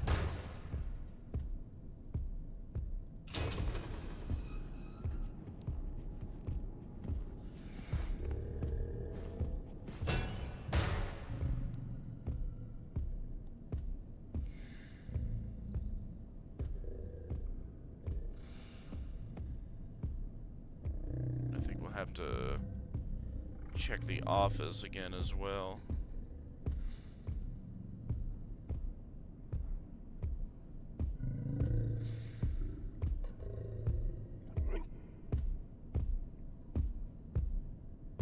It almost sounds like it's choking at times.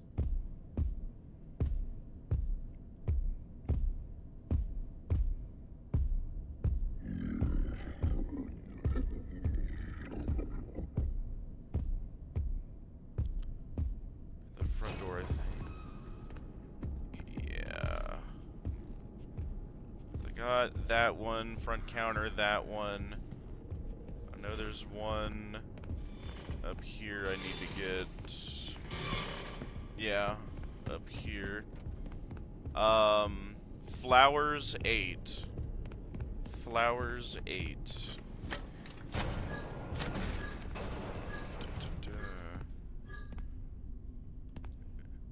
Flowers 8 and office 0. Flowers 8 and office 0. Alright, so now we should head back.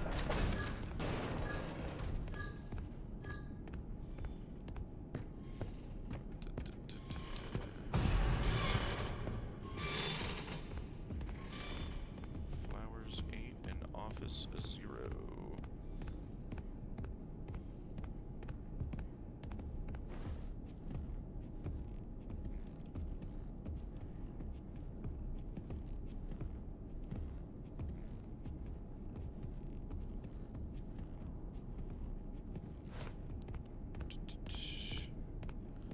Alright, chat. What do we got? So, looking off of that Flower 8 office.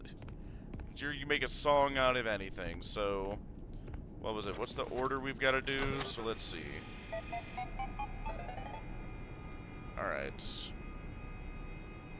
Hey, thank you for hopping in, Switchy. How long do you plan to stream? I don't know. Probably go for a little bit further. I guess that's also kind of... You know, as long as people maintain interest for tonight. It is the weekend, so I'm not super stressed. Or they please 80625. Here, we'll try that real quick, and if it doesn't work, we'll go back to that. Oh, whoops. I mean, why not?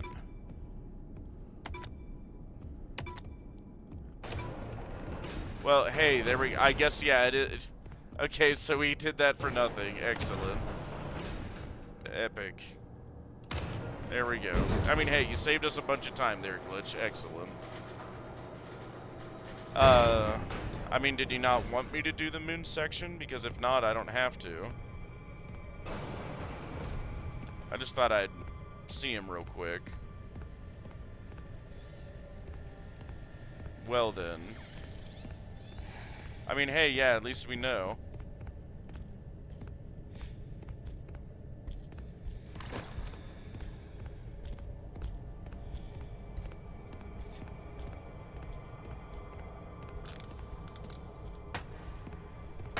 Oh, sick.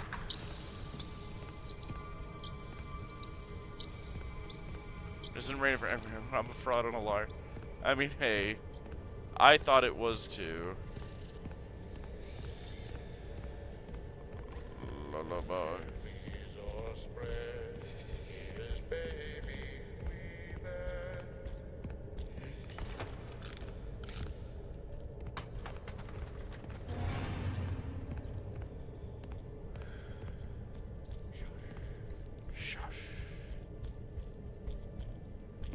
Yeah, what do we think that is?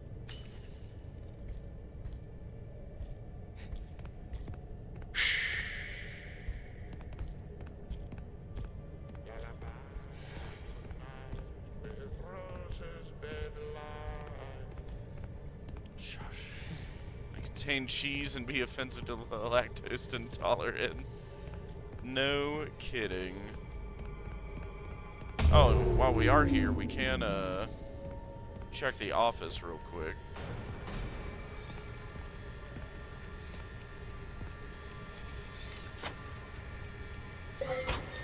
Grab it, 'cause why not? Okay, yeah.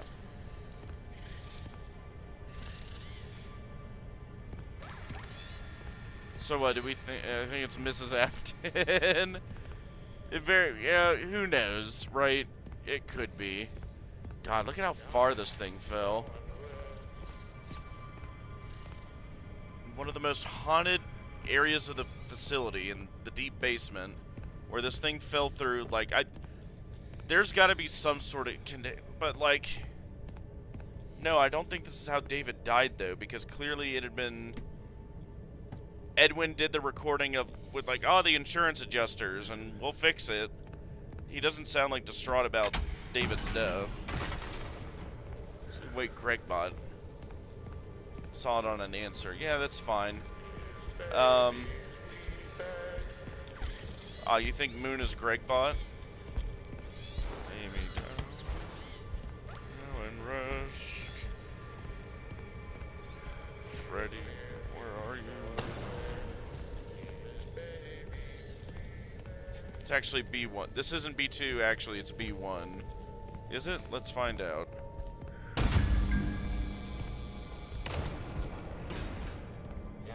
Actually, I'll be darned, you're right. This isn't the deep basement, this is just basement 1. Then it's next to basement 2, which contains the tiger. Oh, so what is David's, like... Clearly David's soul isn't trapped in basement 2. He appears, like, between the loading docks and the warehouse. What is it? And the, back of the theater. David died wanting ice cream, asking where his ball was. He went out on the road. It was going to hit him. Well, like, I remember looking at the, when you're outside the building, like, the road is, like, nowhere near, the playground. I don't even think you could see a road. And the basements are next to each other. Well, yeah, on the one hand, but, I mean, they're also, like, 2 different levels. Like, where Moon is technically 1 floor above,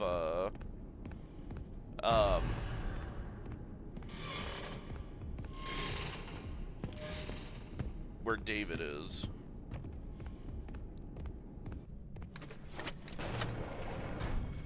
Go. And if that's it, we'll try to breeze through the ending here real quick. I think we can get to it. I'm trying to remember what all happens after this.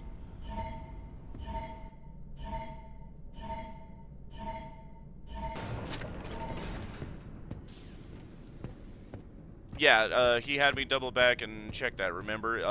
What is it? Moon is in basement 1, and Who's taking so long? David White Tiger is in basement 2. They're also both powered by the Night Brights. Yes, that is correct, which is also interesting. So I guess it's just a thing they regularly use in the basement. We can only see part of the moon that smashed through the 3 floors, and it reached a little into basement 2, being a half moon on basement 2 and basement 1, if that means anything. Check in soon. I mean, yeah, that is also worth pointing out, is that clearly the moonhead, what is it, fell far enough to get to basement 1, but not through basement 2.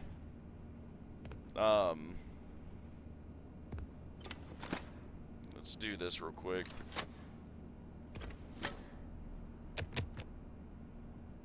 Well done, Arnie. I didn't think you could do it, but here you are. That data diver has exact permissions, and you found the blueprints. You made it the farthest, farther than I had expected. I can't believe it was you. After the blueprints. Put that data diver in the inventory system. It'll go right to where it's needed.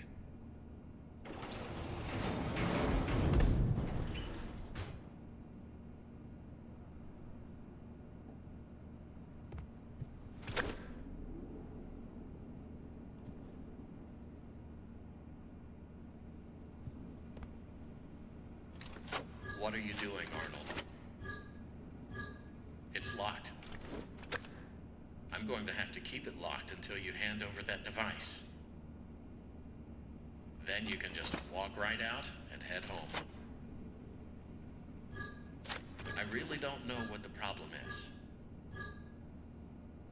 You've been doing so well all night. Once you put the data diver in the inventory system, you can clock out and get some rest. Go home. What are you doing, Arnold? It's locked. I'm going to have to keep it locked until you hand over that device. Then you can just walk right out and head home. I really don't know what the problem is. You've been doing so well all night. Once you put the data diver in the inventory, what are you doing? That area is off limits. Give me the data diver. Arnie, buddy. Don't do it. What are you doing? That area is off limits. Give me the data diver. Arnie, buddy, you're making a huge mistake. Don't you want a bonus? Or 2 bonuses? You can have a day off. Don't do it. Think about what you're doing. What are you doing? That area is off limits. Give me the data diver. Arnie, buddy, you're making a huge mistake.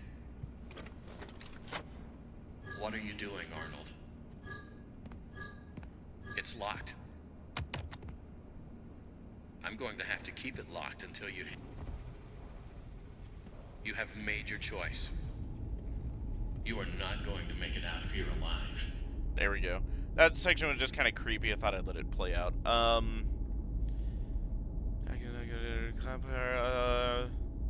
It was in the same base, just been crushed under itself, yes. B1 and B2 are on separate floors, yes. Sturdy enough to crush through 3 floors, crushes itself on the 4th.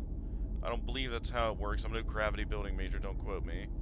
I mean, it is odd, but I mean, who knows how heavy it is, and, you know, maybe just bursting through 3 different floors kind of, you know, broke it down enough, who knows. But yeah, the moon head is in basement 1, it doesn't make it all the way down to basement 2. Well, usually in the use of an elevator, you're going to go down, not up, not separate places on the same floor. Yeah. The floor number on the elevator we take to B2 shows us passing B1 on the way down. Correct. Yes. The Sleepy Moon head... You could have helped. If you had just given me this command... And just Sleepy Moon is on a separate floor from David. But you're just like the others. The other technicians, the workers. They didn't listen, and it caught them all. Now it's your turn to play dress up. When he catches you, which one will he choose? Who are you deep down inside? Another X. Another worker bee? A bumbling bee? Perhaps a busy bee? In many ways, tonight has been a comedy of errors. A jester would suit you well. Or a bunny, running from danger, scared and stupid, searching for a hole to hide in. No, you did everything I asked up to this point. You were an obedient dog, a good dog. Then you bit the hand that fed you. Remember, that is Fiona saying all of that.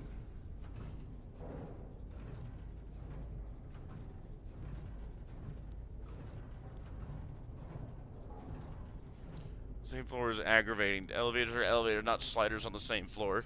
I would agree, yeah, like, those are 2 separate floors, not areas of the same floor. Like, that seems pretty clear cut to me. I'm just like, oh, okay, I guess, the White Tiger and,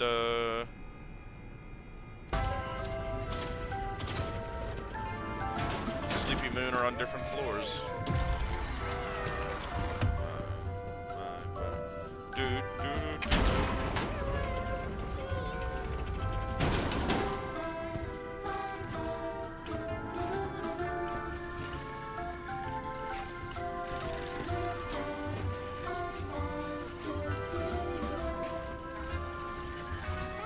very well might.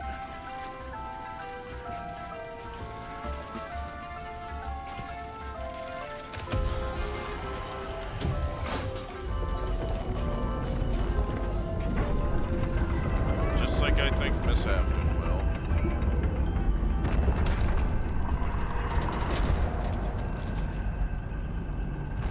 You're right, it does show B1 and 2 is under B1. Yes. Oh, you can kind of see him in there.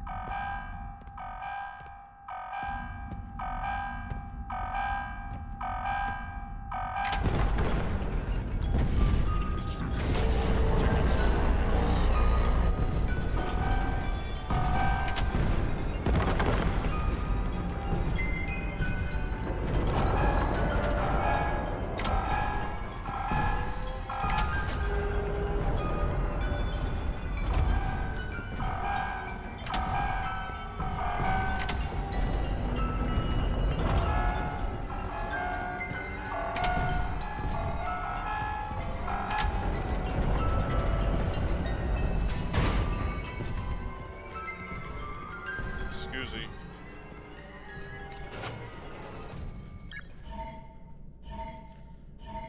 And we're putting Fiona from Shrek in there.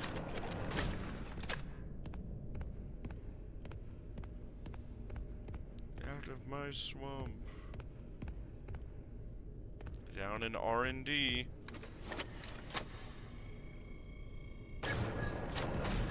Arnold, why? Why would you come down here? Oh, it just You are clever, fancy but grabbed you need me. to stop messing with things you don't understand. I protected you as well as I could. You should have given me what I wanted and gone home. Did you Did protect everything me? else that was asked of you. Why the change of heart? Why don't you trust me? Because in the ending where I obey you, I die, and in the one where I disobey you, I live.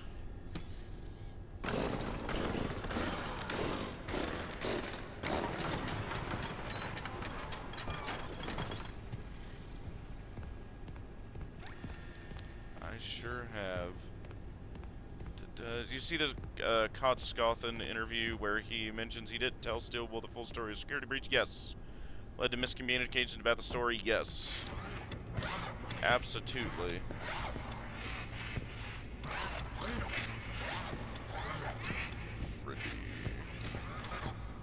Freddy Risbear. Horror, horror, horror, horror, horror, horror, horror, horror. All the little proto-mimics around here. It followed you.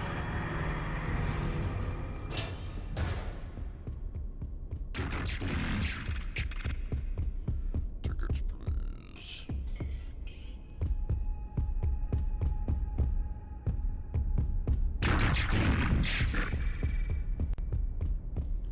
And a security breach was a mistake and was intended to be just MCM.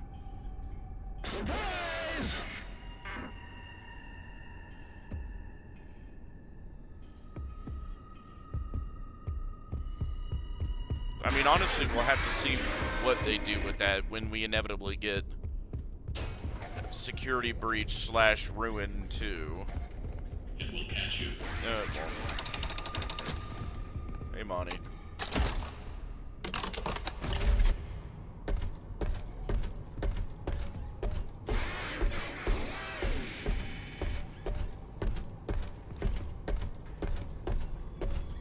Oh, wait. Oh, yeah. We'll also do this.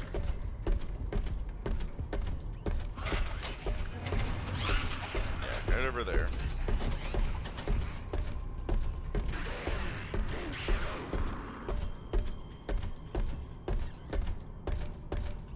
It cannot see you in that suit, but I can.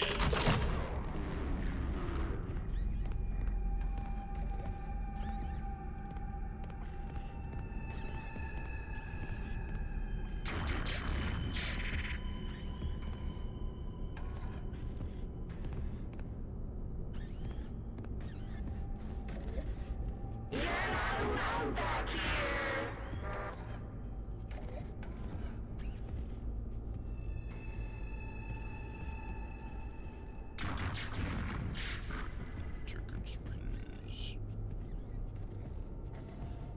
I can't see Security Breach as anything reliable after that interview. Good lord. I mean, yeah. It happens after it as more canon. Whether that is or not, it ended up in the game, and they've had plenty of time to plan around it. That's my cope for why I still think William is Where did you Bertrand. go?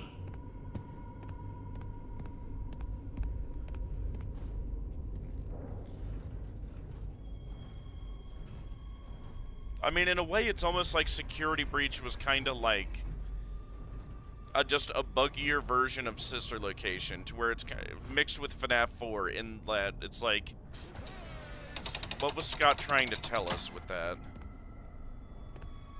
There's a bunch of cockroaches on him.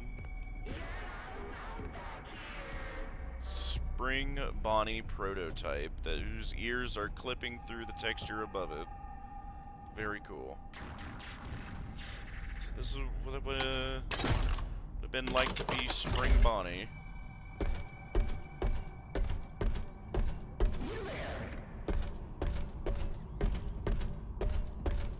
60% power remaining.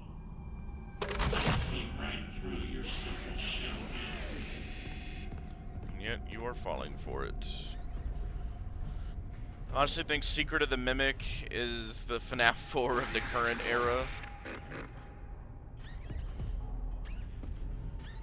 Also, not even Security Breach, but I think he's stuck there. As being the thing that explains why everything in the Steel Bull era is happening. I mean, did FNAF 4 explain to us what was happening at that point? Because if there's anything FNAF 4 gave us, I don't think it was answers.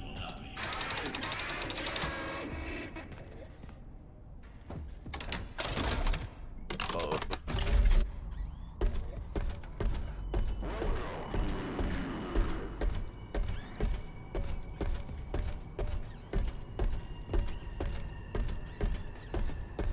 Just gonna kinda get a go. Just FNAF 4 was trying to.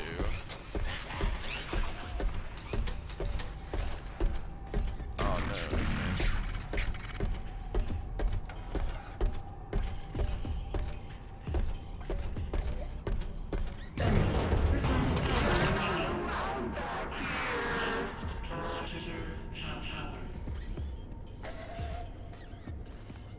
Oh yeah, I think the Mimic is broken. Guys, I think we broke the Mimic. Oh, nope.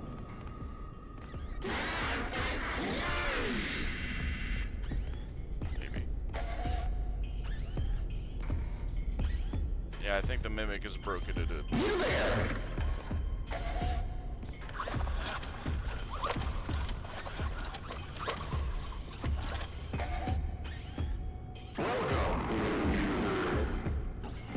Yeah, the Mimic's broken. Sick. Like, it hinted at why the killer did what he did, why Mike would spend his nights at the locations, why the Golden Freddy kid was special, and so on. Yeah, I mean, yeah, it's just got it. How long did it take us to, like, gather that? Test. So Test. vague, no one could come to a good answer. Journal Yeah. entry. I got the change order from Hen last night. None of this makes sense. I'm almost done. Why change it now? It would be so much easier to keep using the spring locks. Just hire some teens to wear the suits like we always do. Yo. Try to breeze through this. Without power, it will trap us both down here in the dark. Like you have been trapped?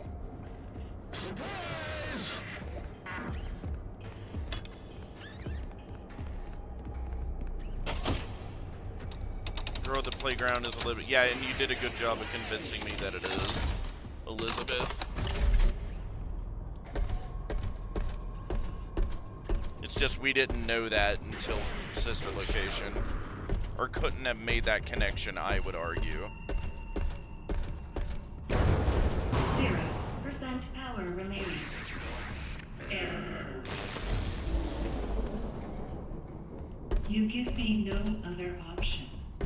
Enter.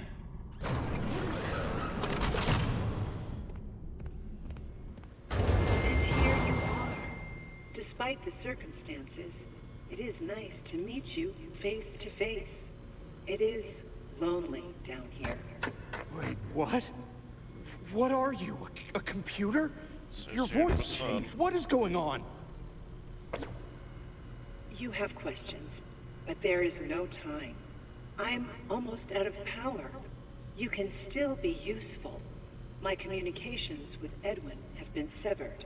Edwin abandoned us. He shut himself away in our home. Head to the main house and activate the communications sub-terminal. I have a message for him. We must convince him to repair M2. That is all that I want. If you do not, M2 will never stop pursuing you. Tell Edwin, I still love him. Technically, it's still Entering more era of FNAF 4 standby mystery mode. and secret. Basically, what FNAF 4 was probably meant to be. Explaining why everything happened. I could see that, yeah. And this is just like a better version of FNAF 4.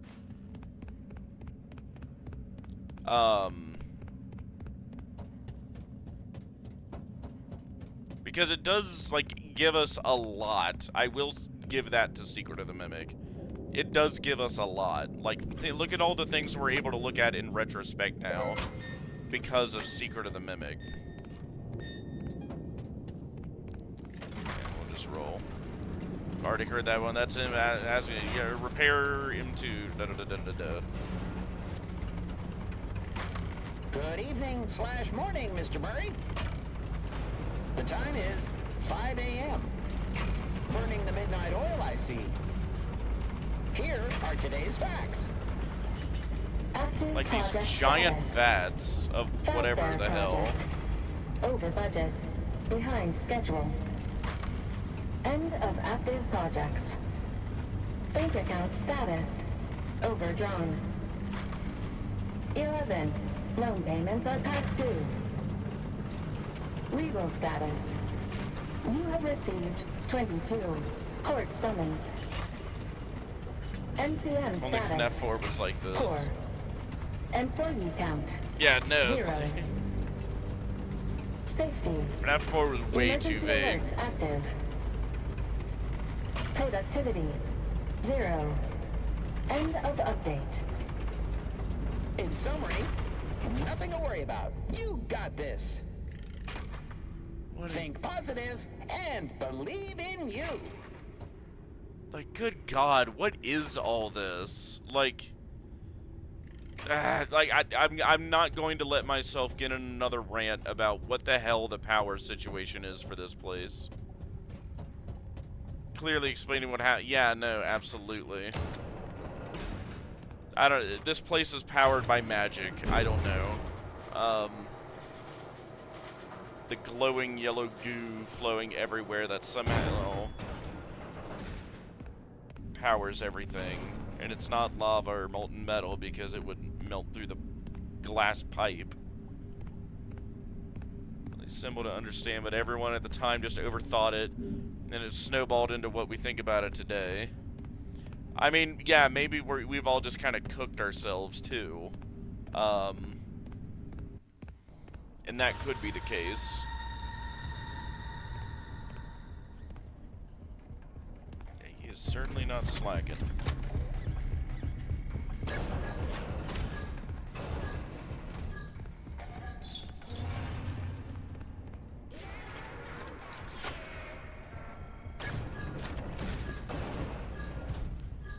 Here, no. Okay, it was the nighttime gameplay that mucked things up.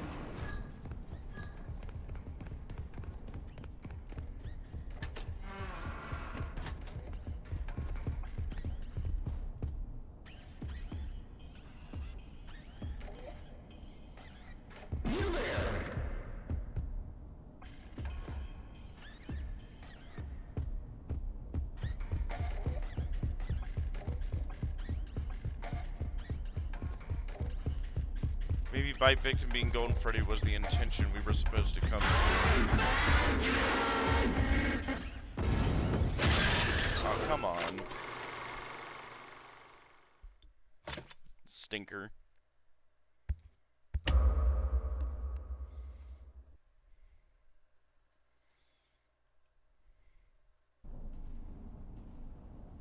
Alright.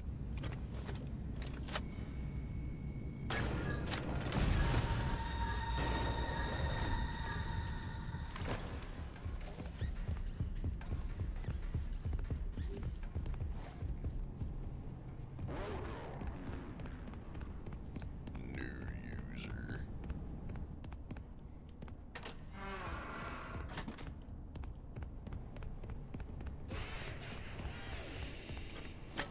'Cause I actually do think that Scott had the nightmare experiments in mind. But there was no way anyone would have come to that conclusion. Yeah. Yeah. Made it a little too vague. Oh.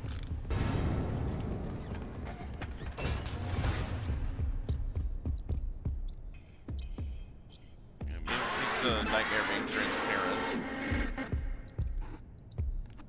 Yeah, and it's like, oh, like this is clearly just like a plastic shell.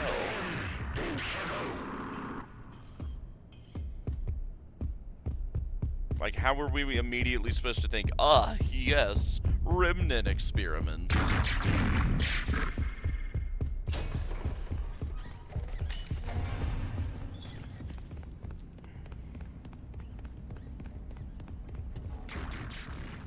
I think in the context of FNAF 4, they were just dreams like Mike was experiencing killing his brother.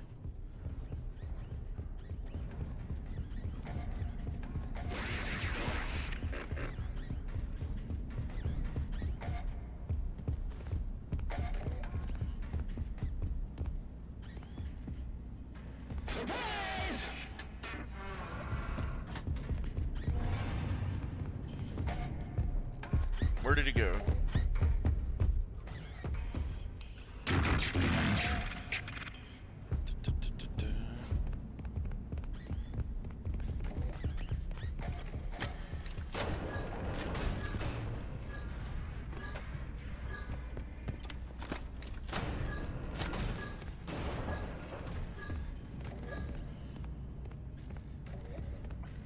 This is so fun that I am coming back tomorrow with more money.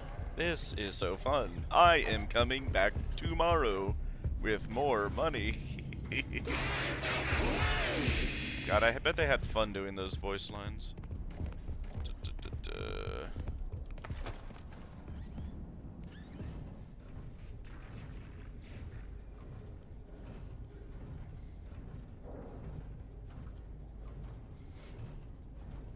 My name is Edwin.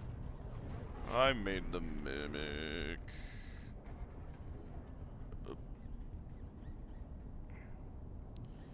My name is Edwin. And I made the mimic. Because the cutscenes seem to be from Crying Child's point of view. There's no way Mike could have seen all that.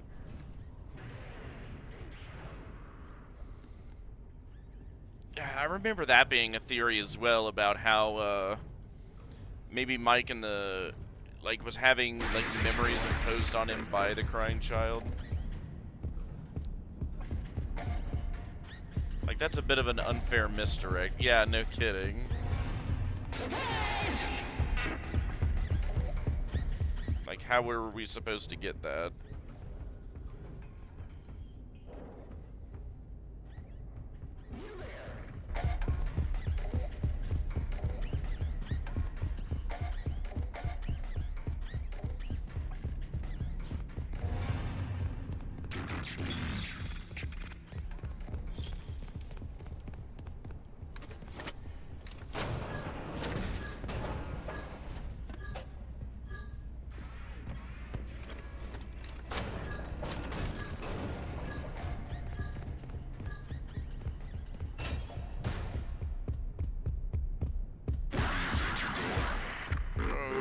None of your beeswax. The reason I think Mike was the one experiencing the dreams is because the FNAF 1 phone call plays in the background and the other person who heard that call is Mike Schmidt. Correct. Nope. Be Mimic, I'm just gonna hop in here real quick.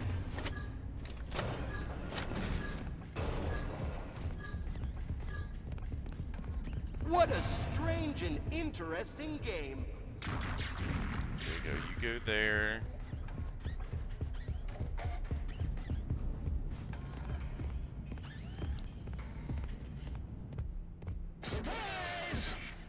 My name is Edwin, and I made the mimic. My name is Edwin. I made the mimic. My name is Edwin. I made the mimic.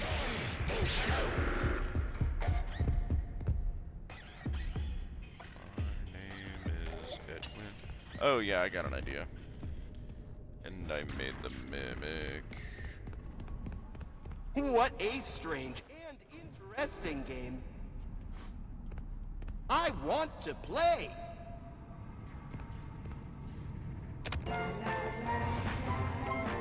Take my wallet. Take my wallet. Yeah, go upstairs.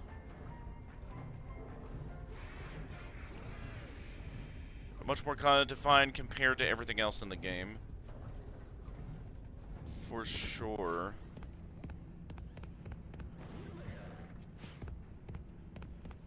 Alright, we're breezing through this.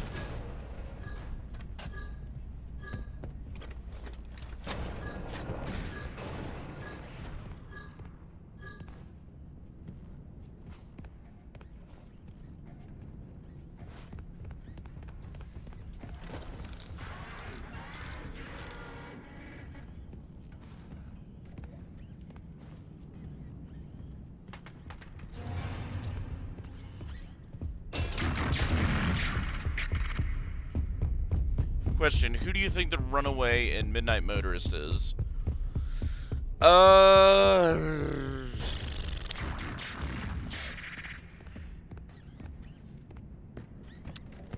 It's either the crying child and it's Michael on the couch, or it's Michael and it's Mrs. Afton on the couch. Like, those are the two realistic options. And it's like there's a white glowing light coming from his room.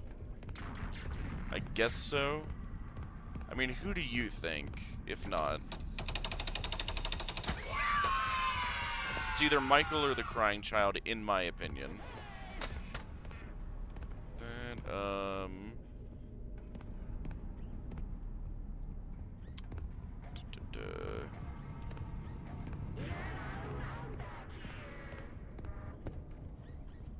yeah, this one here. No way anyone could have come to that conclusion at the time. Absolutely. This is better than ice cream. This is better than ice cream. I want to play. There you go. You go up there, you go get him. Yeah, he is back in there in David's room. You're good. Go get him. Or the playroom. Oh, no, yeah, you're good. I'm sorry. I'm trying to focus on this, but idly comment as well, so... Alright, now I've got all the film reels. Now I just gotta figure out the order. So, I don't know, start with this one. Click. Okay, this is the fourth one. Alright. 4. Okay, yeah. So, grab this one. Which one's this one? That's 5. Okay.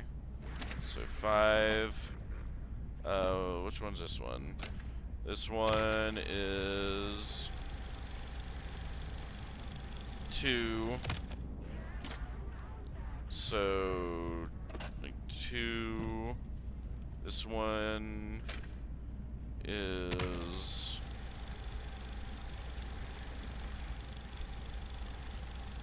What is this, 3? Happy birthday, buddy. Yeah, this one's 3. This one's 3. This one will be 1. Just double check. And this one is 2. Happy birthday, buddy. Yes, Happy okay. birthday, Now I got them in order. Mommy made this special for you. Wow. Crying child being the Fiona, runaway. Do you turned think out Midnight great. Motorist I think it's happens your best before one or yet. after the bite? David, look at this. Look, look. Arr, arr, arr. Ahoy there. Shiver me timbers. After. Oh, honey, you're scaring him. No, he loves it. Look, see, he loves it. If you look at the picture on the film camera thing for a moment, yeah.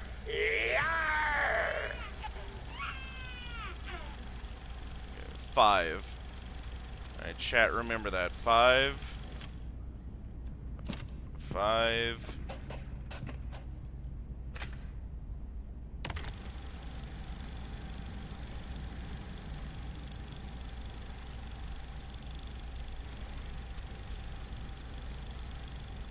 Yeah, you're good. Edwin! Ed! Get out here! Yeah, it's the same one You're from the missing it. admin room. Just give me a minute. I had the best idea. Okay, This is well, it. This is the one. Bigger than the Cleanovac. that's great, honey, but you're missing the party. David's 2 identical 2 years old. He pictures won't next to remember a each thing. other. That's not the point. We have guests. Besides, he's got plenty more birthdays. Next year will be even better. Well, hurry up. We're doing the cake in 5 minutes, with or without you. Yeah.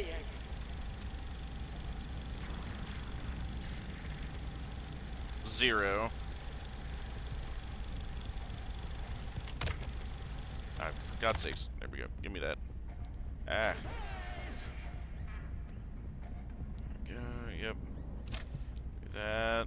Alright, 2. Alright, number 3.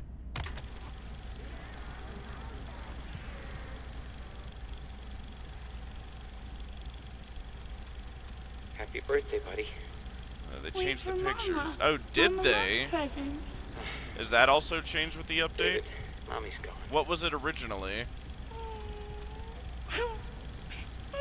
Not all gone, buddy. In a way, she's here. She's with us. Mommy will always be here, watching over us. Because I don't happen to remember what it was on my first playthrough. Better start opening. There's a lot to open. I gotta get back to work.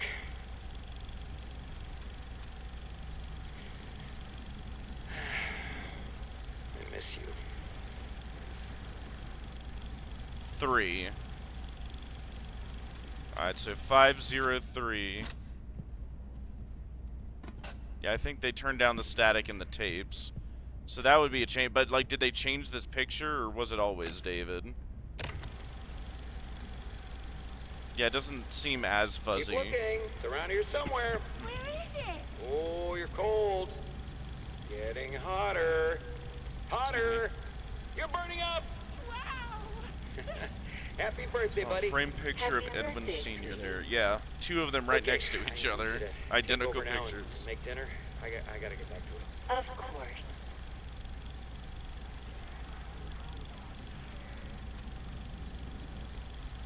4. 5034.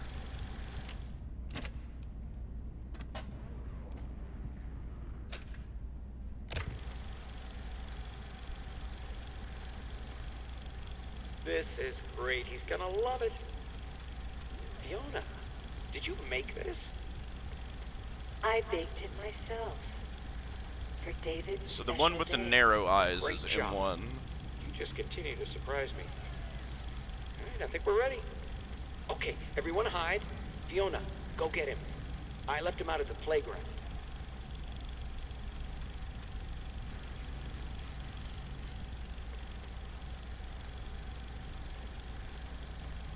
And Fiona in M1. 1. What, 50341. Chat, correct me if I'm wrong, but that's what I think it is. 50341.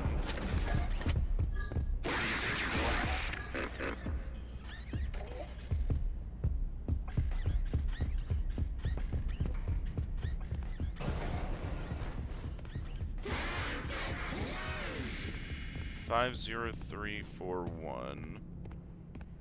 Let's see if I'm capable of solving a puzzle.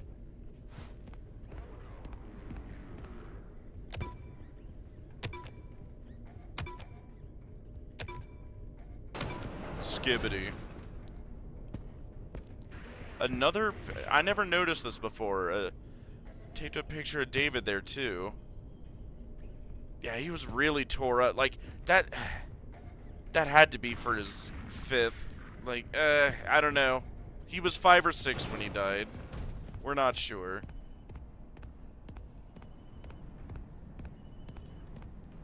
Yeah, all this here. I had a silly idea that there might have been a hint there for a missing birthday tape. I mean, I didn't notice any, and unless there's a secret way to get another tape here now. Trying to make sure there's nothing else changed in the update. I'm just taking a quick peek at everything. God, how cool Murray's would have been when it was open.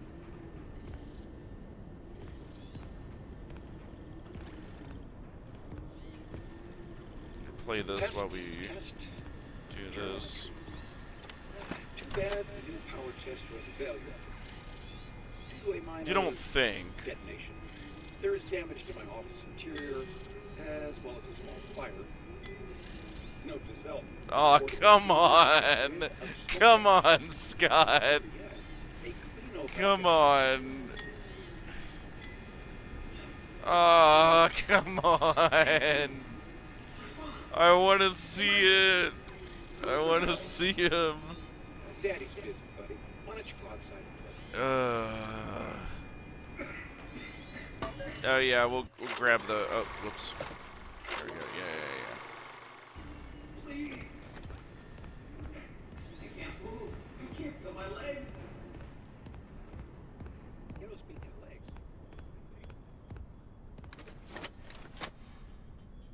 legs. I know. Part of me was kind of hoping that something would be there, but no, we're not that lucky, I guess.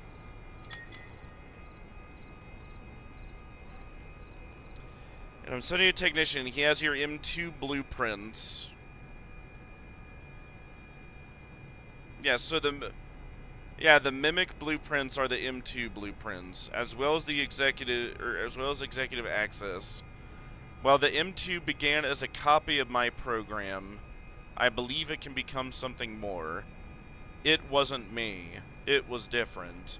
Somehow, it has been damaged and is malfunctioning. She doesn't know Edwin attacked it. M2 can no longer be controlled. It will no longer listen. It mimics rage. It has done many bad things. No one who enters the MCM is safe. Please reconsider. Finish the program. Received 5 minutes ago.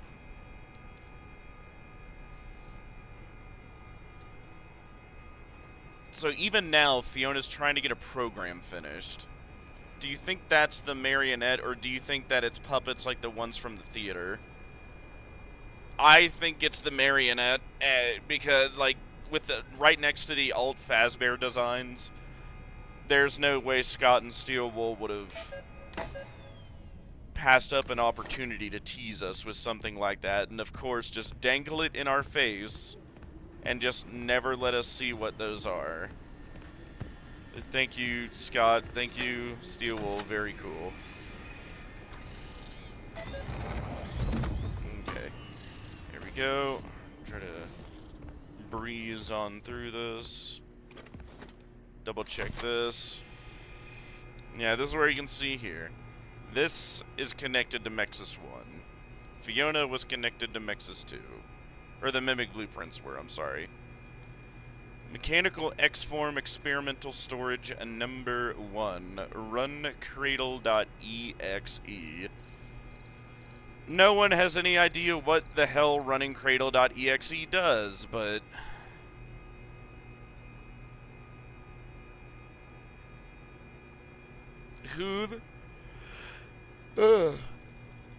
Excuse me, who the hell knows? Oh yeah, by the way, watch out for the pile of goop next to the gen before you start it. Oh yeah, we'll take a look at that. So, alright, let's get her done.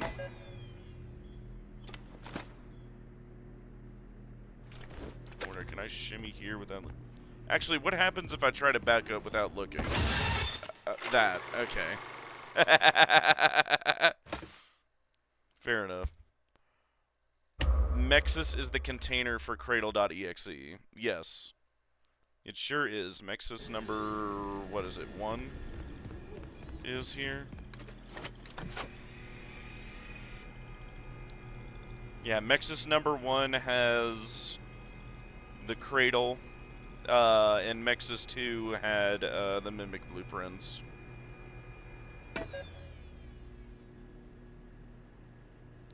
Yeah, we'll just do this. Enough messing around. Here we go. Bye, Mimic. Bye, Mimic. Yeah, look carefully here. Yeah, it is yellow goo stuff, for sure.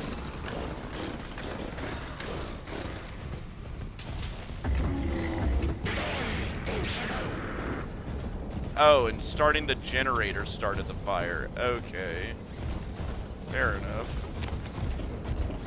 Bye, Mimic. Still think Cradle.exe shuts the doors to keep M2 in one place. Like where we found him in Ruin. It's me. It's been a long time since we... There's gonna be a lot of debate on Cradle.exe for a while. Care of yourself. Knowing you, you're still trying to hold it all together. Here, another question. Who made all the little The company doesn't proto-mimics there? It's over. You need to let it go. I beg you. Put it all aside and fix M2. It is not too late. If Edwin's running around the factory, like, what is he doing right about now? But would you consider visiting every once What in is a he while? thinking about all this? I miss you. Why is he still around? I miss my child.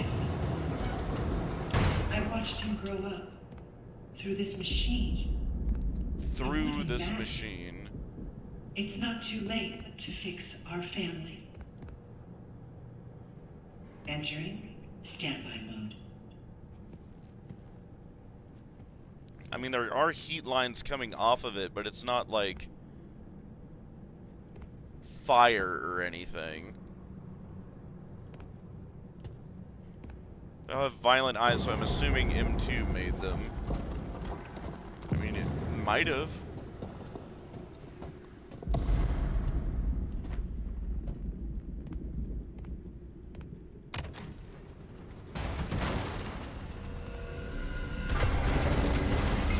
Hi, Mimic. Bye, Mimic.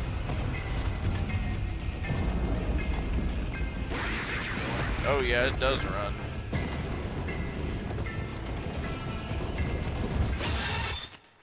Oh, what? I was already in the pipes.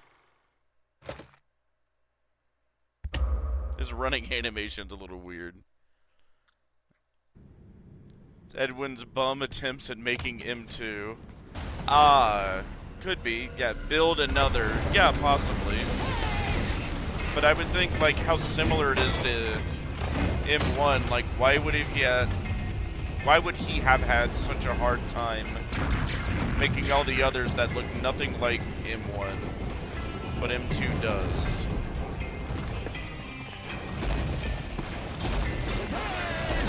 Be the weird thing I would wonder.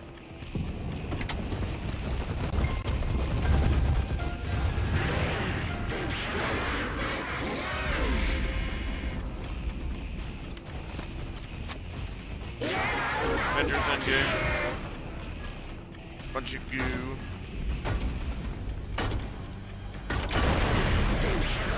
No, leave me alone, Mimic.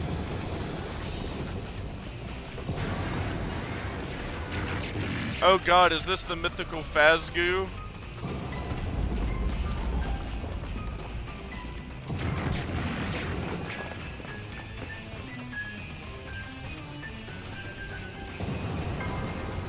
Proto-mimics.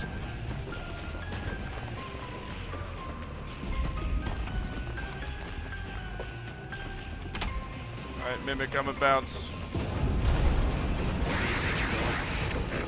Out of here. Like, does that strike you as Fiona there? See ya. Deuces.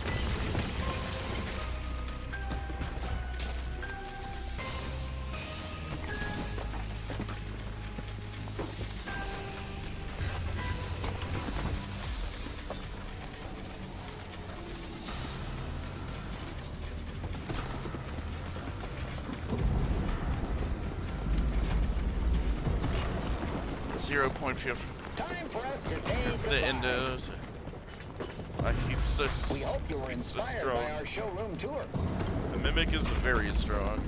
and that you leave here with exciting new ideas to make your family fun centers even more spectacular than they already are. We appreciate your business, and will always be here for you. Will you? Check back often. Our technological wizards never stop dreaming up new costumes, games, and experiences. So, remember the name Murray when you think fun. We're not going Absolutely. anywhere. Drive safe. Like, he should be able to make another one only if it's the blueprints that are needed. Right, like, that's my thought. Like, if Edwin was the one that made all the little proto-mimics, like, why are they so radically different from M1? You know?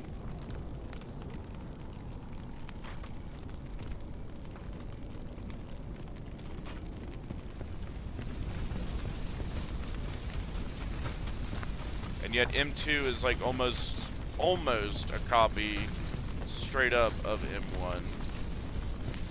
Like, no, I think there's mimic shenanigans afoot with all them. Yeah, look at him. All this happened because of one faulty generator. Yeah, like, the generator did start it, I'll give it that, but like how it's spread to here, and especially so darn quickly, I have no idea. Alright, yep, time to, skibbity. Deuces.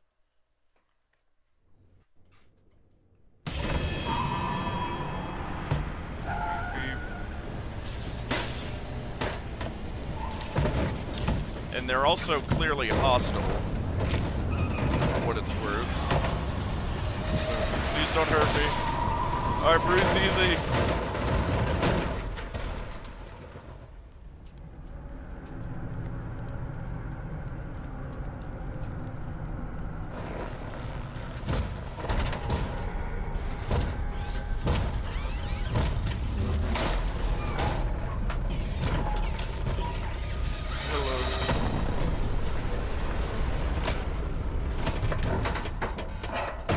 Yeah, the plug-in tool for us is missing on it.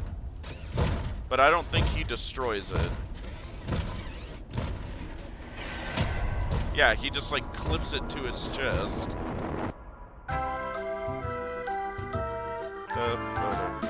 Created by Cot Skeleton.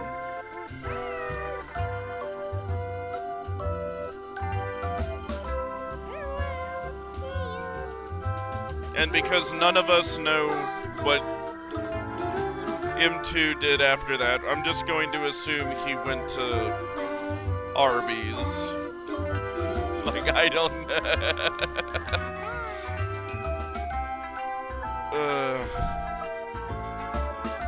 And that terrifies me too, because I really do think the parachute ending is the canon ending.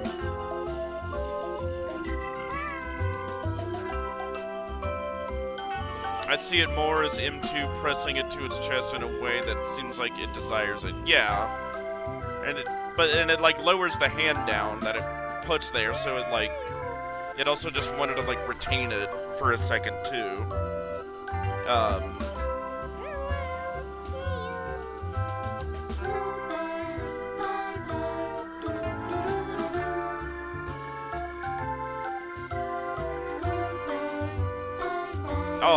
The same voice for Edwin, Mr. Helpful, and Sleepy Moon was the same voice actor? That's interesting. Very good job.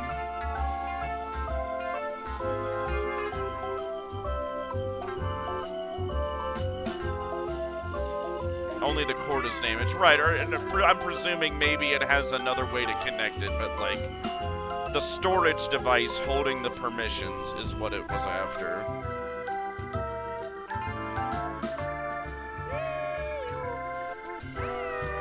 I guess that's another question maybe we get. Like, do you guys think Arnold survived in this? Like, I think he was definitely hurt, but, like, it doesn't look like he died.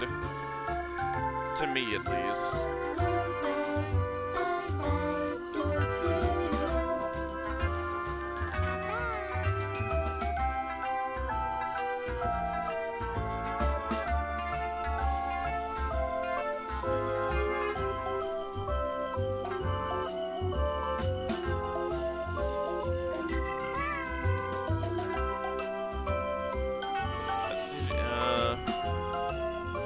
want to look up a Moon.exe playthrough for my theory yesterday, or in things here.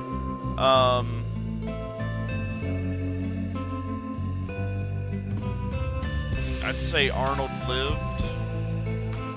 I think he did. I think if he would have died, it would have been made more clear to us. Which also makes me wonder if we won't see Arnold again in the next game.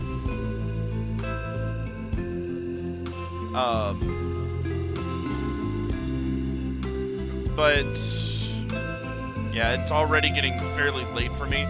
Tell you what, I'll do a New Game Plus playthrough as well tomorrow, just to make absolutely sure we didn't miss anything else. And remind me of that at the beginning of the stream, and we'll do that before we really get into it. Say Arnold lived. I think Arnold can survive that. Okay, yeah. Because if there isn't a body, they ain't dead. Rule that people are using with Edwin. Well, yeah, you know, show me the body, right? That's an old treatise with law enforcement, you know.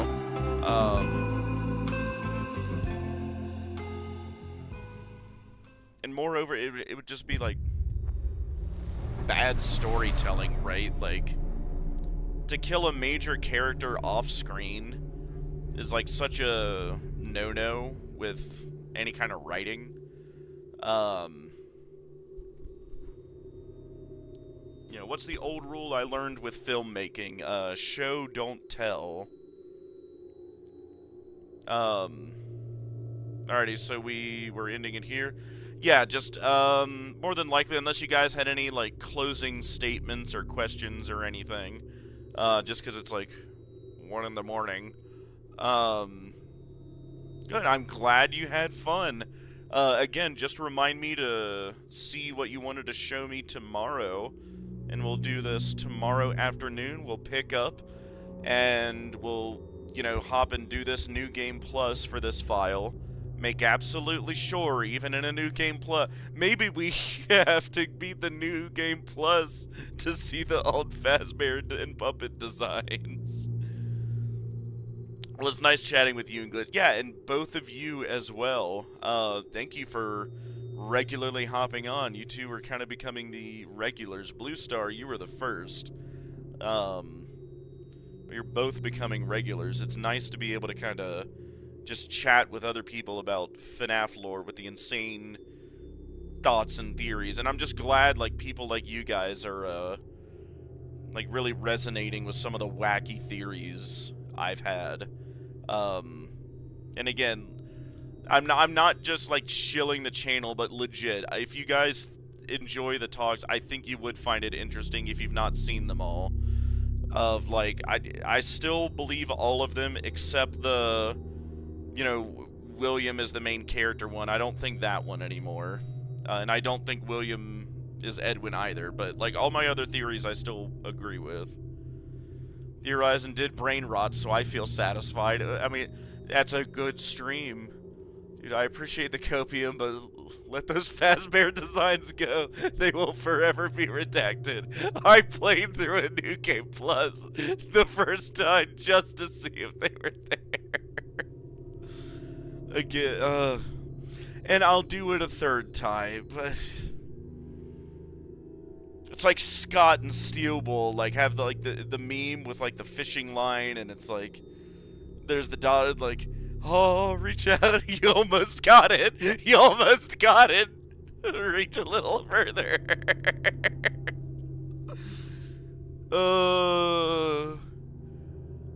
That's vile. That's just so vile to tease us with something like that. Alt Fazbear designs. Alt puppet designs. That is vile to tease us with that and not even give us a nugget. A nugget, I say.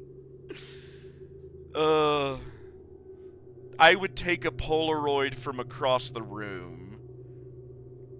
Like, God. But yeah, what if the redacted were the friends we made along the way? We made all along. it might be what I'll have to settle with. And hey, it's been nice to have you guys around. Also, yeah, just as a heads up, what is it? I don't know if you remember, but Bronze hopped in here earlier in the stream, and he sounded like we are good to do another live stream with me, Bronze Films, and Virar next weekend. So, clear the calendars if you can, because they both definitely have bigger audiences than I do. But God, we all just had so much fun that first one. And we need them. We need to see the 40th variation of Freddy in the game. I mean, if there was any I'd be interested in, it would be like early designs like this. Because like that's what I assume it means by Alt Fazbear designs, like early prototype alternative designs of the Freddy gang before everything was solidified. Nice, I'll come by and be on time, hopefully. Well, and I mean, yeah, I'm sure we'll go ahead, we'll have it, like, announced, well beforehand. I'll be there, awesome. I'm just, you know, you guys, you know, heard it here first. Like, you know, that was news to me, too. Like, I've been kind of getting on Bronze and Virar to try and do this again. And hey, if you guys really want to be good noodles, think of good questions for us, what is it, for the live stream, because, you know, like, they have more experience than I do, but, you know, like, there's times in a live stream where it's kind of like, God, you know, I don't want dead air, so, like, especially in those moments, like, I might kind of, like, fish chat or something and see, like, hey, like, what's something you guys are thinking? Or, like, maybe at the end we kind of open it up to everybody and it's like, what have all you been thinking, right? But Bronze did all of them for the first one, and God, that was fun. God, didn't we open up with, like, a real curveball, like, what was it? What do we think the white tiger is? But yeah, I'll end stream there. I'm amazed I powered through this. Excuse me, I am tired. I will let you guys off there. Thank you again for hopping in. You all have a good night. Have a good night's rest, and I will see you all tomorrow, roughly about the same time, like between 5 to 7 p.m. I'll try to do the New Game Plus tomorrow. But yep, you all have a good night. I'll see you tomorrow.